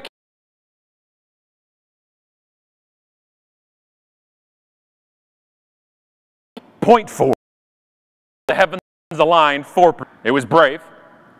And this guy Dury contacts me and says, hey Scott, I know you drink coffee, I know you talk about it. I also talked about the fact that I'm so lazy I don't brew a pot of coffee. I drive down to McDonald's or I drive down to Tim Hortons, which is the religion of my area. And you go there instead of wasting a pot. And he heard that and saw that. He's like, is it okay if I send you a new Tassimo that's coming out now in the country and some coffee flavors? No conditions. You don't have to tweet. If you like it, feel free to. If you don't like it, we hope you don't tweet, but whatever. We know what you do. And sure as hell I liked it. To me 2 weeks later, he's like, I saw you tweet about it. Now, can you get a Tassimo? You get a Tassimo. Everybody gets a Tassimo. And we send it out, and we're all sending it out. Like, Ma, get on Twitter. I could not Tweezer, Twitter. I can send you a Tassimo. They went from 0.04 of the conversation to 14% of the national coffee conversation. And that was the plateau. That was not the peak. That's where it ended. Have great stuff, match it with great people that have big mouths, and let it happen. The more he said I don't have to tweet about it, the more I wanted to. It was a reverse ninja mind screw that he played. Nah, you don't have to tweet. I'm like, well, you don't think I can tweet about it? I'll tweet. You want me to? I'll tweet right now. What do you want me to do? I don't care. Tell me not to tweet about something. That's how it works. Another way of leveraging people is one of the things is when your brand fans do something. And how do you leverage it? The problem is a lot of brands, especially on Instagram, will take a fan photo or what have they done, and they'll share it and use it and not barely do anything. Maybe they'll give credit. And if you have a big brand account, sometimes sharing a fan's photo is enough of credit because you said, hey, here it is, and it expands. Here's an example from Indian Motorcycle. This guy, Hire the Stash, which is an amazing name and handle, by the way. I saw this on Reddit. So he shares his Indian Motorcycle picture, and he shares it. It's a beautiful picture, right? I love the photo. And Indian Motorcycle has a great amount of content on their Instagram as well. He shares it, puts it out there. Indian Motorcycle sees it and says, this shot, we have to share it. Thank you for tagging us. And the next step, obviously, is Indian Motorcycle sharing it on their account with exponentially bigger than the guy, but they also tagged him on it, put his name in the original thing. This is usually the end of the story, yes? Congratulations, you shared your biggest fans, your biggest kind of an influencer type of thing out there, but they didn't, because he came back to Reddit, and how I originally found out was he made a meme, which is the good guy Greg, and he said, maybe the motorcycle brand likes my photo on Instagram, due credit, sends a thank you. Share. Emotions. Did you feel an emotion there? That's awesome. How much did it cost for a bike? 23. They're like, this is worth it. We have a huge brand fan, but let's take them from static to ecstatic. And they went to that next level. And then everybody started sharing it. And that was the point. You're not going to convince a Harley fan for life to switch to an Indian motorcycle. That's a given. But what this helps with is not only the brand endearment around, but also the people who are not in it yet, who may be looking to go into getting bikes and seeing the difference in the actual connection and influence with people. That's the way you should do it. The problem is with photos, though, we just take them. We take them and use them, and we put them on our brand Facebook page because we think they're going to go viral. So you take a picture like this, which is me with banned Candy Crush invites. I had to take a stand. I'm sorry. It matters and is near and dear to my heart. It goes bananas. This one got almost 2 million views. And what happens when it starts trending on Reddit, people take it and put it up on their own accounts. It goes on 9gag. It goes up because it's popular. We do it on Facebook now, right? They call it freebooting. We take a video popular from YouTube, we upload it to Facebook and go, look, I made this, and you didn't. Stop it. Please, stop it. It matters. Integrity matters. People tell me, who cares? I do. When you don't give credit, you're taking credit. End of sentence. End of story. What does it take for a brand to say, found this here, source here? That's the issue. Don't take and steal. Here's an example from me from South by Southwest in 2011. This is my shirt. I'm kind of a big deal on a fairly irrelevant social media site that falsely inflates my ego. I found it funny. Apparently most of you didn't. That's cool. It goes out, it goes viral. MySpace frickin' Tom shared the damn thing, right? Awesome, but it's not this that went viral, by the way. This went viral. They cut off my head. And I'm telling my friends, I'm like, it's got like 9 million views. I'm like, that's me. They're like, no, it's not. I'm like, I know my damn nipples when I see them. Those are mine. It matters. It matters, okay? This is so important to me, especially in this day and age of content exponentially being shared. They matter. It matters so much, we always look out for this stuff. Alice and I do. It's our job. It's what we do. So one morning we woke up, and I check the App Store every day because I'm a psychopath. And I look at it, and I look what's trending and what's not. And something had beaten out Candy Crush in Canada. And it was the Bell Mobility app for cell phones, okay? What it does, it allows you to check your bill and pay it. And I'm like, why is this #1 in the App Store? There's no way. And not only was it #1, it had 4.5 out of 5 stars in the App Store. Have you ever seen an app with 4.5 out of 5 stars? Jesus doesn't get 4.5 out of 5 stars. It doesn't work. So we start investigating it in bed. Okay, we're like this. How does this? I don't know why this is doing it. We start reading all these reviews, and they're all like, great app. Can't wait for the next release to have more robust features. No humans. Marketers. That's who speak like that. And every review was like that. 5-star, 5, all the day it came out. So we took their names from their reviews, because the Apple Store makes you use real names, and we went underground with our investigation. We used some Tor browsers and some darknet stuff. We used a site, if you don't know about it, write it down. It's called LinkedIn. And we searched their names, and sure enough, it was the director of marketing for Bell, the sales coordinator for Bell, the account coordinator for Bell. So we saw it, and we said, you know what? We should let it go. I'm sorry, no. We wrote a blog post. And it was called For Whom the Bell Mobility Tolls. Which is the greatest title of all time. And we said, no. No, you can't do this. This is not only breaking terms of service, this actually is breaking certain competition laws. And it went international. I was on the news, I'm in the paper. I'm like Ted Murphy. It's amazing. I'm on all these things. We're like, woo, I'm everywhere. And then the Canadian Competition Bureau, this is a year ago, launched an investigation on them because of our little blog post. And I thought that was the end until a week and a half ago when a reporter called me and said, what do you think about the judgment that came down from Bell Canada because of your post? And I'm like, what judgment are you talking about? They're like, Not only do they guarantee this will never happen again, they have to pay $1.25 million because of it. I'm like, thank you.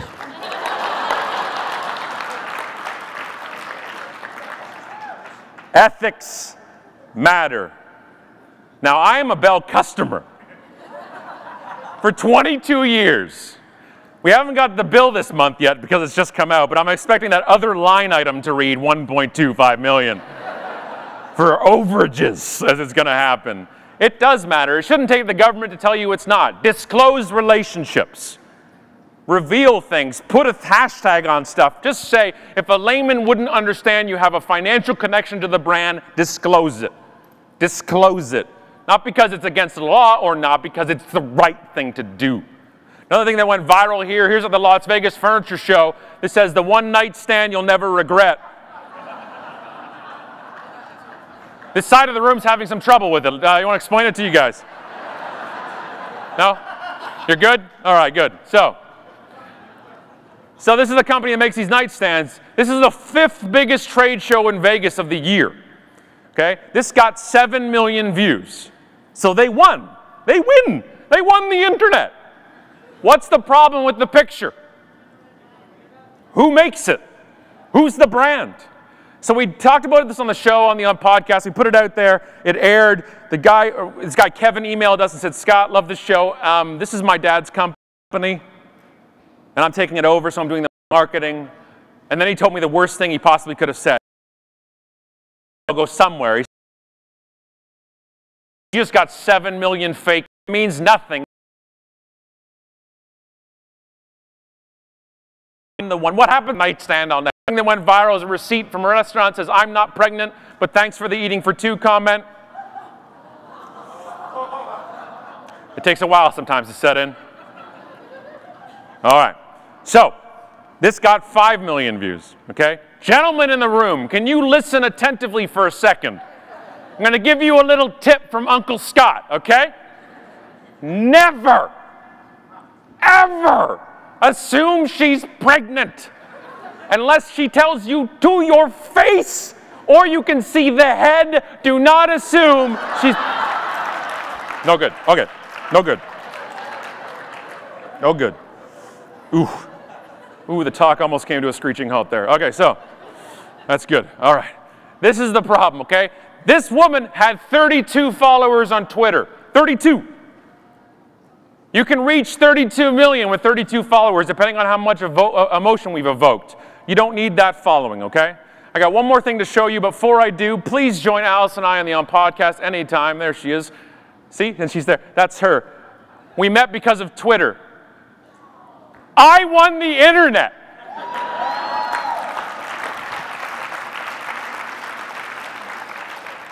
I got the greatest ROI ever. Put that in a case study. Join us on the show anytime. If you want, text hook me up to 33444. I won't actually hook up with you, but it'll give you the link to this. Actually, if you're marketing, digital marketing, it's a very cool service from Lead Pages. If you text, you'll get a link to it. It's called a text to email. It's very cool stuff. If you don't like it, unsubscribe. I don't care. So whatever you want to do, but that's us. Please enjoy. Just give us a text. The last thing I want to show you is my favorite tweet of all time, okay? It's not the one I'm going to show you here. It's going to be the reply to it, okay? So get ready. I've tweeted 110,000 times, by the way, all manual. I've seen every tweet, every website, and every video on the internet. Every one of them, okay? This is the best one, the reply to this, okay? Men's Humor tweets, this morning I gave birth to a food baby, and I think Taco Bell is the father. Humor than Men's Humor.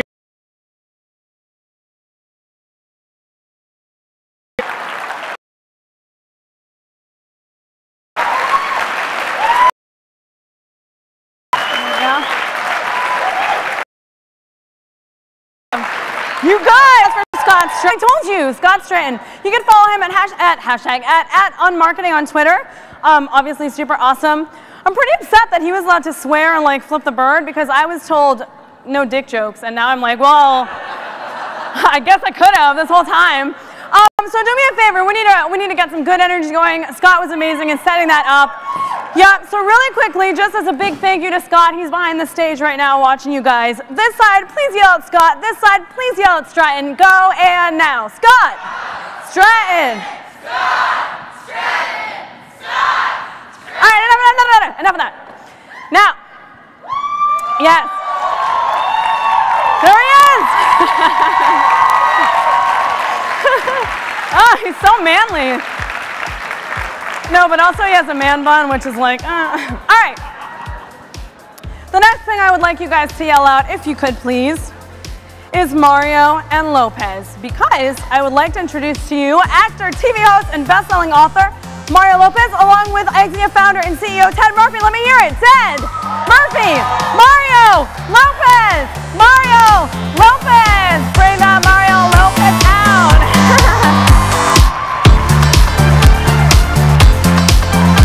You might have to flip it over. Okay, got it.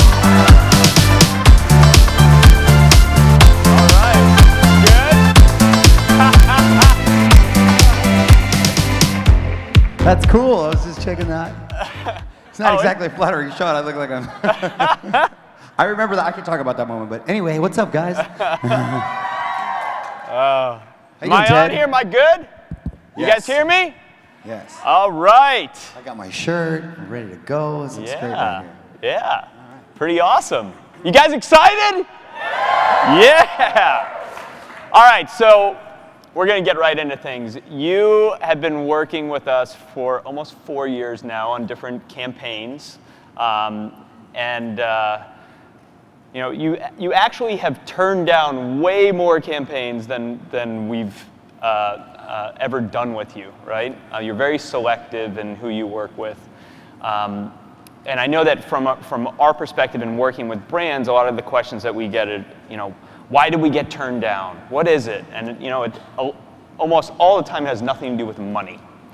What is the deciding factor for you to say, I will take that opportunity. I will do that post on Instagram or do that tweet?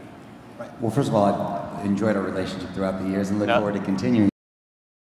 For me, specifically to who I am, you have to start looking at yourself that way as a brand, right? Even as an individual.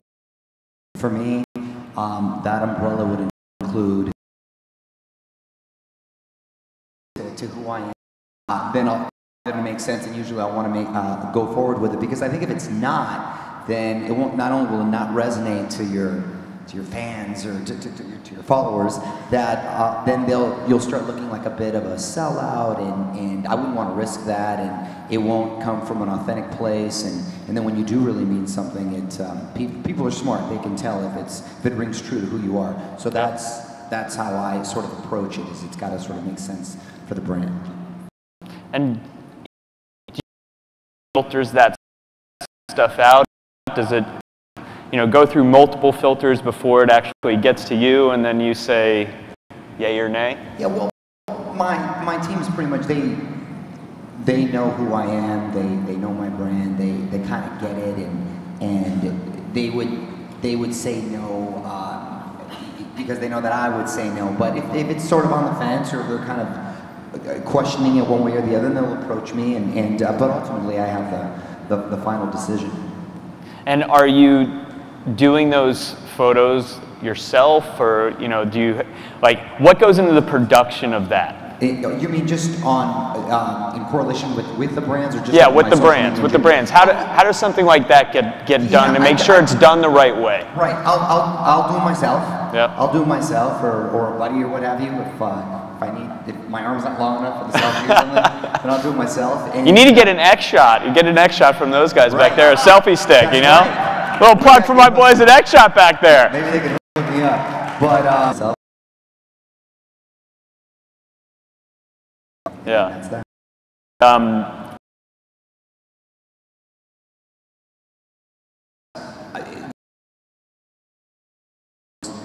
Post stuff and not necessarily disclose it, because it's not necessarily relational.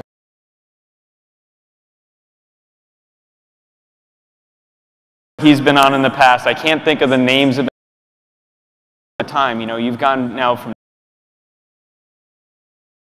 that. age, right? Thank you. And he still looks great in time. Last night. Believe it or not, I was a kid.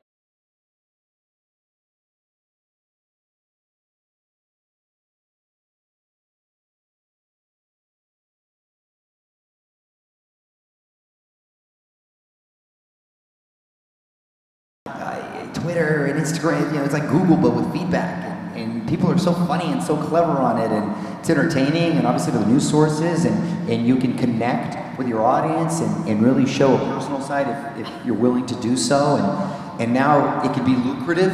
Yep. And there's people that are celebrities on their own right, so it's completely fascinating, and I'm blown away. And now I've completely embraced it and fell in love with it, so I think it's the coolest thing.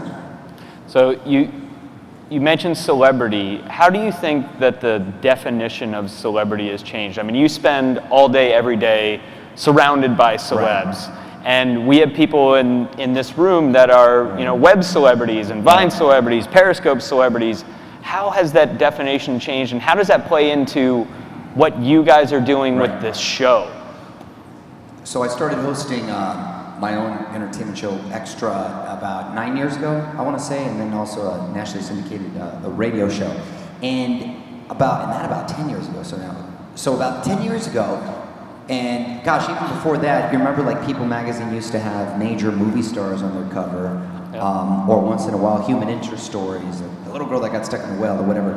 Now, you look at most magazines and the line of celebrity is so blurred, you can have a real housewife from one city right next to like Kate Winslet, 3-time Oscar winner, and it generates the same sort of interest. It's fascinating, and not just in the reality world and with movie stars and TV stars and what have you. Social media has created these huge sort of celebrities, and I know it's very generational, but we are forced for our show to sort of pay attention to it too, because that's what people are watching, that's what they're clicking on, and it's weird to see that sort of evolve, and the line is completely now just sort of erased, not even blurred anymore, and so there's so many different celebrities in different platforms, and you'll see them on Dancing with the Stars now. I think they got a couple Vine stars there this season, and some other kids, and it really is interesting, and it's so cool to see young kids now savvy and being able to take advantage of that and actually create economically a nice little nest for themselves. How would you approach them, break into this business? Or like, gosh, one day I want to be an actor, or I want to be an entertainer. What would you do differently? It's so great these days. Be on social media and sort of start building your own brand if you know who you are and you're true to who you are, and if you have a talent. I mean, oh my gosh, Justin Bieber is a perfect example of someone who came from YouTube, and so did Carly Rae Jepsen, and the list goes on musically, but also kids that, whatever the case may be, that they have to offer talent-wise, or even just sort of what we may find goofy, is resonating with millions of kids out there. Creatively, they have the initiative and the ambition, which wasn't there before, to show and offer these other brands out there that they're worth something, and to create a celebrity out of it, which is awesome. I regret. So much easier now. So well, yeah, harder, but at least so it's exciting.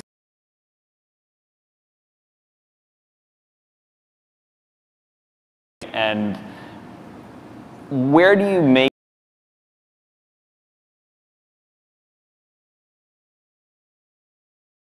You know, it's all and I almost look at it as like your own little documentary, right? Yeah. So it's as much as you're comfortable to share, and I'm willing to share my family and my kids and dogs and whatever goofiness I'm getting into with my friends, and like I said, it's sort of a running narrative as a doc for me. Now, some people are very reluctant to talk about.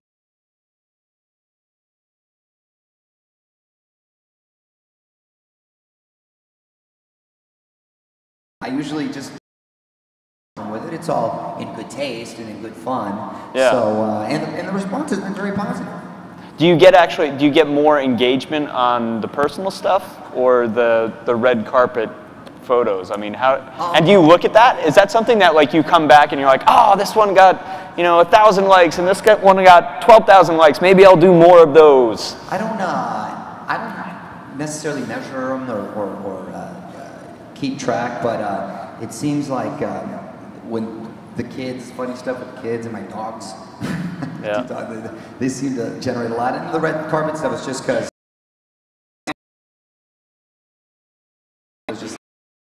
so I get excited and I want to post a picture. And you become friendly with them over the years. Yeah. So it's kind of cool.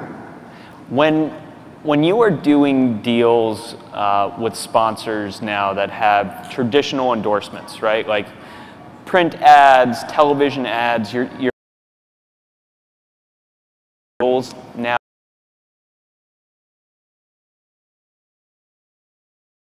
Is almost commonly used in all the deals. And for example, I'm just I'm gonna be in the new Fox Live Grease musical that's coming up in January. So they said we want to release or break the news if you would do it on social media. And that was literally in the contract and part of the deal. I was like, yeah, sure, no problem. But it's interesting that Fox, the network, wanted me.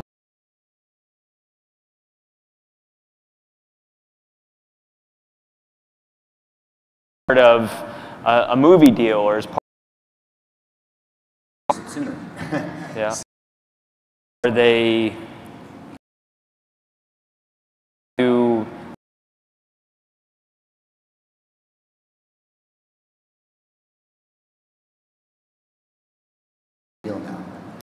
or photo costs you X, whether it's on Instagram or on Twitter? They usually just sort of have like a blanket social media statement. If you could, they'll put it like if you could, you would, for example, using your example, 10 posts on your social media platform. And I'm told I have a Facebook. I don't do it. Yeah. And I don't like homework. Help him. We're aware of internet trolls and people that, you know, will say snarky things. How do you deal with those people? Are you the trolls? They're funny. Because I call them keyboard gangsters, and with their little eggs and those things. And so I never get upset. I never will start engaging. Right? I'll favorite, like if it's I'll favorite their things, and sometimes I'll just retweet it. Just to let them know, and sometimes I'll win them over that way. Yeah. But I stay very. I'm a positive. I'm trying to be a positive guy, and I don't like to have any sort of negativity, and I'm never sort of bashing anyone on there. So even if they want to take a shot at me or bash me, that's cool. I'll usually favorite or retweet it, and just kind of try to have fun with it, because obviously I'm not going to please everyone. Yep. So when you were doing the Jimmy Fallon reenactment of Saved by the Bell, which was hilarious. Did everybody see that? Oh my God. And then you did the Ryan Reynolds Deadpool promo, which was also funny. If you guys didn't see that, it was fantastic. Do you see meaningful increases in your social following after you do those types of things? And has that become, is that almost part of like, okay, we're pretty sure that this content is gonna really go viral and get a huge amount of social shares, and it'll help me build my brand. How much of that is kind of plays into what type of content you're producing and what type of risks you'll take? Because obviously those are kind of big risky moves for someone like you. Yeah, I mean,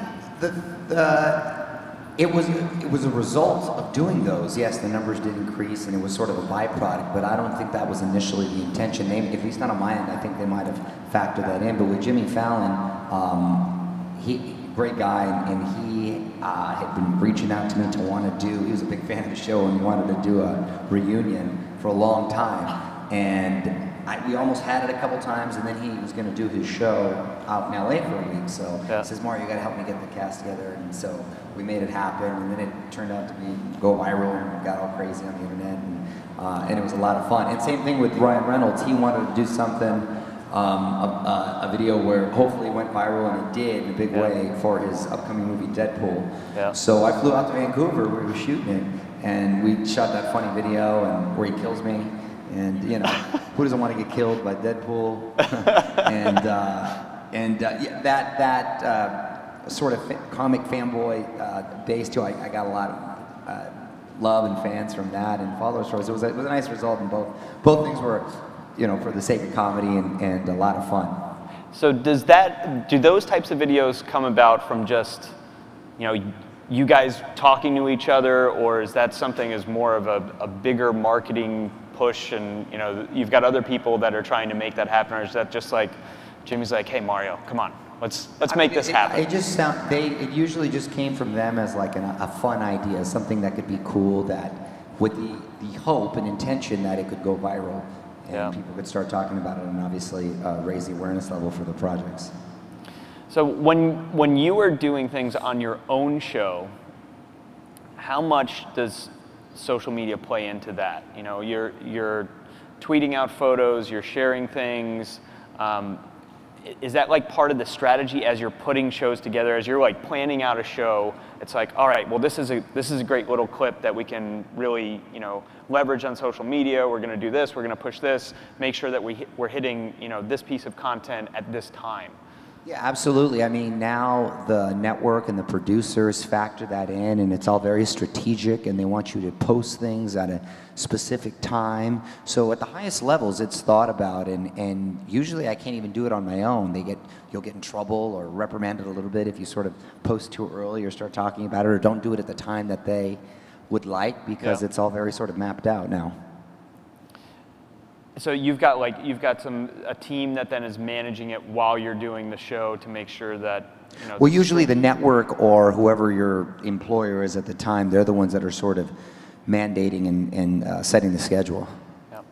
So when you pick the handle Mario Lopez Extra, is that like part of your contract with the show, or is that something strategic for you to say like, hey, I really want to associate myself with that handle? Well, they picked it for me because, you know, remember I was sort of reluctant. I thought it was just going to be more work, and you're like, what is this social media? Yeah, what is thing? It's going to be a fad. What is this? And so it was back in the day. Well, actually not that too long ago. So they sort of did it for me, and it's funny because there was a Mario Lopez already taken, and that could have been like any Latin dude in any Latin country. He happened to live like 5 minutes from me.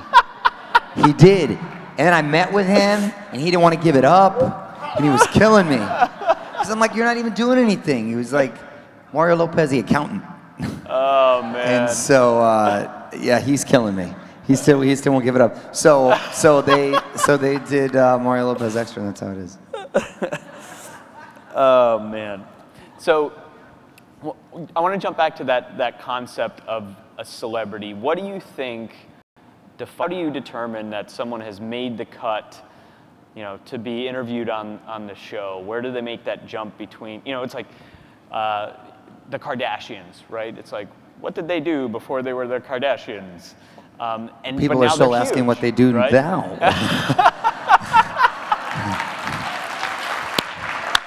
That's the fascinating thing about it. But I mean, the word celebrity is, before, the word celebrity used to sort of be synonymous with having some sort of talent and some sort of substance, and you don't really have to offer anything. Yeah. You can just be pretty or cute or handsome, whatever the case may be, and as long as you're engaging with a certain audience out there and they're responding, and someone is paying you to appear somewhere to do something, I think that qualifies as a celebrity at some level. So when you think about children growing up, right, totally different world than when you and I were younger.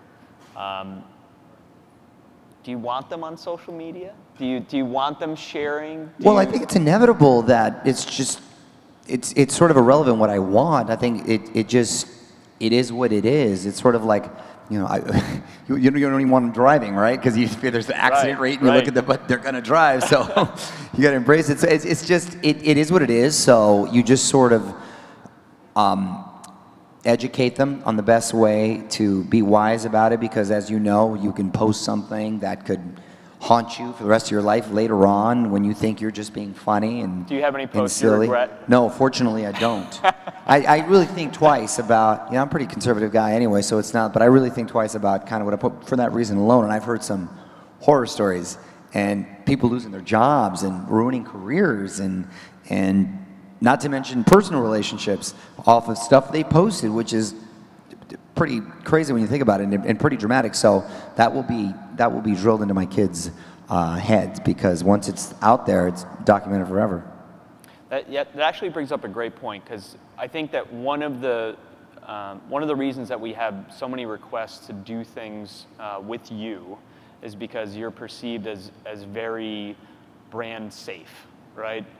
People know that you're not going to post crazy things, that they're not going to be worried that something, you post a picture with their product one day and then the next day you've got, things that they don't want to be associated with. What advice would you give people that, say, look, I would like to be able to work more with brands. I'd like to be able to monetize more. What are kind of your rules to make sure that you're sharing content that is engaging and fun, so it can't be like too filtered down and not real, but is also polished enough and safe enough so that brands can say, look, I want to associate myself with that? Well, there's some individuals who are pretty salacious and it's worked out well for them. Yep. So if that's it, I mean, it has, right? Yep. And you might not reach as many brands, but they're reaching some, and they're getting paid a lot for a particular post. But essentially, you can be edgy and funny and all those things and still not be over the line and still be brand friendly. I think it does, at the bottom line, come down to who you are and the essence of what you're about. And like I said, for me, I am fairly conservative. I'm a father and I got kids and all those stuffs that I'm the ambassador for the Boys and Girls Clubs of America, and it's a big part of my life, and there's enough bad guys out there, I think. I mean, I don't have to prove it. I came from a bad neighborhood, and especially it's important to me, just as a Latino and in my culture, I want to be a positive role model for them, so, because there isn't too many of us. Do you want to take questions from the crowd? All right. Mario's open to taking questions from the crowd. We're going to do 2 questions. Do we have mic runners out here? All right, I'm going to come up here. I'm going to grab your mic real quick, and I'm going to jump right back up on stage and give you this. All right. Earlier, I won one of the Pfister faucets, and I took a photo with the package in the back, and I showed my husband up in the room, and I said, now all I need to do is get a picture with Mario. And he kind of challenged me, so I have to ask, can I please get a picture with Mario? Come up on stage. Come on up on stage. Every day, guys, you get presented with opportunities.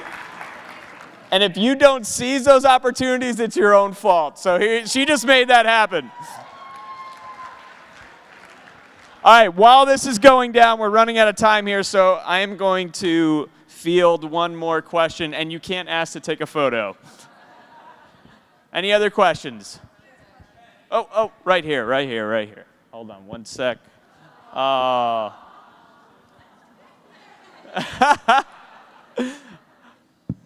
right, beautiful. Hi, Mario. My question is, do you ever get opportunities that make you feel uncomfortable, that maybe you don't want to work with the brand, and how do you handle that?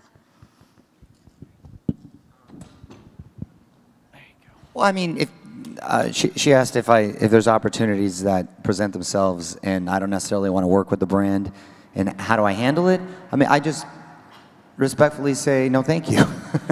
I mean, pretty much. And again, I gotta feel comfortable with it, and if asked about it, I gotta be able to speak something that I genuinely like, or I care about, or I'm familiar with. So that's the only way I think it's going to work, and I'll be comfortable and able to sort of just be true. Words to live by. Be true to yourself. All right, guys, we are done. Thank you. All right, we're going to do a quick...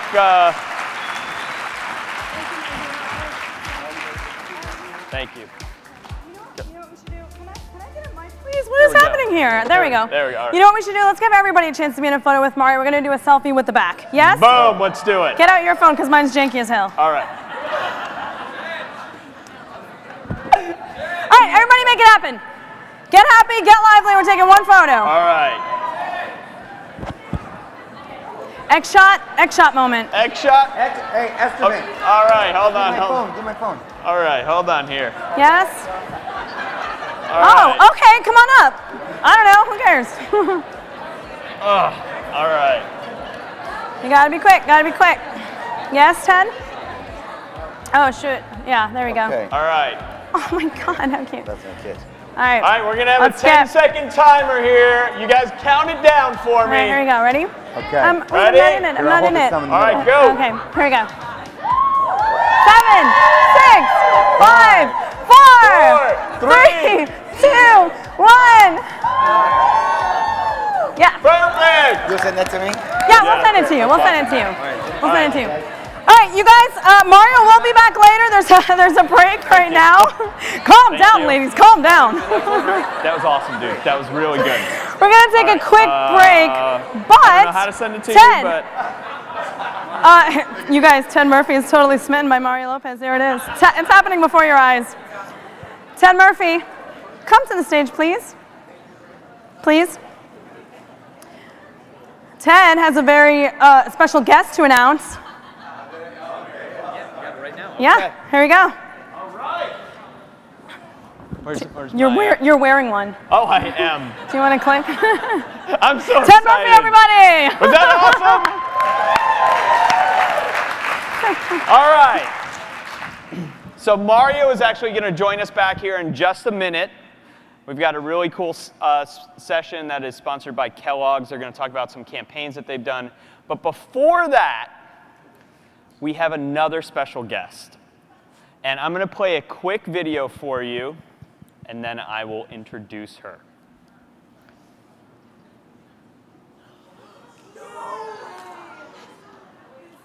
Me and my daughter Nicole, I guess this would be battle part 2, because most of you folks said that she won, but that's good, that's good. Here we go.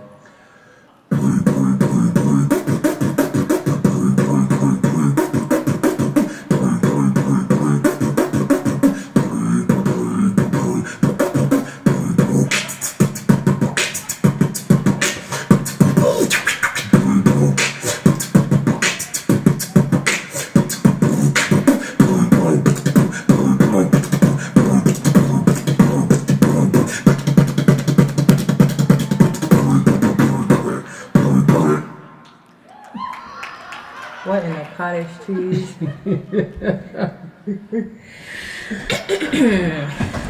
Okay. All right. Oh. So, true story. The reason that Fiction was here yesterday, and the reason that Nicole Paris is here today, is because I saw these videos on Facebook and they blew my mind. If you have not seen that video of Nicole Paris yet, you need to check it out. Look at it. It's just absolutely amazing. She is here today. She's going to beatbox.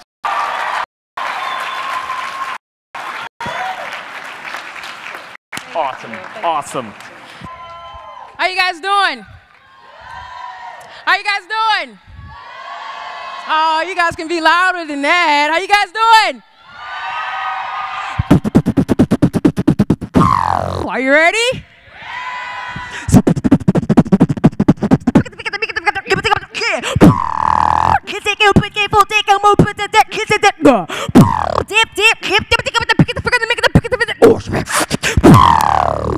guys ready?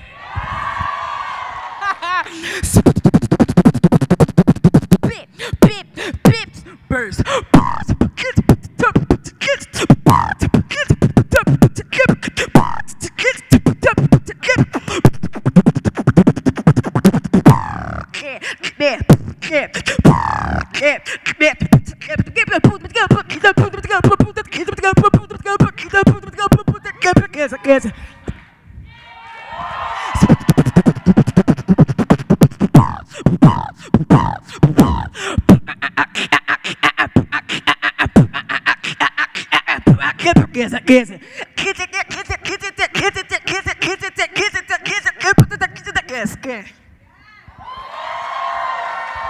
IZEAFest!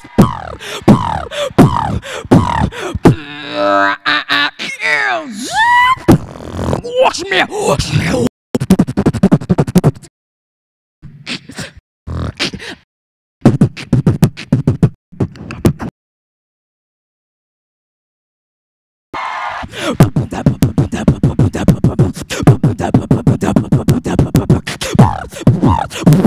Christ! Burst! Christ! Burst!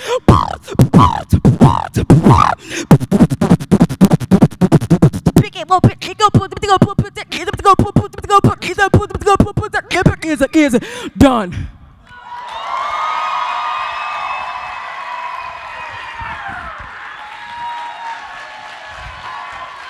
Stand up! Stand up! Damn! Can I get a mic? Thank you, Nicole. Amazing. Yes. Very I love you awesome. guys. Thank you. She loves you. We love her. All right, guys, we're going to take a quick break. Yeah, I was going to do that, but then I was like, yeah, let's call Nicole. Okay, we're going to take a quick break. We will be back here in, what, 10 minutes? 10 minutes? 10 minutes. Be back here in 10 minutes. So much higher, fly so much higher, skylines and clouds are below us now, sky dive back down, oh, take my hand, don't let go, skyward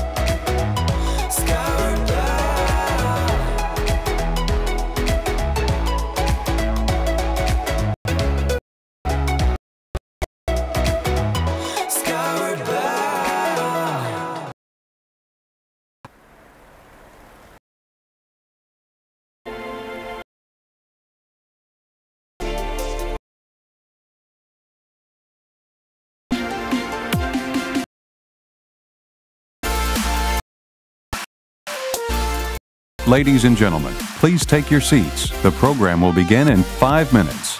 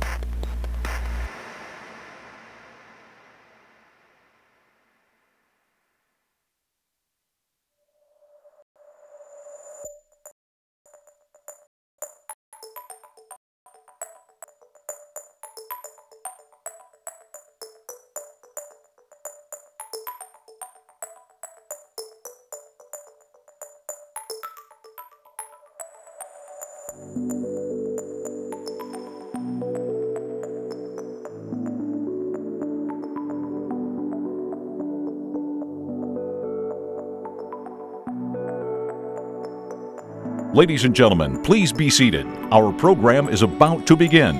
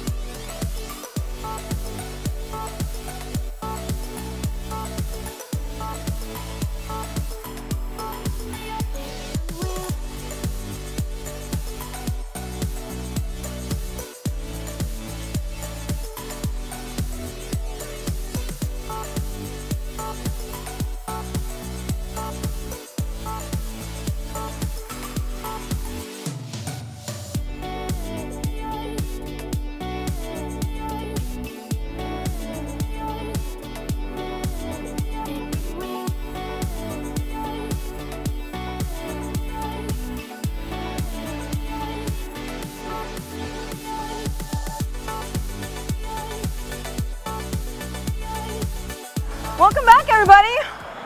Hey guys. We are back. Give you guys a minute to sit down. Yeah, let's clap. That was awesome, like past 25 minutes. So many things happened. Let's all take a second while Larry over here sits down. Oh, please take your time, Larry.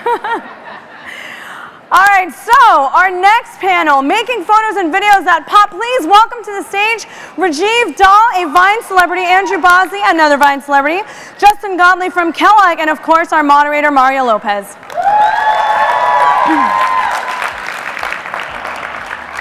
Pop-Tart party, everybody's having fun. Pop-Tart party, everybody's having So fun. just so you know, there is a monitor down with the time.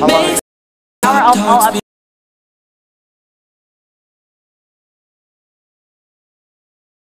So, I saw two examples of work that Andrew and Rajiv did on a Vine campaign for Kellogg's Pop-Tarts via IZEA earlier this year. So, Justin, can you tell us why Kellogg was interested in doing a campaign like this?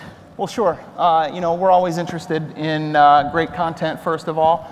And for the Pop-Tarts brand especially, music is such a focal point. In that, with that, you know, we're after that teen, young millennial audience, and they can't get enough of these guys. So it was a nice match. What factors were important to you when you were deciding to want to work on a campaign like this? I think it's important to consider kind of like our main demographic, which, like he said, you know, young teen girls and, you know, people, you've got to really be kind of, you know, interested in the product that you're promoting, you know, and with Pop-Tarts, it's something that they're all kind of interested in, and it came off very organic and real, you know? Yeah, it's something we always just try and keep it something that is natural. So it's like almost for the first time in history, it's like real advertising, like faces that these teenagers or whoever it is that follow us see us and go, all right, well, these are like real people I know, like real people I'm looking at through my cell phone, and like they like this, and it's like an easier form of advertisement to look at. And is this something that you made a conscious effort to get into, gentlemen, or was it just this space, or was it something you sort of fell into, and all your friends were doing it? Well, it's interesting with us because we're musicians first, and in order to promote the music, we felt the need to kind of, you know, take to the internet, spread our content on YouTube and Vine and things like that. So once we were in the space and things kind of took off for us, opportunities like that started coming, and that's kind of how it came to be.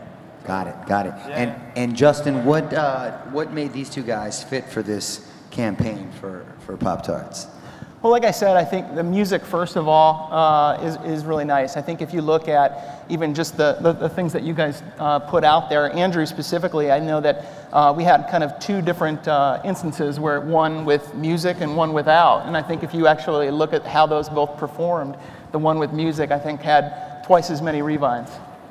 So when you're creating such a short video, how do you make sure you get the message across in such a short amount of content? I would say it's about finding the points that matter. Like whatever it is that 6 seconds is definitely not a lot of time, but fitting the right things in the most important part of it with the little words that you can is always good. And we try to always have like a nice clean loop.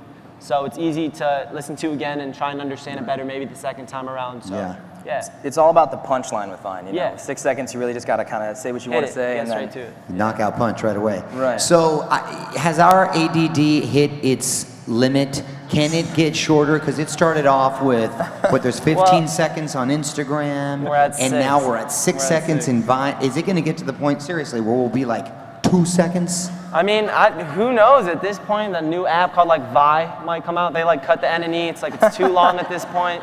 We just need Vi. So. Well, I mean, you've even got GIFs, you know, where it's like people don't even want to hear the sound, and it's not even a real video. It's just kind of like an action, and then that's the thing. And it's pretty insane too. I was just talking to a friend about this the other day. Everything is becoming so quick. Like now, football games are all on Snapchat. So.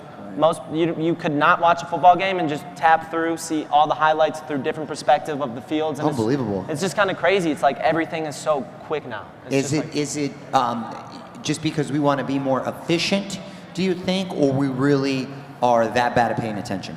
I think it might be a mix of both, a little bit of both. But I would like to hope that it's because we just want to be more efficient. That's Nice. a That's optimistic. Yeah. Optimistic. There we go. So Justin, we saw that these videos that combined 1.5 million views, 20,000 likes, and 3,800 revines. So when a brand like Kellogg sees numbers like that, what goes through your head? Well, I think obviously they perform well, and numbers like that are great. I think they raise some eyebrows within the organization. We've got the work that we did with them. We did another campaign with Zach King from Pringles, with Pringles, and between those two, I think that really kind of blew the lid off of influencer marketing at Kellogg. It just adds that, it gives that added layer of authenticity and relevancy to the audience that we're trying to reach. And Rajiv and Andrew, seem like you guys go back a while, and you're pals, and that real friendship seems to resonate with the audience. And do you think that's important to partner up as opposed to maybe going out on your own when sort of trying to get into this sort of space? Absolutely. I think that there's obviously strength in numbers with social media. You know, when we put out content together, oftentimes we revine every single post that each other puts out. Yeah. So anybody who follows him automatically sees my stuff and vice versa. So we've kind of grown this audience together, and we play shows together. So you know, you really kind of capture the fans that way. And for brands, it's great because when we put out content like that, the brands kind of get it twice sent to the fans. You know, in that case. So it builds your audience all around. Absolutely. Got it. Oh yeah. And when you're thinking about making a video, whether you're involved with a brand or not, what's your creative approach, and how do you decide whether or not you're going to post something? I always like to post something that if someone is scrolling through my page looking forward to seeing an Andrew Bozzi Vine or whatever it is, something that they can watch and not feel weird about seeing. So they can just scroll through and see and be like, okay, cool. Like, right. Yeah, it's insane too, because like talking about the Kellogg's campaign, like I did that campaign, I did, I think 3 posts, and like we'll play shows and fans will bring me boxes of PB&J Pop-Tarts. Yeah. And it's like, nice. It's literally insane. It's like, it's a form of like, this real understanding between a fan and content creator, and that's what I think the coolest part about.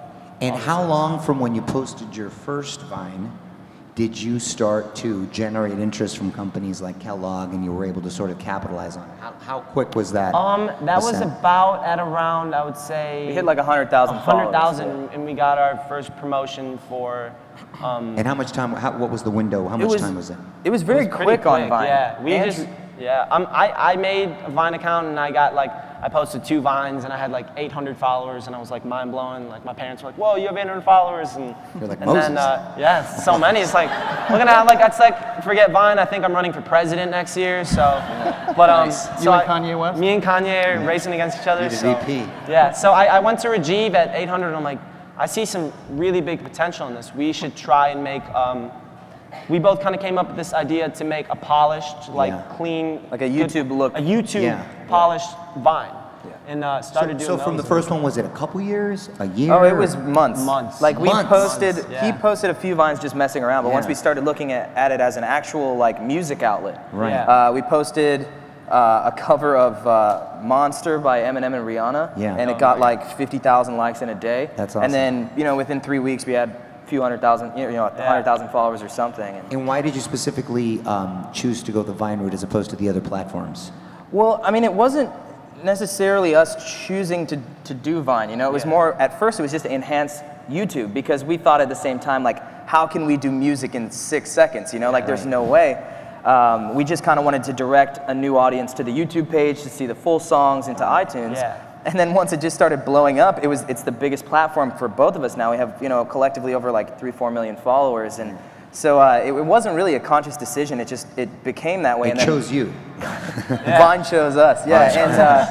And do you think about being brand safe? We were talking about that earlier, and do you hold back on content or certain issues because it might affect you later on? Totally. I think we like to both have this understanding that there is a lot of younger eyes on us. So it's like holding back for definitely like brands in that cleaner, polished look that's a lot easier to work with, but also just there's a lot of young people watching our stuff, and like we don't want to pervert their minds. Well, it's a mature or, yeah. approach, so not just business-wise, but also like a sense of responsibility. Sure. Yeah. But it does get tricky sometimes because like he's 18 and I'm 23, and there are obviously, you know, like situations that you naturally find yourself where it's like, to be authentic, you want to post about, but you have to do it properly and respectfully to where it's not, you know, it's not something that a parent would get upset about or something that you would, you know, break a fan's heart or something. Right. You know, over.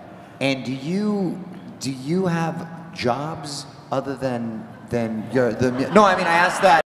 Sure. I asked that just respectfully in the sense that do you make enough money and interest because you're both so young with social media now that you don't have to, as my dad would say, get a real job? Right. Well, it's funny because like the first thing was always music.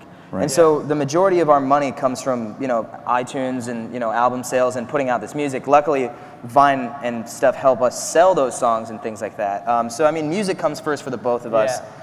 The brand opportunities are great.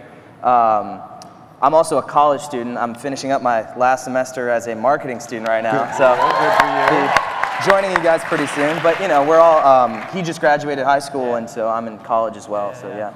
And it's cool that this has allowed us, so I mean our entire lives, I've known since a very young age, and we've known each other for about almost 8 years now.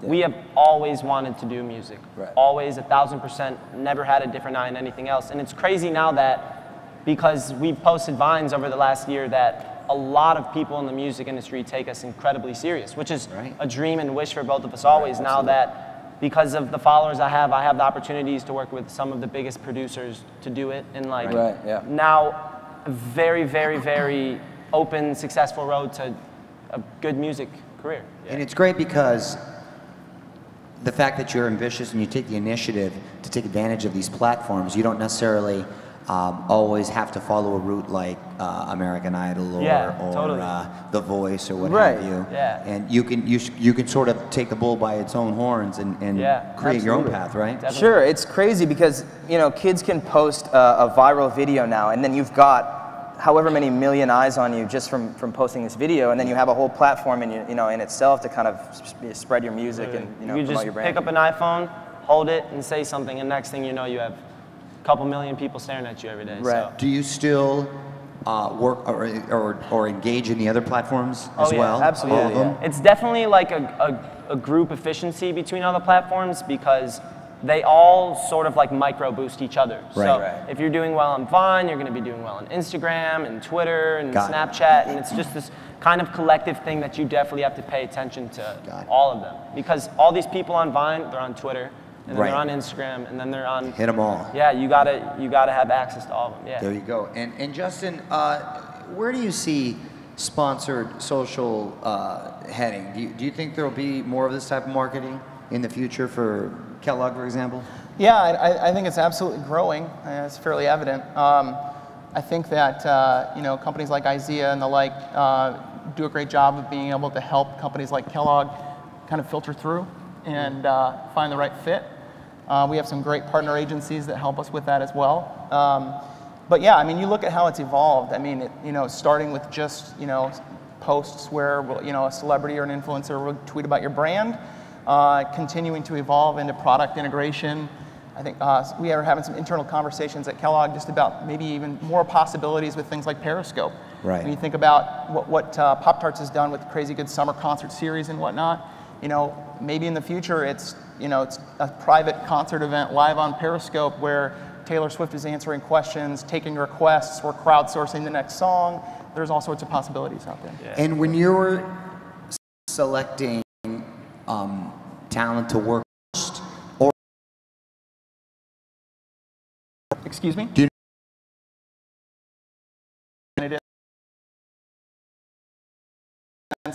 for what we're trying to accomplish. And Rajiv and Andrew, when you guys are making this content, do you use anything other than a smartphone? We actually both have recording studios in our houses. And so we do a combination of recording them professionally and trying to make them look polished like YouTube videos. And also when we try to do more of an intimate video, we try to film with the smartphone just to give the content some dynamics.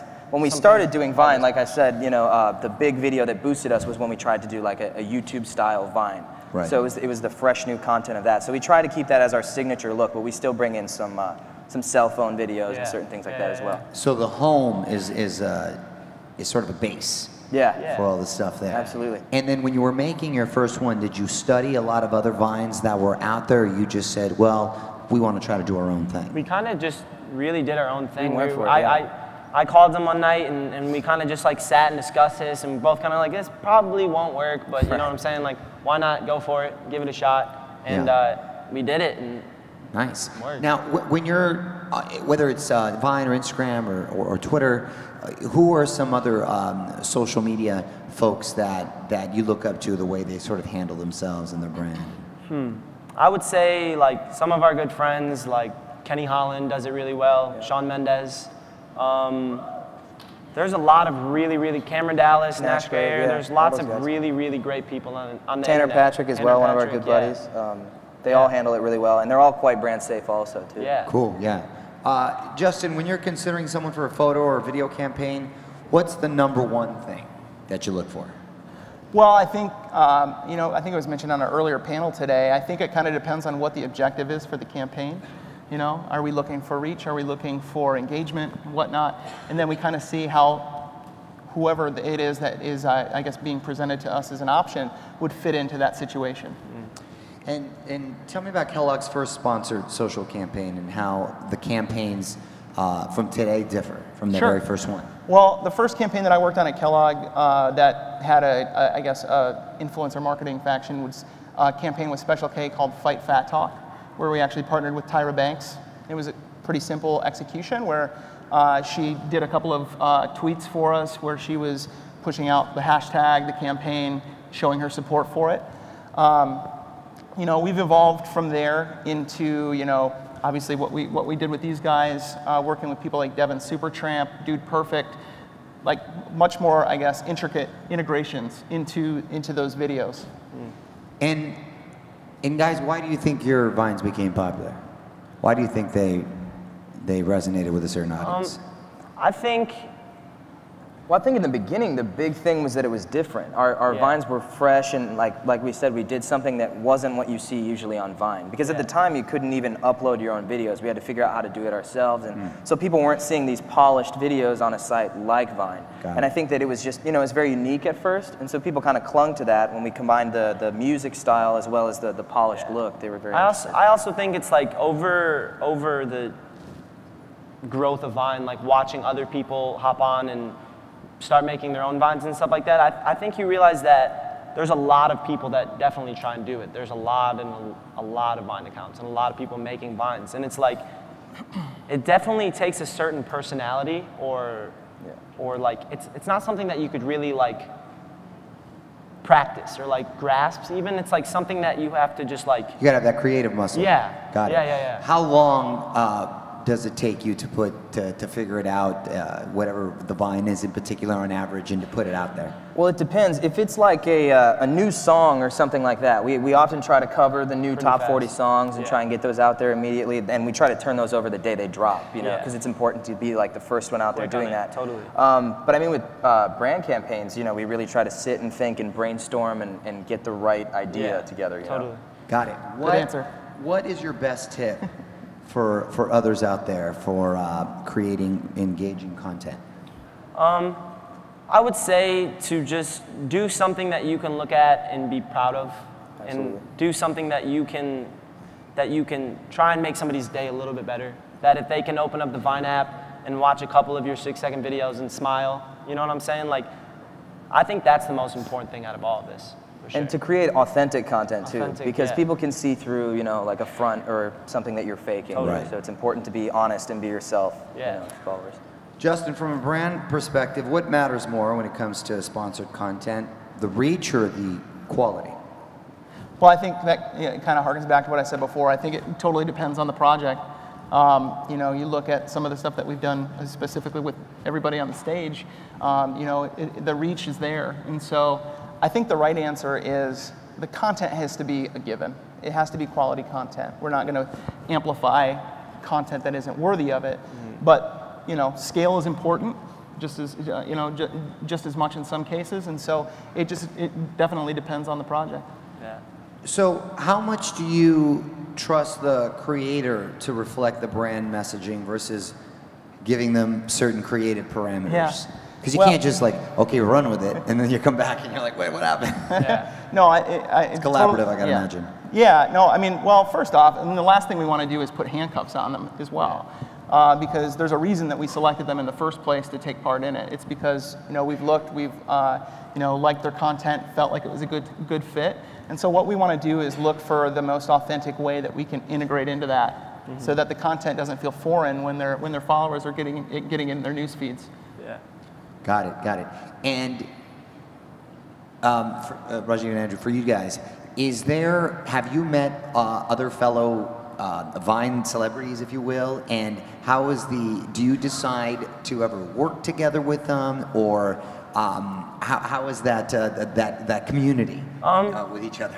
I would say that it's just kind of pretty cool. We've all Everybody kind of knows each other. Yeah, we all kind of know each Really? other from events and like shows that we've done, and it's like I live out in LA now, and he visits pretty much every weekend for music, and it's cool. There's like this community of we're all friends. Like we're actually like real friends who hang out and do like regular things that friends do, but in cases we wake up some days like, yo, let's make a Vine, or let's take an Instagram picture, or whatever it is, and collaboratively help each other. Right. Grow the fan bases by combining everybody. Right. You'll Combining revine with everybody, each yeah. other, and like you said, take pictures together. Yeah. And then you just kind of, everybody has the same followers, you know? Yeah. That's a positive way to look at it. Do you think we can ever get to the point where we're overwhelmed with the different forms of social media platforms? Do some sort of go by the wayside, like a MySpace?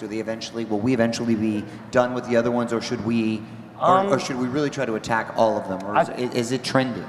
It's kind of like everything rebirths in itself. So like I look at it kind of like a staircase. Like one social media site will light up one step of the staircase, and then another can come and see that it's at this level, what it can do from that, and then take it to that next level. And I feel as long as platforms and sites are getting better and more accessible and easier to use, fun, whatever it is, I feel like it's okay to kind of transition with it as it happens. Also, I think that, you know, inevitably some of these apps are going to become dated. And so as a creator, it's very important to constantly be figuring out what the new apps are and staying up to date on things like that.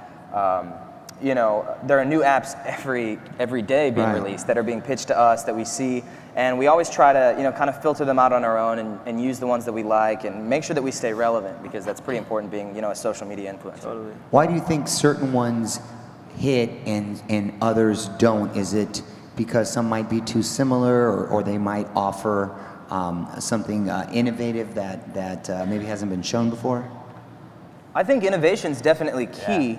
But I mean, you can even look at certain apps like Instagram, who started doing video. People thought that was going to be the death of Vine. There was a huge like, oh my gosh, Vine's not going to exist anymore. They just started. Each app has a little niche, you know. And with Vine, it's kind of like the 6-second punchline in the loop. And then with Instagram, it's a lot of photos and, you know, a little bit more sometimes scenic things like that, you know. Right. And so it's kind of dependent on each app. You know? And is it safe to say sort of Sites or apps. Vine is incredible. If there were like and there was a point where revines on people to exit out of an app and go to another app too is like sometimes can be a challenge as well too. But there's definitely a demographic change between certain social media outlets. Like, you know, Facebook, sometimes you have pretty much everybody on Facebook, but you're going to get an older generation and a younger generation. Right. But if you want to promote a certain product, you're not going to want to go to Vine if you're trying to reach an older audience. Yeah. You know, they definitely have little their niches. Right, Yeah. absolutely. certain demos? Sure. Well, tell you what, gentlemen, congratulations on everything you so much. that you're doing. Smart kids and well, you're not kids, you're men. Appreciate it. And Justin, thank you so much for your time and enlightening. And let's give him a Thank round you, of everybody. applause. Thank you. Good job, guys. Thanks a lot. Appreciate it. You got it. Is he done? Somebody should come up shortly. There we are. Thank you. You got it. You got Thanks, guys. Oh my God. Hi. You guys jealous? Hi. Thank you so much. Big round of applause for our panelists. Yeah. Let's go ahead and get our couch crew up here to get rid of the big round of applause for the couch crew, guys. All right, next up we have Search and Discover presented by Hormel and our guest speaker. But first we have a giveaway. All right, what are we giving away today? Today, oh, you know what, guys? Actually, I have notes. Okay, number one, somebody lost this pair of sweet glasses. If these are yours, I'm gonna put them right here for you. Just go ahead and grab them. They look like this. Somebody lost them. Second, who provided the selfie stick, the X-Shot for Mario's photo? That was you. It's back at the X-Shot booth. So, yep, they have it for you. That's that. Okay. Third thing, there is a Shift Your Brilliance book on your tables. Those are yours to keep. Make sure you don't forget them. Put them in your bags or whatever it is you put things. And that's it. Okay, let's go ahead and do our giveaway. We're going to give away 2 VIP gift baskets. Come on up and show us the gift baskets. Yeah. So exciting. Here they are. God, what a show. You're doing such a good job showing that off. Look at this. Amazing. Yeah. That's that IZEA talent. You guys, you won't believe it. We're actually related. That's my brother. Okay, so what's in these gift baskets? Ray-Bans, Michael Kors purse, some Gucci perfume, so you can wear that when you go. When you go to the special NASCAR iDrive kart racing. Now, how are we going to give these away, Jen? Who loves NASCAR? First, oh my God, too many of you, too many of you. Go ahead, Julius. Jen's gonna go this way, Julius is gonna go that way. Make some noise if you want the things, God. Louder, louder, louder, louder. And go, go. They're gonna go where it's loudest. So, keep going. Whoa, whoa, yeah. Go.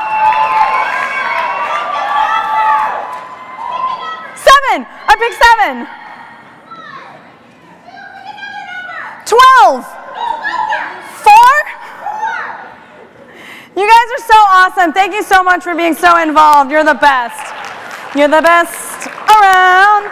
Now we're gonna move on to the next thing, which is, allow me to introduce to you Joel Kahn, the best-selling author of Twitter Power. Thank you. Hello, IZEAFest. Look at this stage. I'm gonna get all my steps in today in my Fitbit, because there's so much stage here. Thanks, Ted, for inviting me. I asked if I could fly in on a rope, and he said maybe next year. So not going to happen.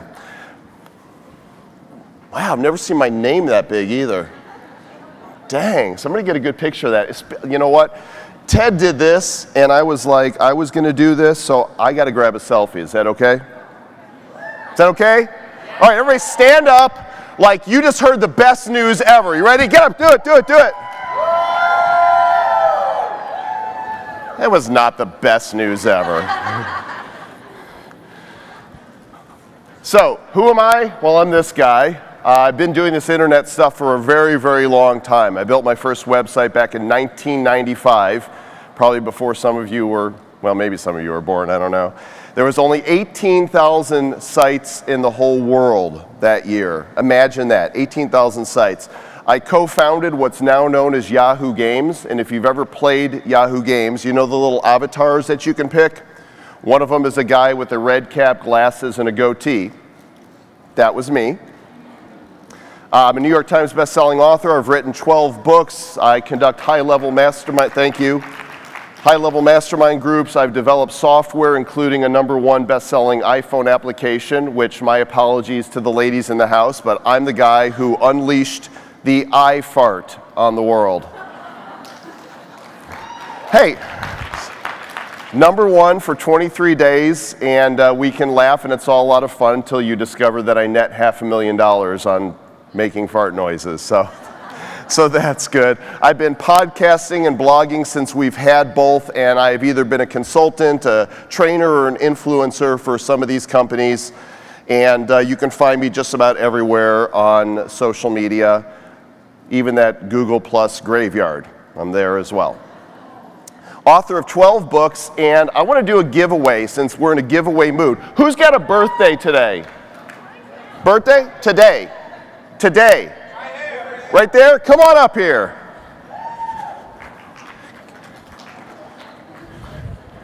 What's your name? Antonio. This is Antonio. Say happy birthday, Antonio. There you go, my brother. Enjoy. You bet. And handshake. My pleasure. The reason I'm going fast is because I have so much content that I want to fit in here. So I'm going to need you to listen fast. Go ahead, share, use the IZEAFest hashtag, use @JoelComm for me. All right, you ready for some content?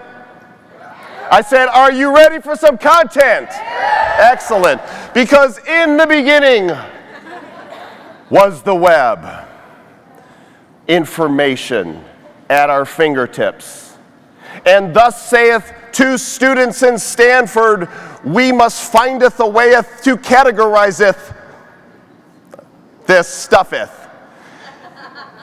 Let there be Yahoo! And the web saw and said, it's good. It's almost gone, but it's good. And the rest of the world said, but we need a way to find what we want. We don't just want a directory. And we said, let there be search. Who remembers Alta Vista, InfoSeek, Lycos, Excite? Way back when the internet was new.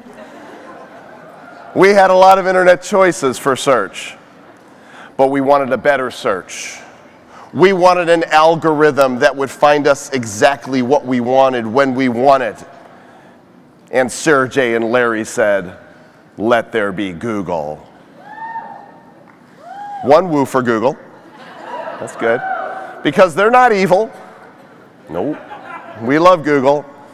We do. We love Google. We said, let there be Google. And back in those days, we had forums and message boards to communicate and to do this thing we call social. But then some guy named Tom said, let there be social media. And there was MySpace, which, believe it or not, is somehow a thing to 5 or 6 people still somewhere. Tom was happy with his work until Rupert Murdoch bought it and it went tanked. But the beginning of social media then found us saying, let them be fruitful and multiply. And multiply they did. And they grew, and they grew, and they grew. And who's on all these sites? Little side note, rabbit trail here. Who's feeling a little overwhelmed with social media? Go ahead, be honest. All right, not in the presentation, now in the presentation. I'm going to sprinkle a little social media pixie dust over all of you right now. And what this is going to do is, when you inhale this pixie dust, it's going to give you a sense of freedom. Because I'm going to tell you right now how to do social media. Are you ready? You run social media the way you run your rest of your life. You post where you want, when you want, what you want, how you want, for the reasons you want. You cannot do it all. Don't even try. Because if you try to do it all, you will find yourself, let's make this akin to television news. In order to stay up with social media, it's like watching CNN 24 hours around the clock. It's like recording shows that you can't see so that you can go back, but you can't go back and see them because the news keeps happening. You can't do it all. Pick the sites that work for you. Where's the greatest engagement? And an even bigger question, where do you have the most fun? That is where to spend your social media time. We don't have other people telling us what to do, unless they're our bosses. But for the most part, as adults, we make our own decisions and we are the master of our lives. Don't let social media become your master. You won't be able to keep up with it and you will grow to hate it. So, I'm going to open up the fire hose on you guys. Are you ready? Open wide. Here it comes. First thing I want to do is share the one big secret that we've discovered from all of our research. All of these sites and how they intertwine and feed into Google, it turns out there really is a secret. And if you do this one thing, you will conquer it all. Do you want to know what it is?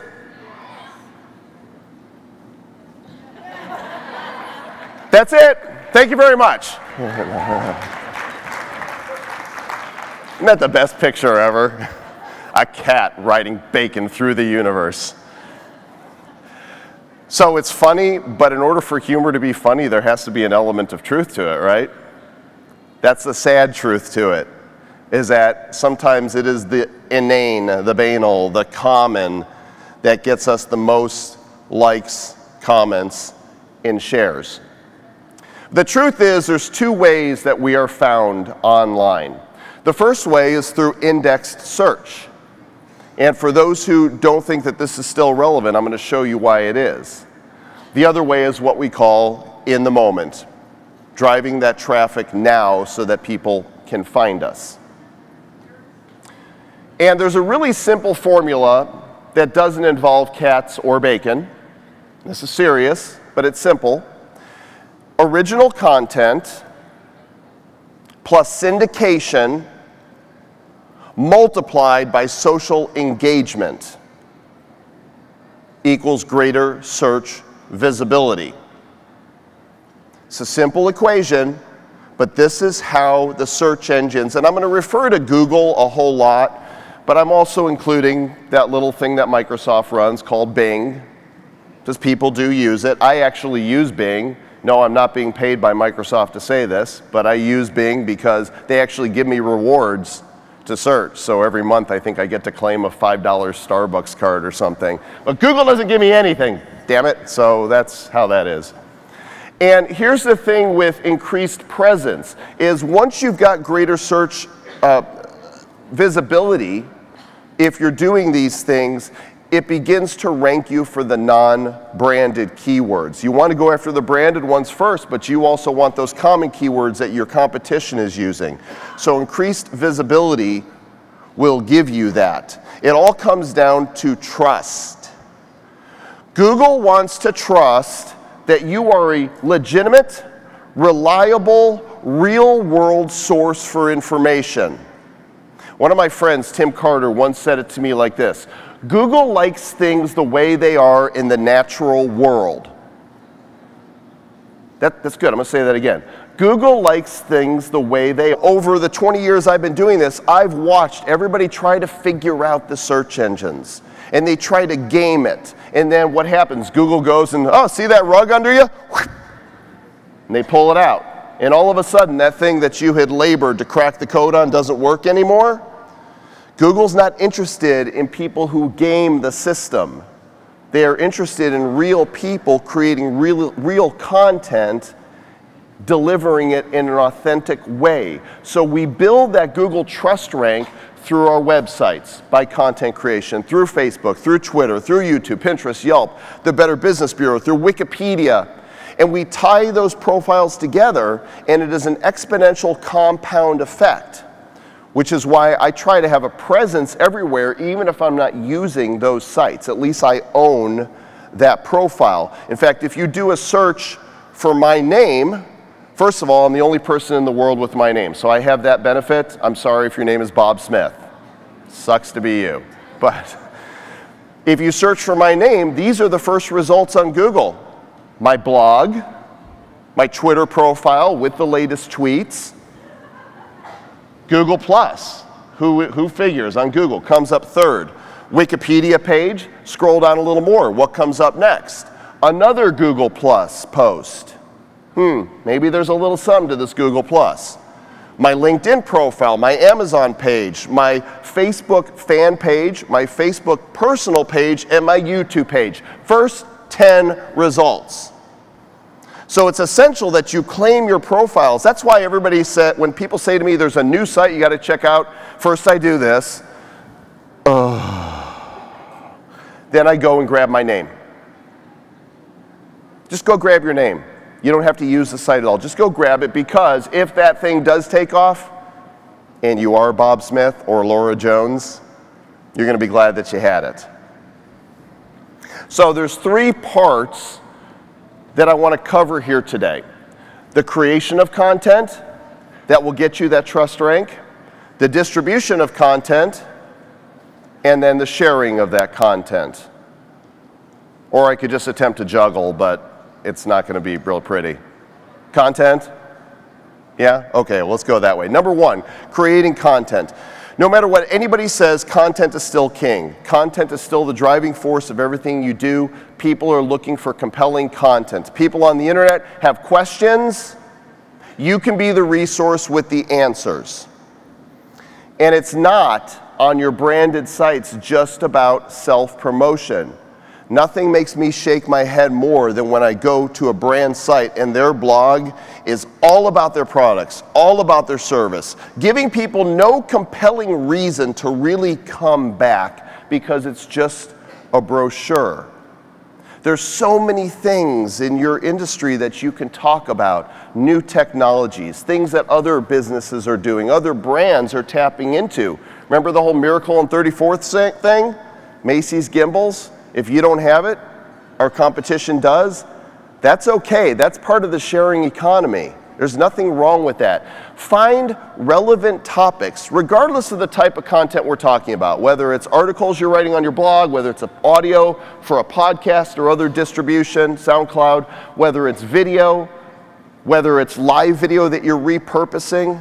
Find relevant topics that your audience is going to be interested in, and think like your user, the person that's searching for you. When you're trying to come up with the perfect topic for an entry on your site, think, what is somebody asking that will help them find me? For example, think about the searches you do.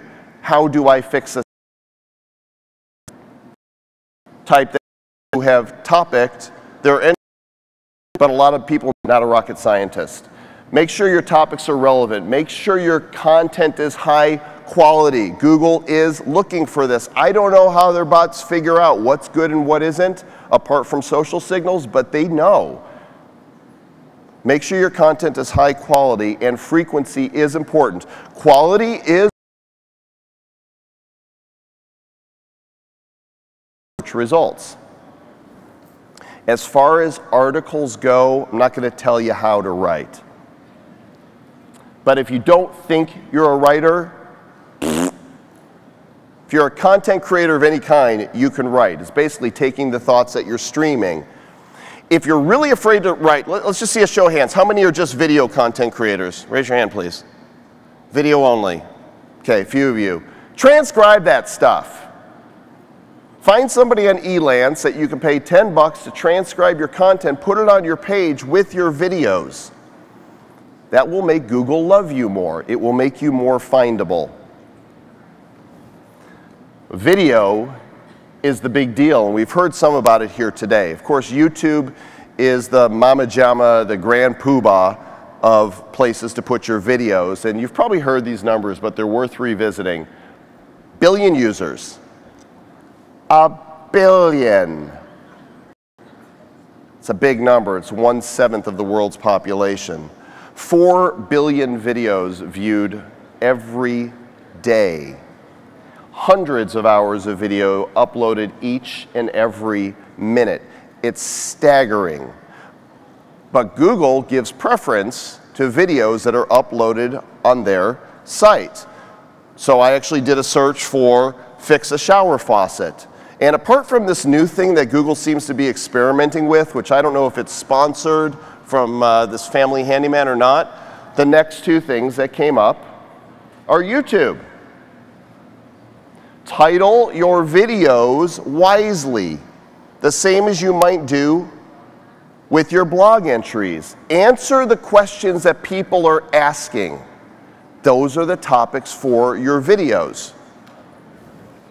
Now we have entering the picture Facebook native video, and it's killer.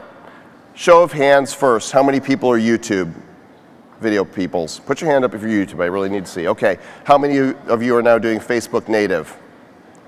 Okay, the rest of you, I would be uploading your content to both platforms. If you're uploading on YouTube, put it on Facebook too. And why?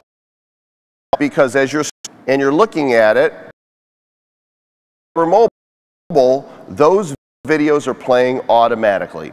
In order for a video to play automatically on YouTube, you have to go to the video. Then it starts playing. If you're on Facebook, you're a captive audience. When you come across it, it starts streaming, and all you have to do is tap it, and now you're hearing the audio as well. This is powerful stuff. And how powerful?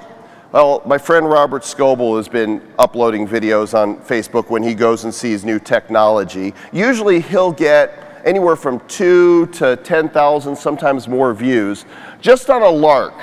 He was at a conference last month, and he came across this guy with this new camera. This is an Android device you're looking at with, I don't even know how many lenses are on it, but the pictures that come out of this device will compete with any DLSR in this room. You'll soon be able to have a camera in the palm of your hand that will bring the quality, the high quality 35 millimeters. So he posted this video just talking with the guy in the parking lot. Last week I took the screenshot. Almost 4 million views on Facebook alone just by sharing something that was powerful and relevant to him in the moment. Look at those shares, 42,000 shares. You don't make viral happen. It happens. Scott Stratton said it so well. Happens when you connect with emotion. The emotion here is what? When people saw this, wow! I am freaking blown away. This has me as excited as the next Star Wars movie. That's what people are thinking, to be able to share something like this. So Facebook video is powerful. If you're shooting video at all, repurpose it. I'm also repurposing this stuff, which I recommend that you do. Whether you're using Meerkat or Periscope, all of this is repurposable. Save those. Upload them to YouTube, put them on Facebook, and then write a blog entry that has 2 or 3 paragraphs of the content that's in that video. Remember, we want to build trust from every angle possible. And you don't have to worry about duplicate video content the way you have to worry about articles being duplicated and getting penalized. You can put that video everywhere. Gives you another opportunity to be found. And Facebook has recently rolled out their Facebook mentions, which they started with verified fan pages. Now you can do it if you have a verified personal page, and I suspect sometime in early 2016 that our streams are going to be absolutely jam-packed with all of our video streams on it. And I hope they come up with a system that lets us control. Could you imagine scrolling through Facebook and seeing all of your friends streaming video, doing day-to-day, oh, you're brushing your teeth, that's great. Of course, I make fun of that until I tell you that 2 weeks ago I had come back from a sabbatical and had a really full beard, and I chose to shave on Meerkat, Periscope, and Facebook Live at the same time. Put all 3 devices in front of the mirror, and something like 2,000 people have seen it. Why? People connect emotionally somehow, and they wanted to be part of that bizarre experiment. Who knows Mari Smith? Oh gosh, if you don't know Mari, please follow her on Facebook. She's actually in a partnership with Facebook, going around the country doing trainings now, and she's a really great example of doing Facebook Live in the moment. I don't know, she's got several 100,000 followers. Google Hangouts. Never got excited about it. Anybody in here ever get excited about Google Hangouts? 1, 2, 3, 4, a few. I've been streaming video online since 2008, since Ustream.tv, and Hangouts came out, and what I discovered is it was incredibly glitchy and buggy and difficult for people to use, and there were so many features that we all just kind of defaulted to the hats, because the hats were the best part of Google Hangouts. And I want to tell you about something I've discovered. How many of you have heard of blab.im? All right, a handful of you. The rest of you that are creating content of any kind, be prepared to be blown away. I wish I was a shareholder. I'm not, and no, they're not paying me. But I haven't been this excited about a technology I found online since Apple said you can develop apps for the iPhone in 2008.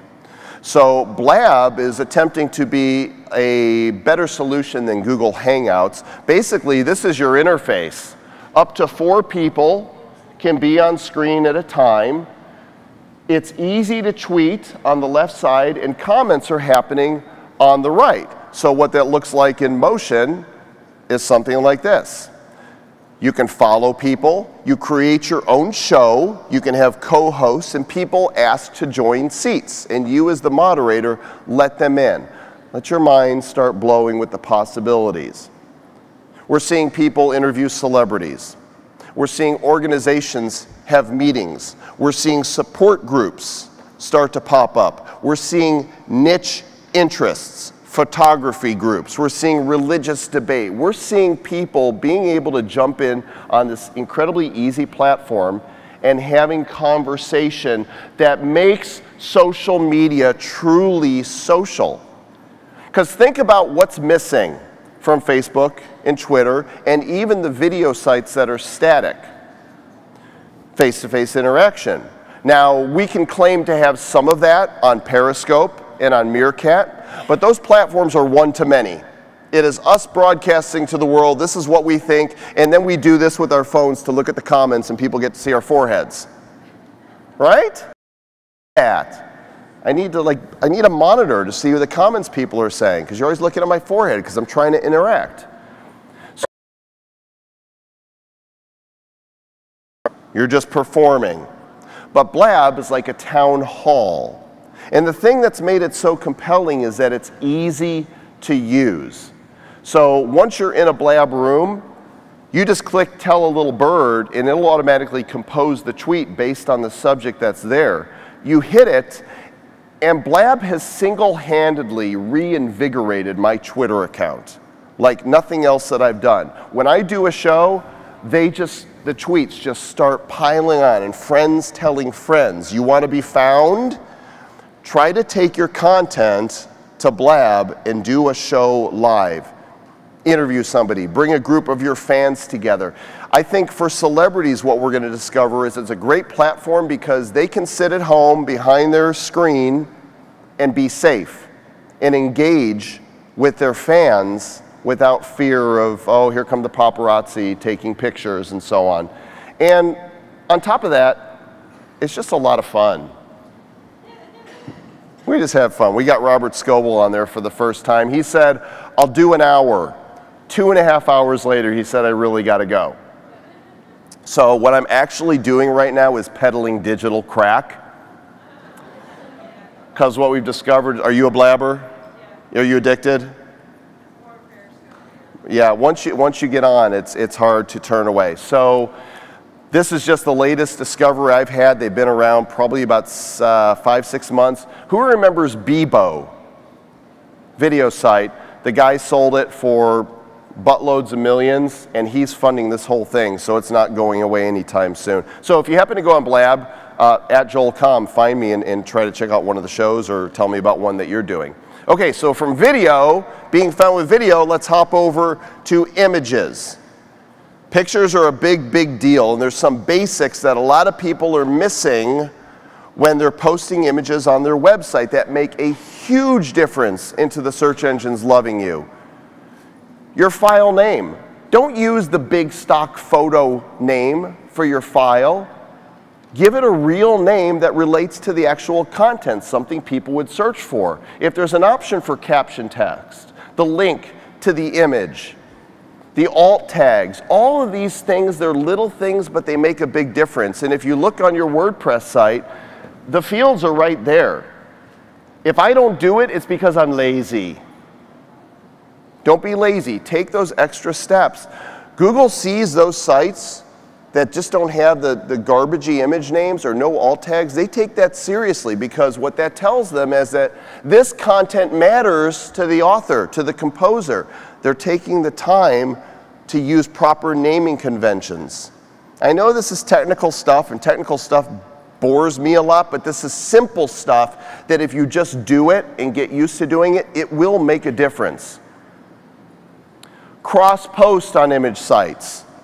Again, if they're your images and you own them, there's no reason not to put them up as many places as you can. They're yours. Cross-post them. And be creative with your images. I like to create photo quotes. Photo quote is basically, I call it social poetry. And I don't like to create too many of them with other people's quotes. You know, how many times can Thomas Edison's quote be stuck on another image? I've seen it before. Yes, I like it. But you know, who has an original thought in this room? Okay, the rest of you aren't thinking. Share some of your own thoughts. Believe it or not, they're worthy. Whether they are educational, whether they're inspirational, or whether they're just plain silly.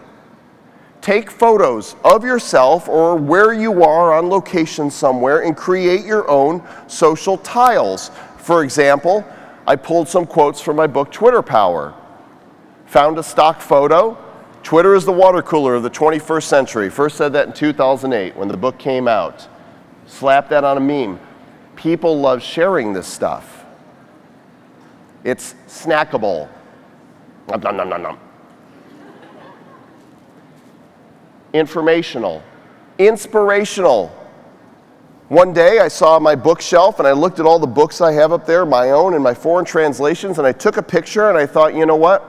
Those are my books, but it's not just about me. Everyone has a story. Slap that onto this picture. Put it up there. Thing gets shared like crazy. Just a random thought I had in the moment. And sometimes I will be somewhere and just come up with a silly idea. In fact, I was at the parks a year ago when I was speaking at another conference, and I took a picture of myself with Winnie the Pooh. Who doesn't love Pooh Bear, right? So I created this.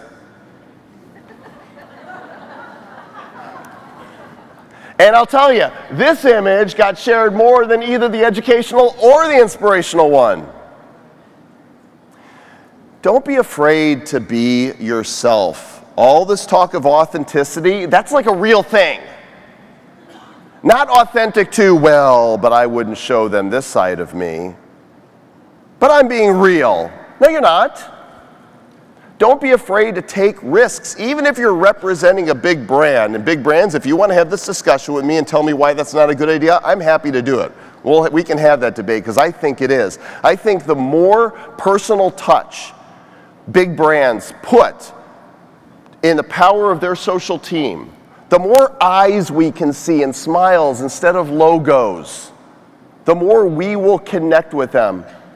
You might have some sort of emotional connection with the Coke or the Pepsi logo, but wouldn't you like to know that the person you're engaging with on their Twitter profile is a real human being? I think so. I think this is why Frank Eliason nailed it years ago when he first manned the Comcast Cares account back in 2007-8. His face on it, not the Comcast logo, responding to every tweet personally, and dang it, you began to believe that Comcast really did care. That's the power of social media. Miracles happen. Put faces behind them. Okay, another rabbit trail for you there. If you're not a designer, by the way, I am not, there's some great apps that can create beautiful looking photo quotes just like this. If you're on an iOS device, I use one called WordSwag. I think it's $1.99 or so and comes with 50 different type fonts that make you look awesome. If you're on an Android device, and it might also be for iOS, is PicLab, and of course desktop you can use Canva. Don't be afraid to be creative and be expressive with your images. And while we're at it, like the last minute I went backstage and said, can I throw one more slide on? And they're like, but it's all pre-done. Here's a freebie, a copy of my book, Social Poetry, that has quotes that I've made over the last year or so, my AdSense book, and so what do you do? Just go to com.us/IZEAFest, and they are my free gift to you, people of IZEA. Yes. By the way, how cool is it that I have my own URL shortener? com.us, it's me, baby. Use hashtags in your images, but a few really important points. First of all, be brand consistent with what you're posting. Make sure that the hashtags you're using are relevant, which leads up to don't keyword stuff. Don't stuff your hashtags.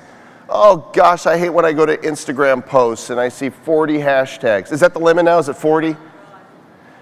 All the popular ones. Like if you're putting in the popular keywords that show up on 100, do you really think it's going to help you be seen anyway?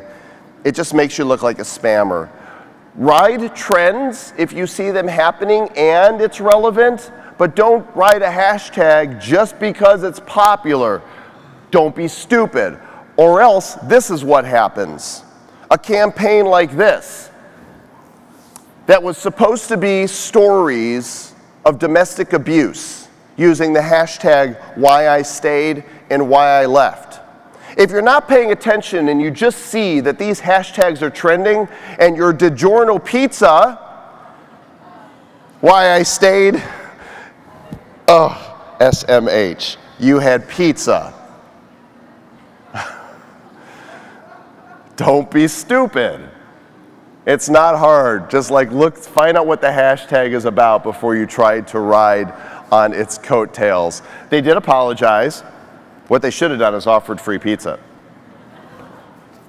So there's a few basics that I want to go back to hit on. One of them for the search engines that's really important is keep your URL short. Seriously. Keep them short. Not only are the long ones difficult, but ones you can't spell. We didn't know what a Yahoo was, but YAHOO is simple.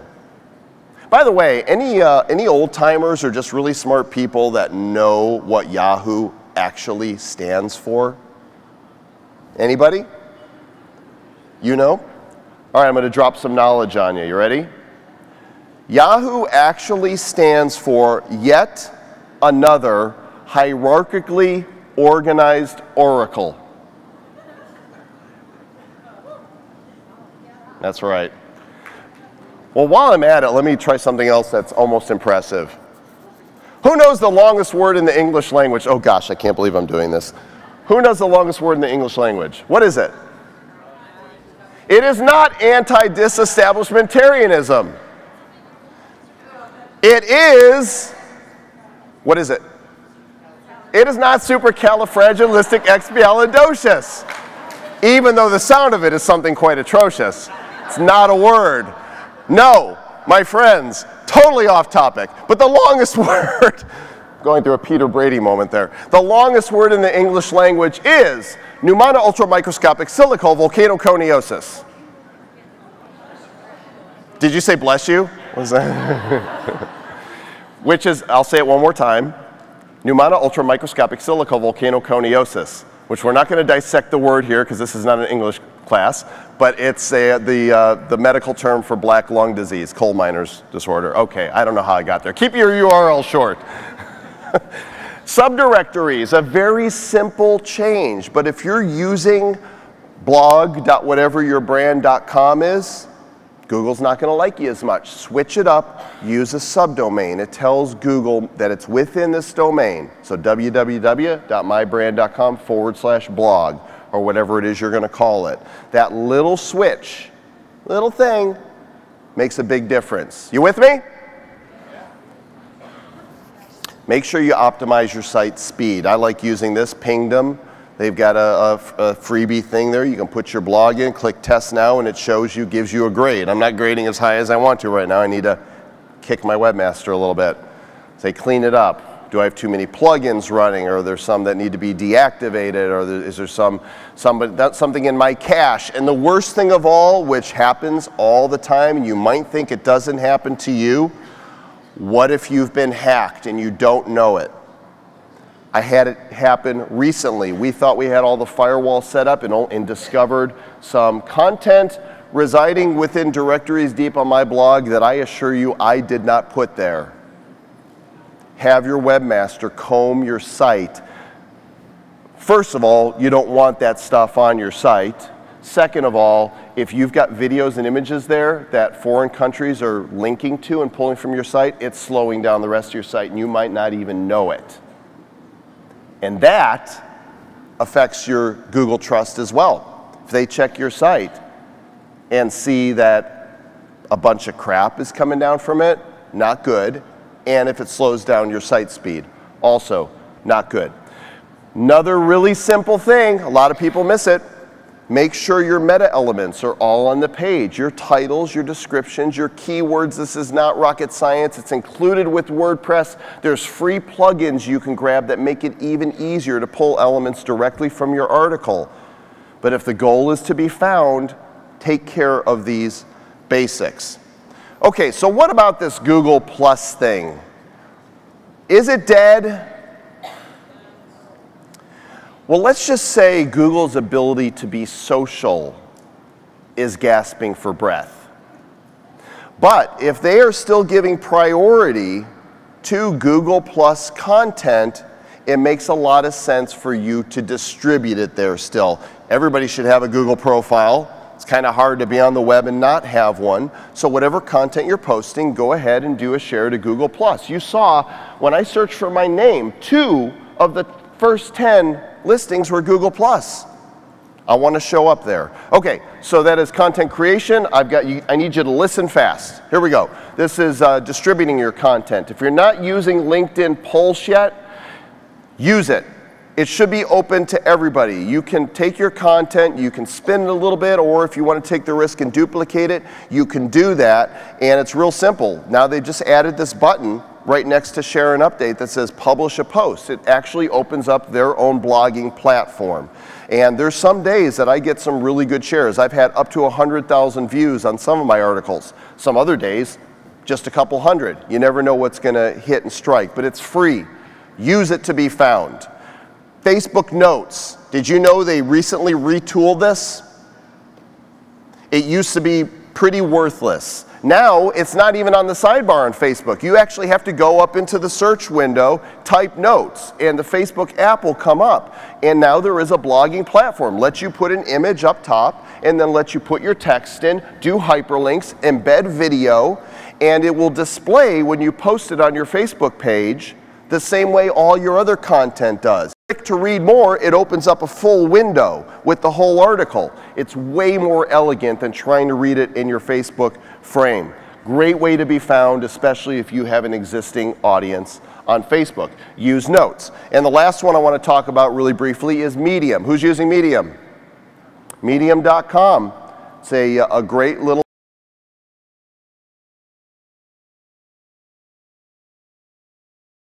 so I get to go and see it, and then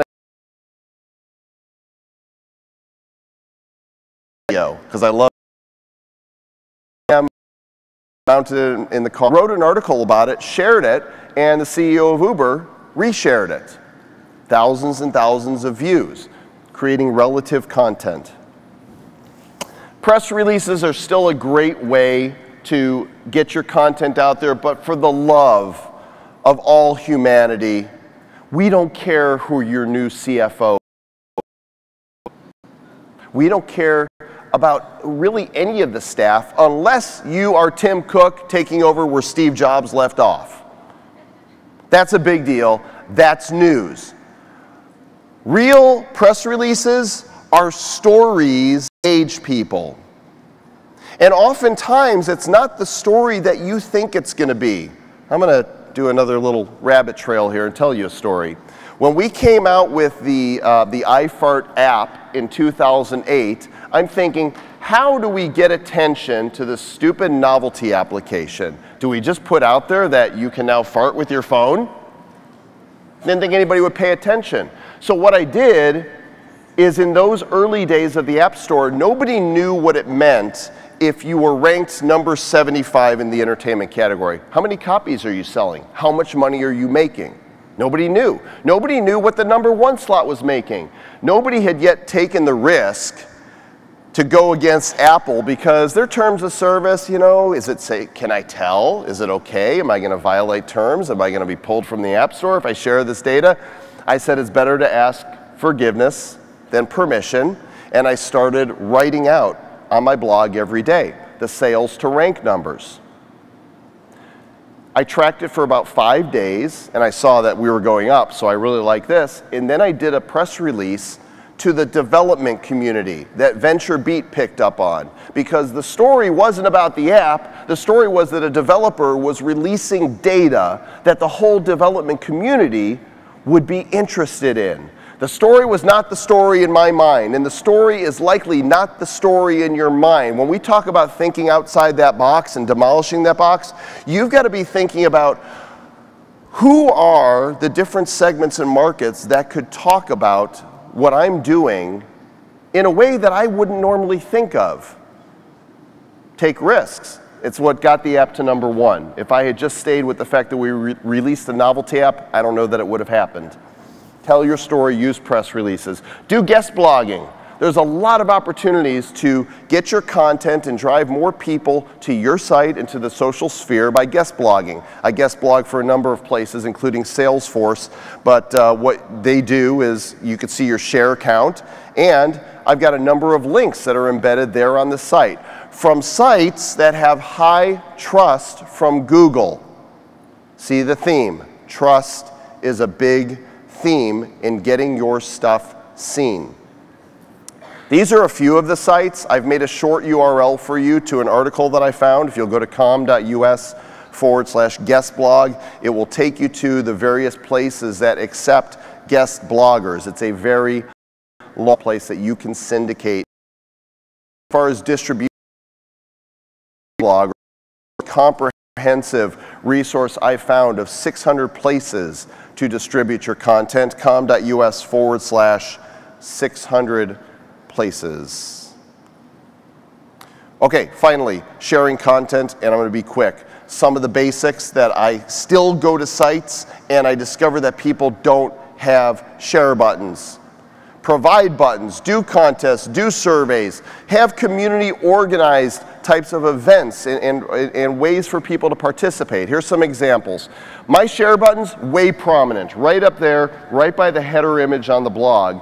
And people click on this stuff, and they share because I'm basically telling, here it is. Just, if your buttons are hidden at the bottom of your article, if it's not prominent, they're less likely to share. Contests are a fantastic way to get people to share. This is Gleam is this, and you could actually conduct contests with them using a number of different social sites, and these are what some of like their samples look like. So you give people points for each action they take that can provide them with entries. So on Facebook, one of their samples was visit our app on Facebook. You get an entry. Refer friends for extra entries. Same thing on Twitter. I made a short link for you there as well, com.us/Gleam. Takes you right to their site. I'm actually getting ready to ramp up a contest myself after asking them a few questions and feeling confident about what they're doing. Add value to your existing content. So I mentioned earlier I took a little bit of a sabbatical. I actually unplugged from social media for 18 days. Completely. I know, gasp for air. How did you do that? Had my assistant check my work email, and I set up a Gmail address. I said, if it's urgent, if it's a speaking gig or if there's money involved or life or death, send it here. She sent me no more than 8 emails during the 18 days. No Facebook, no Twitter, no YouTube, not even looking at the feeds, let alone posting. I took pictures, and for the first day that I went away, there was like, oh, I should post that. And then I thought, nope, I'm not doing that. And once I got past that first 24 hours, it was like there was new life. I recommend heartily a social media break in everybody's year where you unplug and see the real world. And I'm a social media guy. I love it, but it was worth it. So anyway, the point here is I ran across this article on Wired. How about a social media sabbatical? Well, this is an opportunity to add value. I posted at the bottom where the comments were. I took an 18-day sabbatical. You can read about it here. Now, I've got a blog. I get all kinds of crazy spam that's unrelated. Just like you, I have a Facebook page, and people post offers for things that are unrelated. Delete, ban, usually in that order. But if somebody's talking about something and there's an opportunity for you to get a backlink from a site that already has trust, go for it.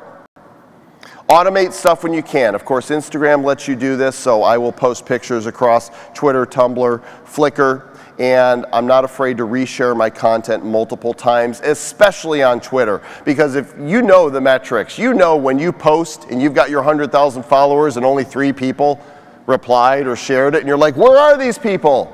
Well, they're not all watching at the same time. So reposting on Twitter using Buffer or Hootsuite is a smart thing. Repeat your greatest hits. I think I've actually got, yeah, a picture here on Buffer. If we're getting a lot of traffic on some posts like these got, I just rebuffer them again. If people liked it, there's a bunch that haven't seen it that will like it again, and this will get you found in the moment. All right, one more thing, and time's about up here. So I really like this for my blog. It's called the Quotable plugin. It's free, and basically you just click on the thing you want to be quotable and click the quotable link, and it embeds in your blog this tweetable line. And I'm amazed at how many people will click on this one line and tweet out, send people back to my blog. I don't have time to go into Tribe or LinkedIn. We talked about creating content, distributing content, sharing content. Has this been valuable? Fantastic. I have one thing I've got to do, because yesterday I made a tweet and I did something that I wasn't proud of. The nice lady who did the session on ethics, Lauren Thomas, are you in the room? Lauren, are you here? Come up here, please. Lauren, come here, sweetie. Somebody posted a picture of it, and I said, that must be boring. And then I'm like, what an idiot. Why would you do that? You know, here I am, the social media guy, and I said something so embarrassing to myself. And I'm so sorry. Would you please forgive me? Yay, I want you to have a copy of this book then. Let's hug it out, okay? Yes. All right, I'm out of here. Thank you very much. Yay, great job. Oh, it's up there? All right. Hey, guys. All right, yeah, big round of applause for Joel, right? Awesome stuff. So we have a break coming up next. Quick break. Please be back here at 4 o'clock. We have actually some leftover stuff. So we have some great extra things to give away. So make sure you're back in your seats at 4 o'clock, which is in 10 minutes. Thanks, guys. Whew.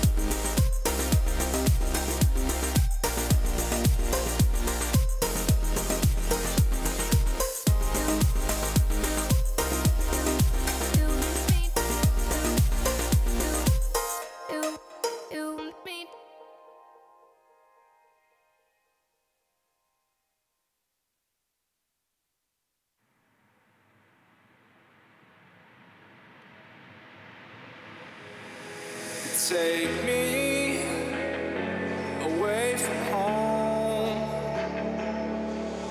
Show me all the places I've never known. And we'll chase the night, race all of these broken dreams in flight. And we'll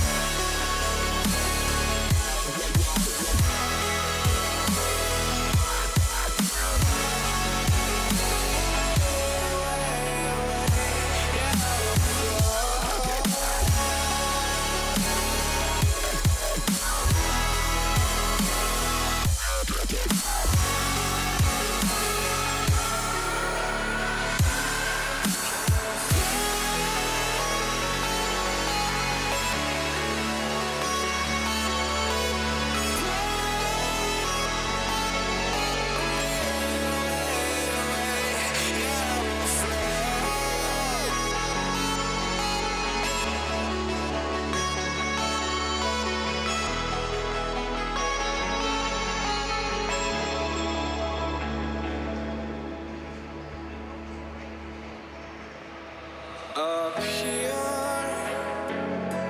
we're free, bound only by frozen memories, lost in time, racing all these broken dreams tonight. And we'll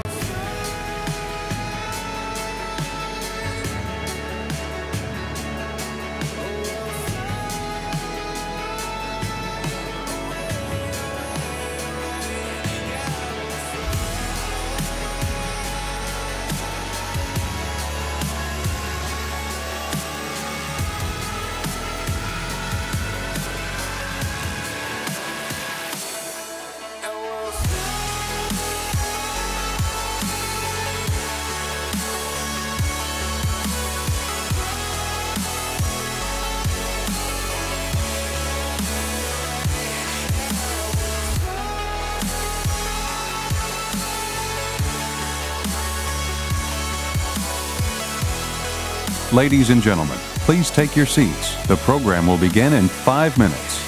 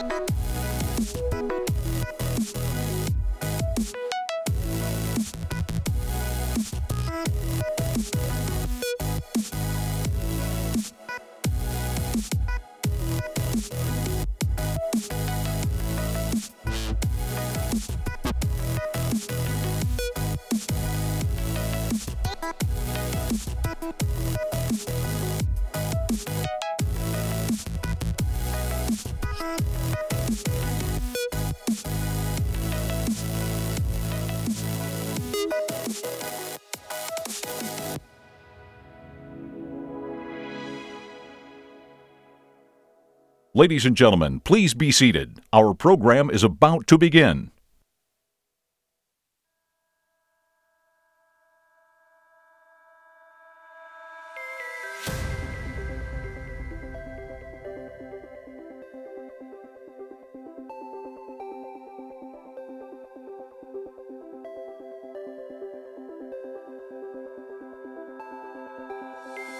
Look into my eyes and show me your adventures I haven't seen. Taking all the life, it hits the spot. Open up fantasy.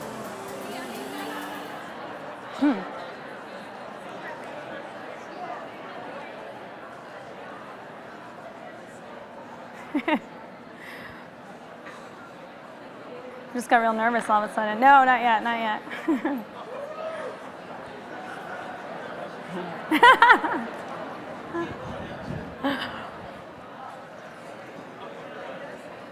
Oh yeah. Hey guys, it's 4 o'clock, welcome back. I got a couple notes for you. Number one, we still have this lovely pair of spectacles. If you are such an one that you are bespectacled and are missing yours, they're a tortoise shell. I mean, they're nice. It seems like you bought them from a website that delivers from China. They don't have a brand. So please pick these up. I do not want to get an email about this later, talking about how you're missing your glasses or whatnot, because they're right here. Come and get them. Second thing, another reminder about the Shift Your Brilliance books. Those are yours to take home with you. Please don't forget. And then, of course, we have a giveaway. Yeah, clap it up. We have a giveaway. Yeah. What do you guys want to get? Everything?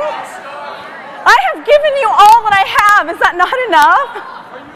How about another round of, you guessed it, Pfister faucets? Yeah. So just so you guys know, Pfister does have an awesome program on their Facebook page called Friends of Pfister. Yes, that's really what it's called. Sorry, laughing. At any rate, let's go ahead and bring out the Pfister faucet vouchers. Liam has them right there, and how we're going to do this is actually by sound. So Liam is going to travel towards you with his ears, and the louder you are, the closer he's going to get to you. We actually have 4 of us. There are 4 people. There are 4 IZEANs out there doing that. So there's 2 over there. There's probably some over there. There's 1 over there. Wait, not yet. Not yet. Y'all need to learn to pay attention. And go.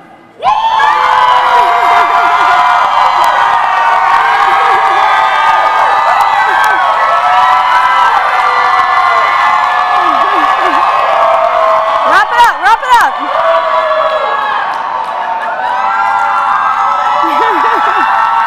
Wrap it up.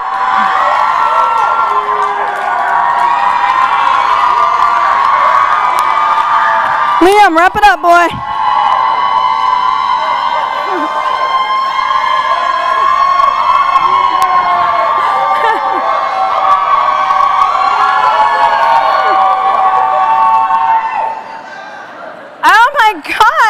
Mr. Wink! You guys, this guy's an awesome breakdancer. I saw him the other night breakdancing. At any rate, please welcome to the stage for the content rules and the rules of content, Bill Momery.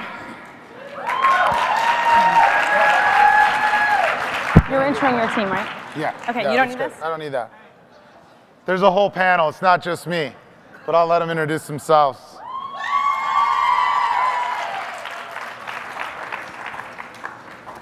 All right. How are we feeling? Good? That's good. Good? So we're the last ones of the night. So rather than make this panel kind of a typical, dull, slow talking type of thing, we're going to try to keep it upbeat because I think it's a really important topic, right?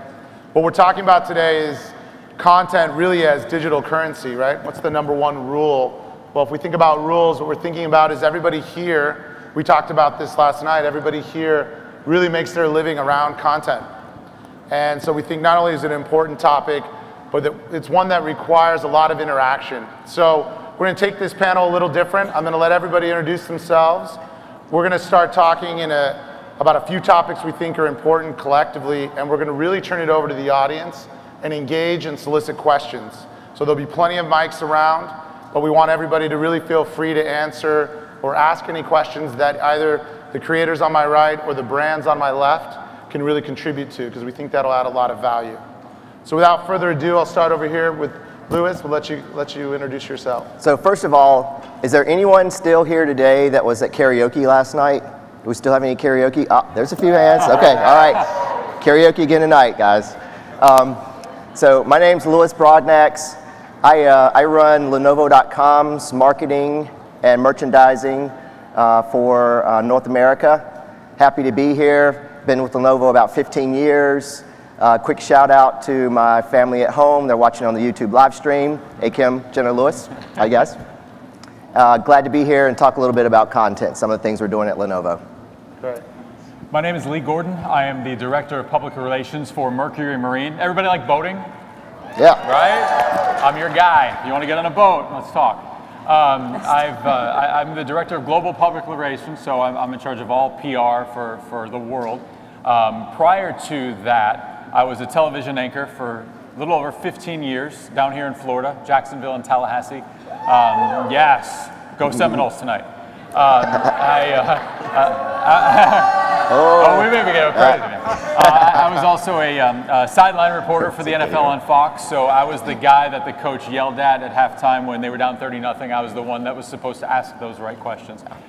This is a fantastic conference. It's great to be here. This is such a topical conversation right now. Good. And the creator side. Hi there, I'm James Hills from mantripping.com. I also wear a lot of hats. So I also run a group called Men Who Blog that's about empowering male influencers to kind of come together and emulating some of the stuff the mom bloggers have done in the past with working together, sharing content and becoming more professional. But now it's time for the guys to rise and do some really cool stuff that's unique.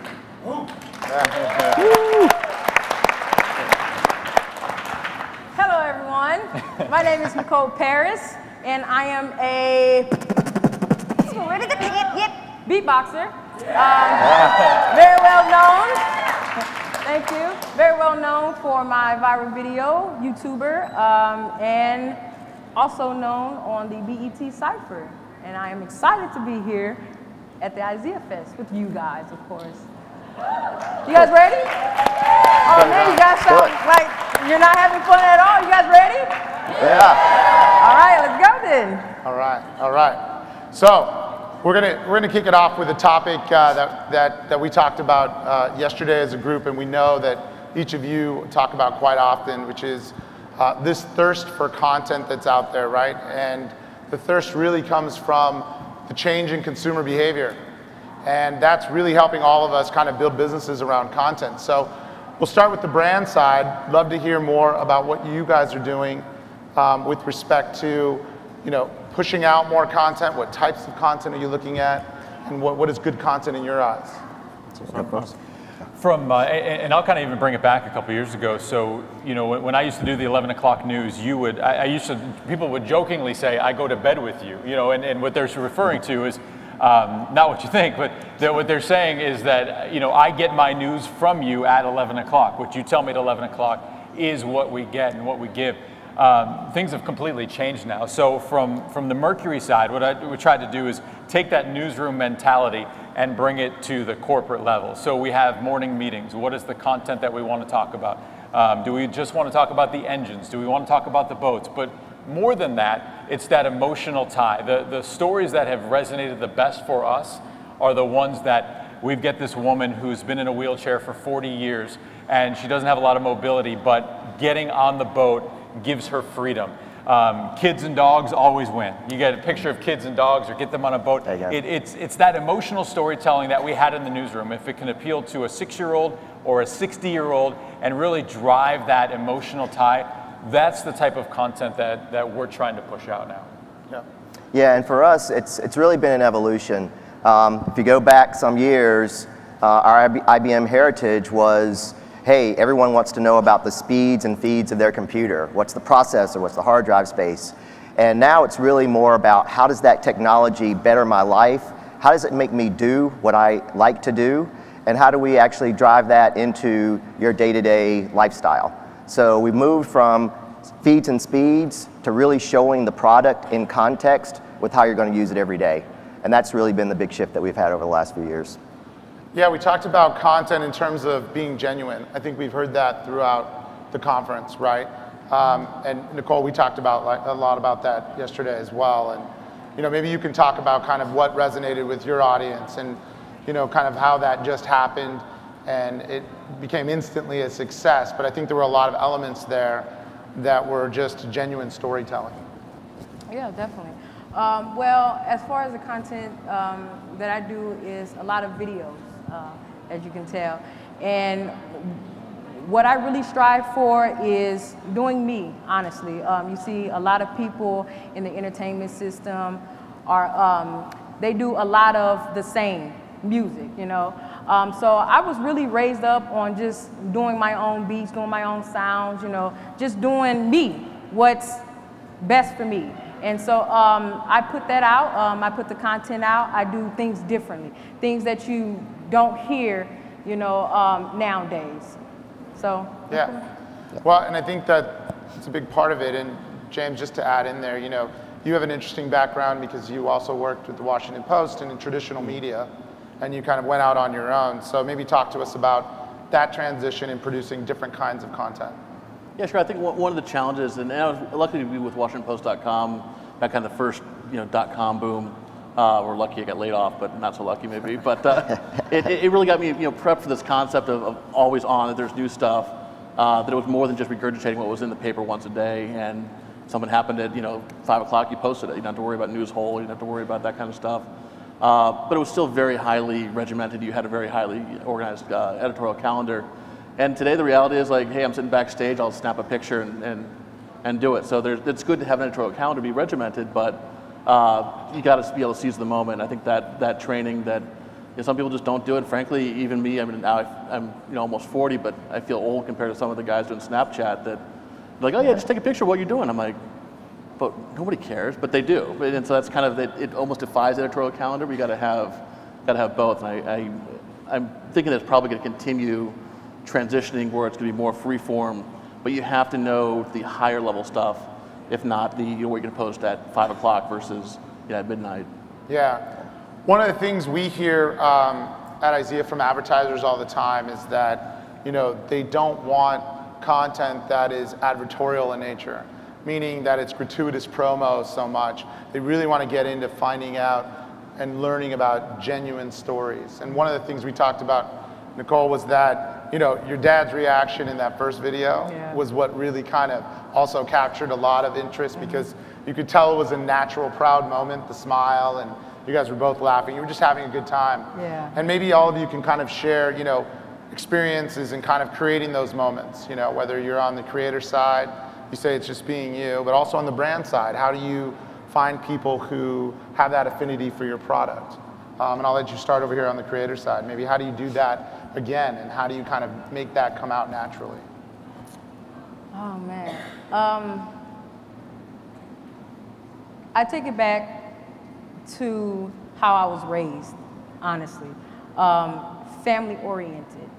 My pops, he used to listen to old school hip hop, and he'll tell me a lot of stories about the old school concerts, how they'll dance like for 24 hours. I'm like, yeah. Nowadays, nobody dance for like an hour, but they would dance for hours. He would talk to me about the performance, the underground, of the old school hip hop. And he will always come home to me every time. Every day he get off work, he'll come home to me, I'll be wide awake. I'll be like, where's Daddy at? Where's Daddy at? And he'll beatbox to me, and he'll share his insight of what he grew up on, which is the old school hip hop, KRS-One, the Public Enemy, And it's really about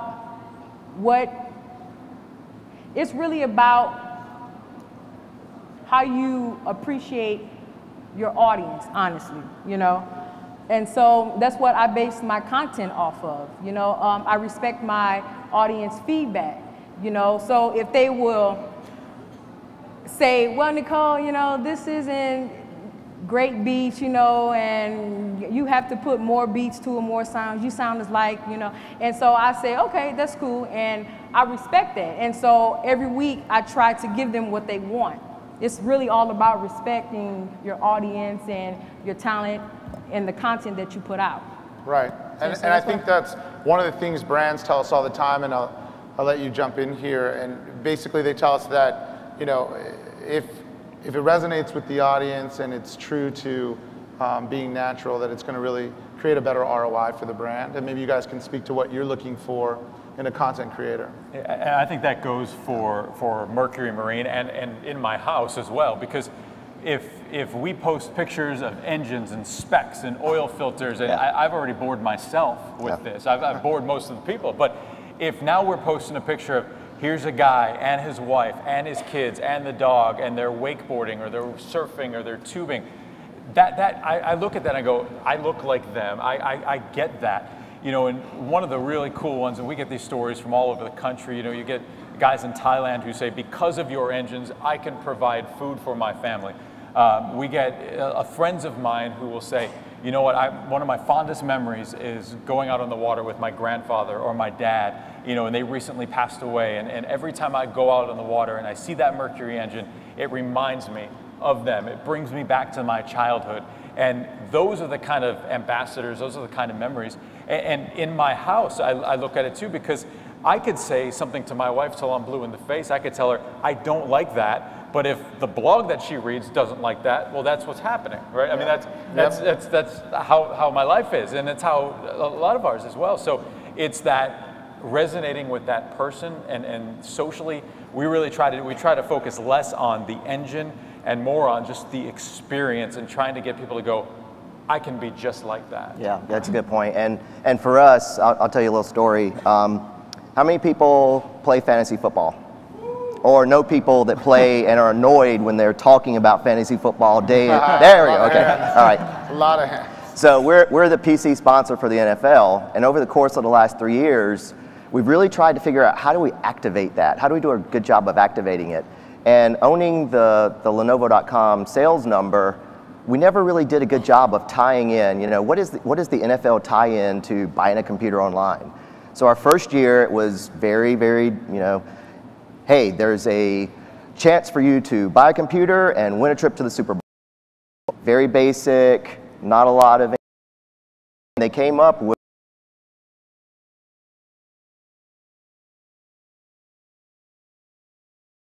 helping us create content around someone's passion. So it's back to passion and what you're passionate about, what you really want to be relevant for. And we did a really good job of engaging the customer or engaging the user base with tying in fantasy football to the NFL sponsorship. But there still wasn't that direct tie-in to a purchase on site. So this year we actually have a third program which takes it to the next level, where we have what's called Fantasy Online College. Again, video content, print content, online blogs, lots of social engagement, and for the first time, we now have product that's laser engraved with teams' logos. So as the fantasy football season's kicking off, we're trying to make sure that we're relevant, we're in the conversation. We have football players that are sending their competitors, you know, a computer with the other team's logo on it. So we're just trying to make it fun and make it a little more relevant for the tie-in between the sponsorship, the product, and passions that people have. And then the one that we're working on right now, of course, is the fantasy football. Yeah, and I think, you know, brands have always, and James, you know, jump in here, because brands have always really been worried about their customers for all the right reasons. And so everything that they've been doing is about clustering, you know, content around what the customers enjoy, what they need, and what's also going to convert ultimately, right?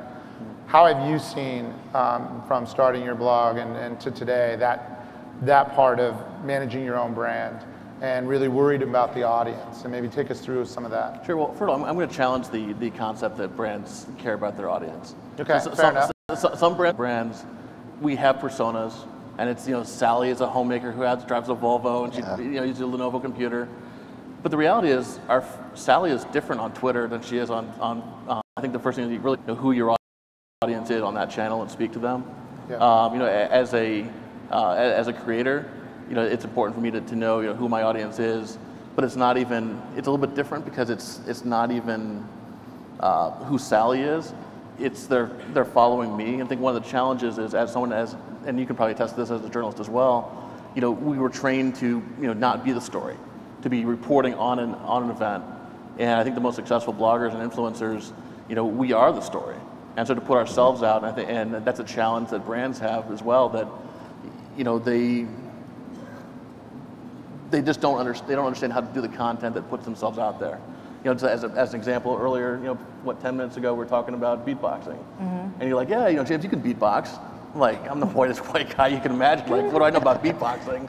But, you know, and I think later we're probably going to do a little video or do something, you know. Yeah, yeah. And like, that's cool. It's something that I guarantee you, even me looking like a complete idiot, you guys are going to retweet and engage and it's going to have a connection, you know, with me, with you, and probably with IZEAFest. So I think that's one of the biggest things that all brands, whether they're, you know, a corporate brand or a creator brand, really needs to be aware of. Well, let's talk about that real quick. So do brands care about their audiences, and do they care more now than they used to before? Is there some validity there? And what tactics do you take to ensure that you're listening? I think we care differently today than ever before. And to your point, which is a great one, because I remember the first time, and we were talking about this yesterday, the first time my news director said, we are hiring a social media reporter. And I went and I said, that is the stupidest thing I've ever heard in my life. There's no way I'm sending it to this person. We're going to do our stories.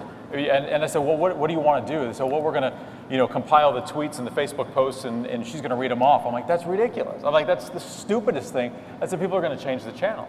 Now, you know, and again, we used to kind of be the voice of it, and we used to joke, you know, when a reporter would, you know, if you're interviewing LeBron James and you tell the photographer, you know, get a two-shot, we call it me-roll instead of B-roll. You know, you'd always kind of want to be part of it. Now, you know, in the news business or us, I'm always looking for that user-generated content. Before, I would have said, absolutely no way. You know, you got CNN's iReports, and everybody's doing it now, that the content that our ambassadors give to us is so much better because we're in the office. We're in the office where it's probably snowing, you know, and we're not out there boating. And the stuff they give to us, we can write stories around. That's the good stuff. 2 years ago, it would have been a completely different story. It would have said, I'm telling you what's important. Today, it's completely shifted on its head. That's why with this conference, it's kind of mind-blowing in a sense. It just kind of opens that up to, this is the new reality, and as a brand, you either accept it or you're going to fall way behind. Yeah. I wish more brands had that attitude, but both as somebody internally practicing social media as well as a consumer, because it's no longer good enough to say this is what this stove is. You know, I tell you what it is, and if it's crap, I'm going to tell you it's crap, and you should fix it.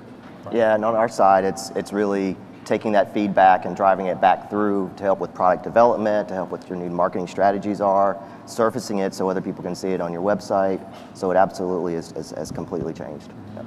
So we'll do one more question, and then we definitely want to get questions from the audience, so hopefully you have a few ready. But we're talking about brands. So traditional brands obviously have their own brand strategy and approach. What do personal and individual brands do? And talk a little bit about your individual brands. And Nicole, we can start with you. You know, we talked about what it takes to kind of all of a sudden when you're instant celebrity and you're instantly turned into a brand, the things you need to do to kind of protect the brand and make that brand resonate for what you want it to be. Definitely protect yourself. Legal, I mean, you need to get IP and intellectual property. Before the video went viral, I posted it on my Facebook, and at the time I had like 400, 500 friends, and I only posted it to Facebook without any watermark, my names, hashtag, anything. And I have no idea how it got out, but it went viral. And I actually had people from all over the world lift the video and post it on their, you know, their YouTube channel, their Facebook, and they were getting like millions of people, and they were making money off of it. And so now what I've done since the video went viral is I make sure that I have watermark. I made sure that I have an IP, which is an intellectual property attorney. I made sure I had a manager, which is my mom, my momager. I call her my momager. Momager. Isn't that sweet? But anyway, yeah.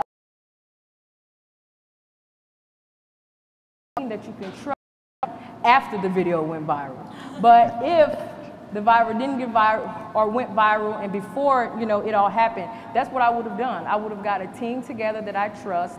And I would have had all of my ducks in a row, meaning my watermarks, my hashtags, and also at the time I had like different accounts everywhere. I had like 500 Facebook accounts, I had like 2 YouTube channels, and it was all over the place. It was hard for people to find me.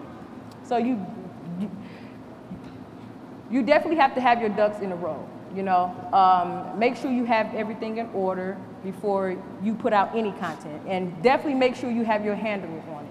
You know, your name. Don't go out there and put window slide as your name, hashtag window flow or something like that. You know, it has to be your name so that it can come back to you. Yeah, so then you're protecting your brand, and then what about marketing your brand? Talk about that, James, Yes, about pushing it out. Yeah, I think first thing, definitely making sure you understand what your brand is. And truthfully, I've been blogging for 20 years, but I've only really been a blogger and someone who's concerned about that for the last year. And so, you know, honestly, I'm still in the process of formulating that myself. But from what I've seen over the last year and I've done, you know, you define yourself first. I think, you know, Mario Lopez did an incredible job of explaining exactly who he is and who he's not. And that's not rocket science. I mean, yeah, it works great for him, but it works great for everyone in this room too. You know, there's certain things that you kind of say, hey, this is who I am, this is what I cover, and embrace that. It's almost better to be, you know, focused than it is to be not focused. You know, and that's probably the biggest thing. But once you do that, making sure you've got your stuff in a row is and this is just basic, even corporate stuff. Does your logo match on your business card and your website? You know, do your pages load properly?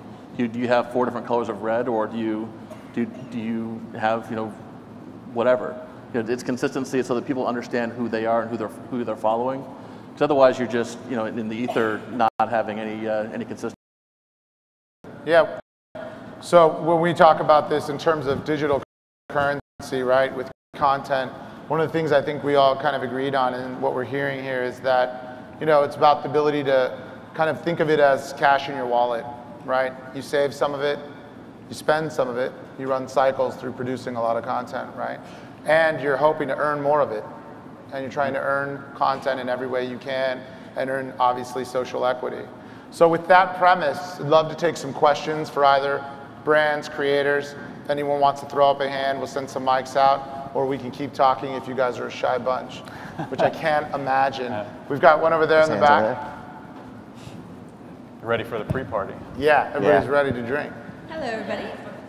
Very nice to meet all of you, and thank you for this talk that you're doing.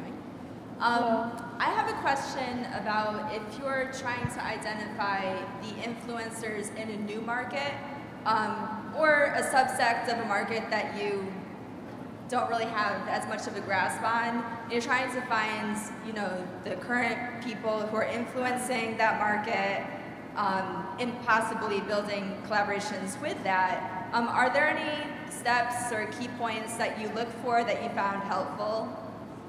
I don't know if that phrasing is... Yeah, what do you guys look for when you're looking for influencers? Yeah, so I think it depends on the segment that you're going after, who's your audience, your target audience, and then, you know, really finding a good partner like an IZEA that can go in and really understand your business, understand what your longer term direction is, and then matching together your audience profile with those influencers.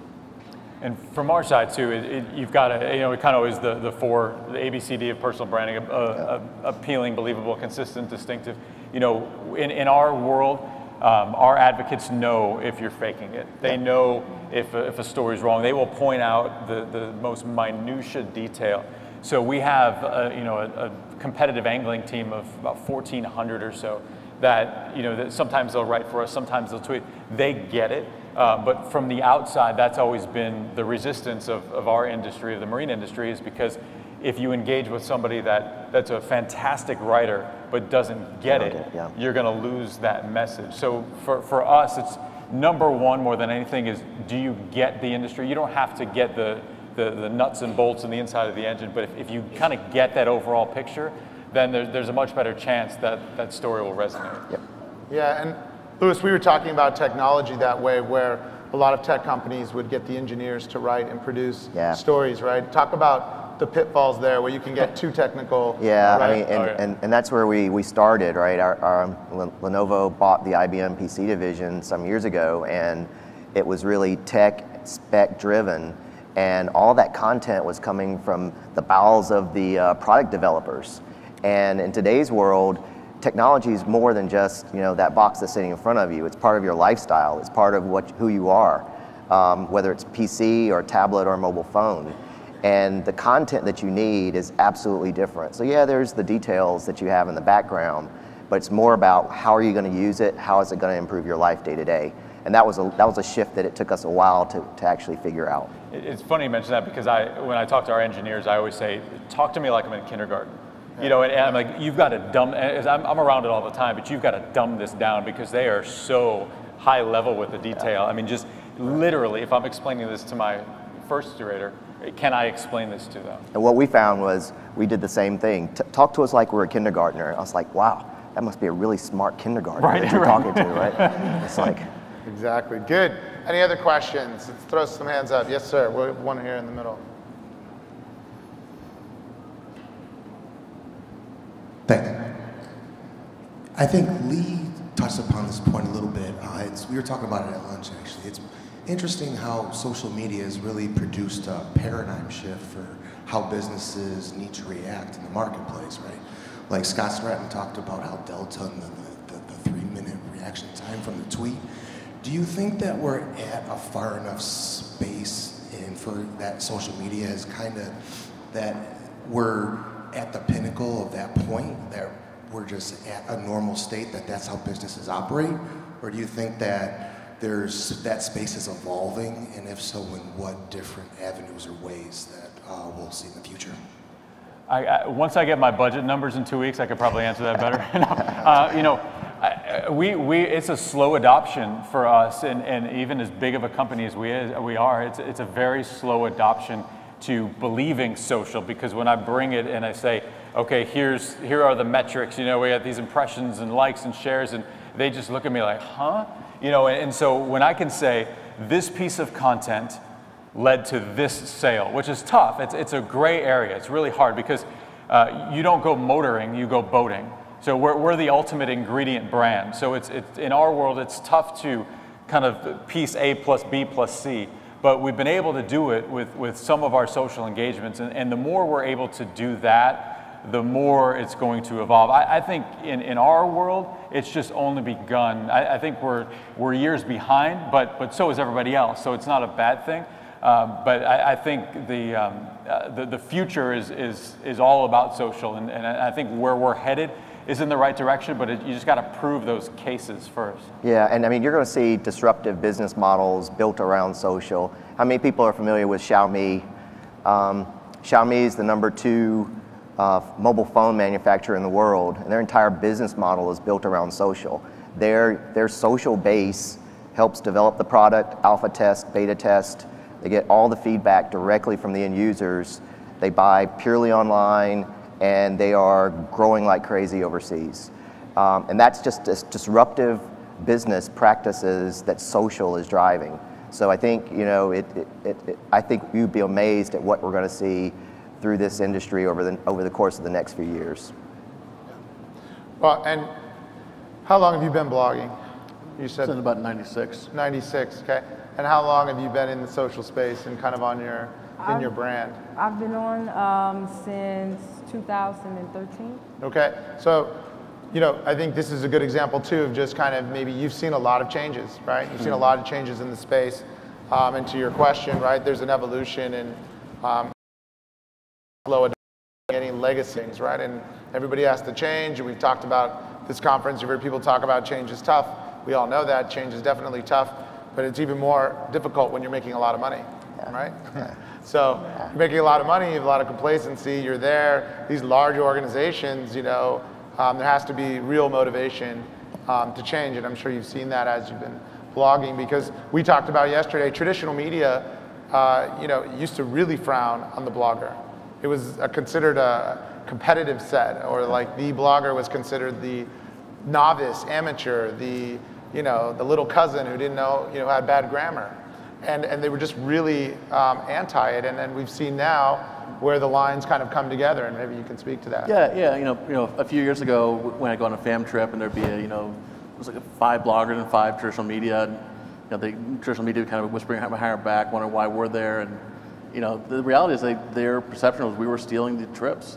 That was their perk, and similarly that we're doing a review now instead of them getting the laptop. Now, I don't think that wasn't fair then. I don't think it's fair now. But what's happened as the traditional media industry has really failed their readership and collapsed the way it has. I have writers for major newspapers like the Chicago Sun-Times that are writing for me, unpaid, which is just a bizarre turn of events. But they're doing it because the guy is an auto writer, and he wants to do entertainment coverage, he wants to do food coverage, he wants to do something different, and he just can't have that outlet with his own publication. That's a huge change. That's not just that one guy. There's other bloggers, probably guys and women in this room that have the same event. But the one thing that's consistent with the inconsistency and the transition is technology will always change. And I think if you have, and I was the AV dork in high school, carrying the camera around and on the morning announcements and stuff like that. And that allowed me to be a communicator and allowed me to really understand what the story was. And as a result, I've been able to transition from, public access Cablevision to, Powwow and ICQ and AIM back in the 90s to, whatever's happening now. And, even though I don't get Snapchat personally, it's not right for my brand where I am. I do explore it. I do follow it. And, you got to be there. You got to understand what the technology is, but don't lose sight of the fact that you're a communicator. Yep. Because that personal nature is never going to change. If you can walk into a mall and say hi to 5 guys, that's social media too. Yeah. Well, good. Other questions? Please don't be shy. Yes, up here in the front. We have a mic up here in the front. Thanks, boss.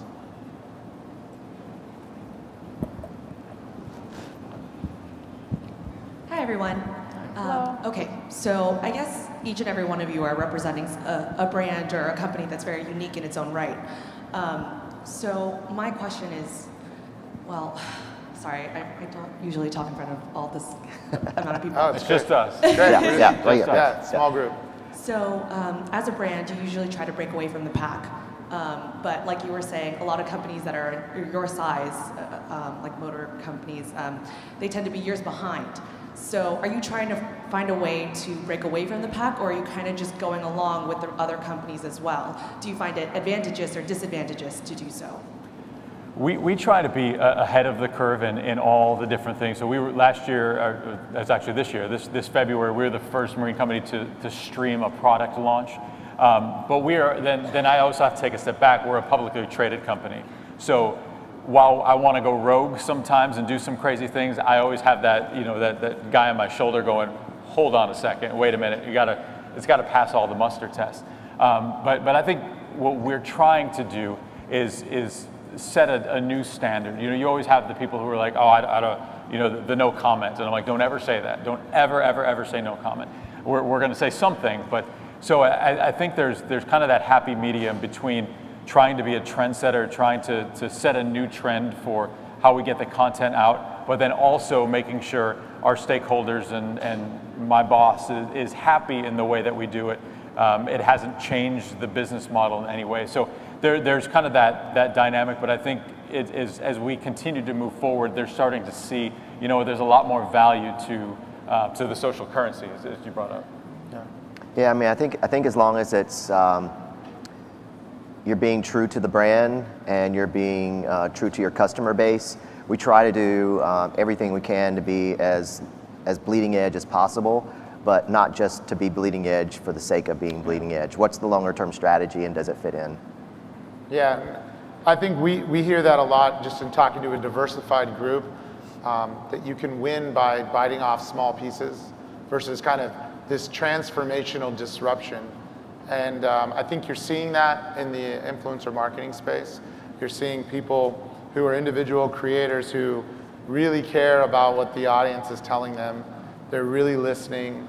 They're attempting to really value the core content and their beliefs and their to make sure that they're true, which is just a great aspect of it altogether.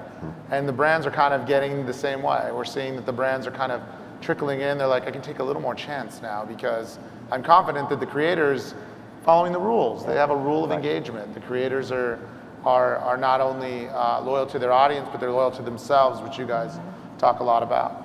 So I think it's a good question. I'd also like to add, as far as with brands, you're by nature, you don't want to collaborate necessarily with somebody else. But I think one of the things that I noticed with the mom blogger market is they were very, very good at working together and collaborating, whereas a lot of the guys, we just went and did our own thing. And some of us became incredibly successful, but we never actually worked together. And I think competitive collaboration is the future, and I think that's ultimately going to be the future for brands as well. Finding compatible brands. Like when I was at Sears, we'd partner up with it. Well, actually, we had a towel brand, a house brand, but those kind of opportunities, so we're not all going it alone, and so we can do fun stuff together. And that's, I think that's the future is collaboration, because it's the individual brand. I think is less important. It's what you stand for. Yeah. I mean, collectively, the men who bloggers, are powerful. Individually, I'm not that powerful. Drew has an awesome blog. He's not that powerful. But together, when we're able to retweet stuff together, we suddenly become cool.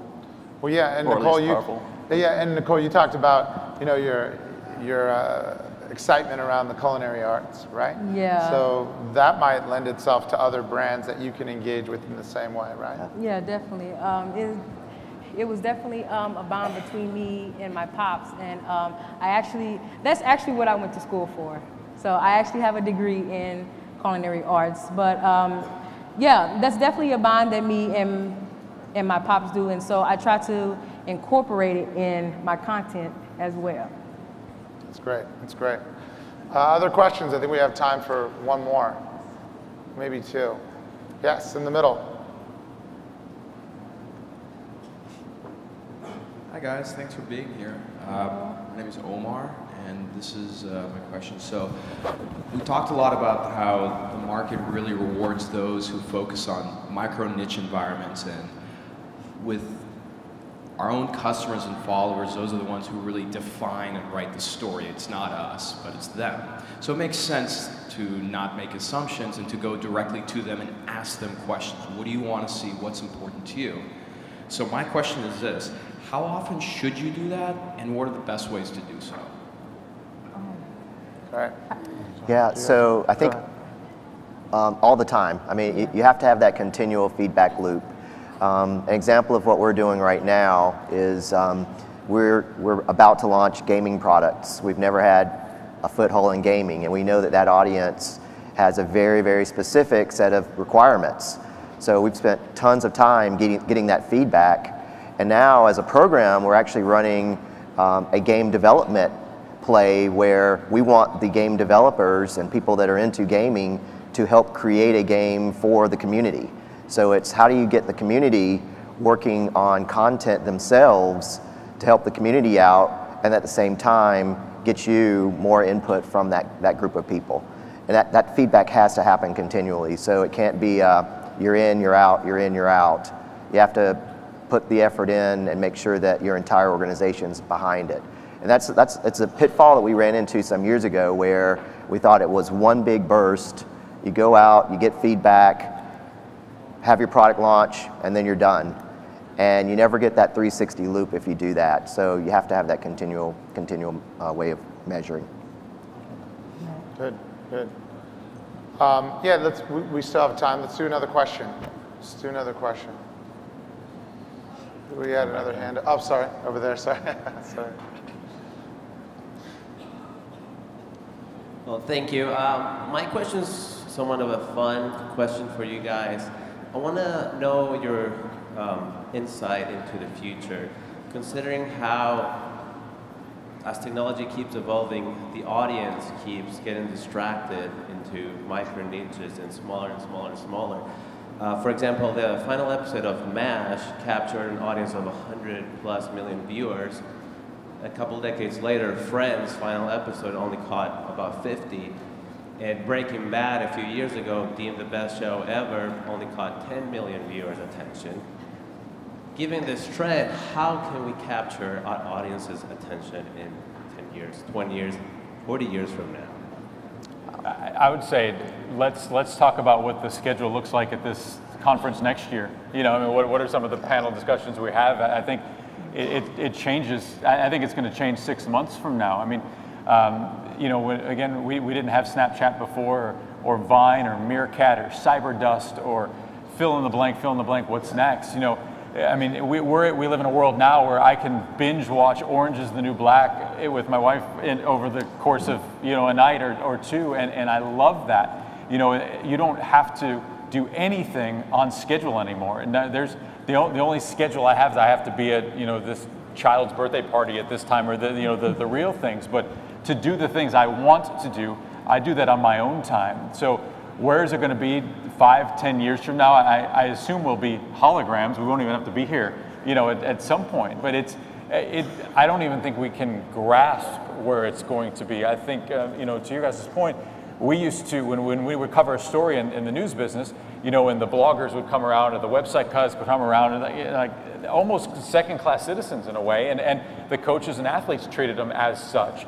Now they are the most important resource to news, and the traditional media is kind of the second-class citizen. It's the same socially. You know, we know what we know today, but if we're having the same conversation next year here at IZEA, and I hope we are, I think the title of this will be something completely different. Yeah, it will. Yeah, I think just to add in, and as we wrap up here, you know, I think that we're fortunate to work with both sides, right, with the creators and with the brands. And, you know, one of the things that we see is that there's a lot of fragmentation, there's a lot of a niche approach to things, but we don't necessarily think that's bad. It seems like, you know, what seems to be really rewarding in the terms of revenue and ROI, rewarding on investment, is the ability to go deeper, not broader. So instead of the massive reach of what MASH got, for example, to your question, maybe we just go deeper now, and we go deeper categorically, and I think that's paying a lot of dividends right now, and that's what we're seeing, at least in the market. So. Applause for our very last panel of the day and the last panel of IZEAFest 2015. You're just gonna sit there? Yes, you are free to go. You're free to go. The couch crew is coming to do their job. All right, so we've given away a lot of stuff. Everybody had some fun. Did you guys learn something? Tell me you learned one thing, please. Yes? Okay. Great. Y'all are beautiful. No matter what they say. Here's what we're going to do now. Yeah. We're going to give away a car. We're giving away a car. It's a Toyota. Yeah. Hands are up already. That's good. It's a Scion, right? We're actually not doing that. Why? Because we don't have a car to give away, but somebody did lose their Toyota Scion keys. So, if you would like to drive home, please, here they are. Do these belong to anybody? Anybody? Toyota Scion. It's got a sweet little glasses cleaner right there. Wow, no one's raising their hand. Well, finders keepers, I guess. All right, guys. It has been an awesome. Oh, is it you? Are these yours? What? Someone's boyfriend? What? Oh, here you go. You are welcome. Almost drove home in a new car. Me in the parking lot. Beep, beep. Where is it? It's been an awesome. Who had a great time at IZEAFest? It's pretty much over. It's almost over. All right. Yep. All right. So the party tonight is at the Swan and Dolphin Lake Terrace. It is from 7 to 10 p.m. Again, there will be adult beverages. You know what that means. Drink responsibly. Don't make a fool of yourselves, guys. You're old enough. And please eat something prior. Before I leave, I would like to welcome one last time to the stage IZEA's founder and CEO, Mr. Ted Murphy.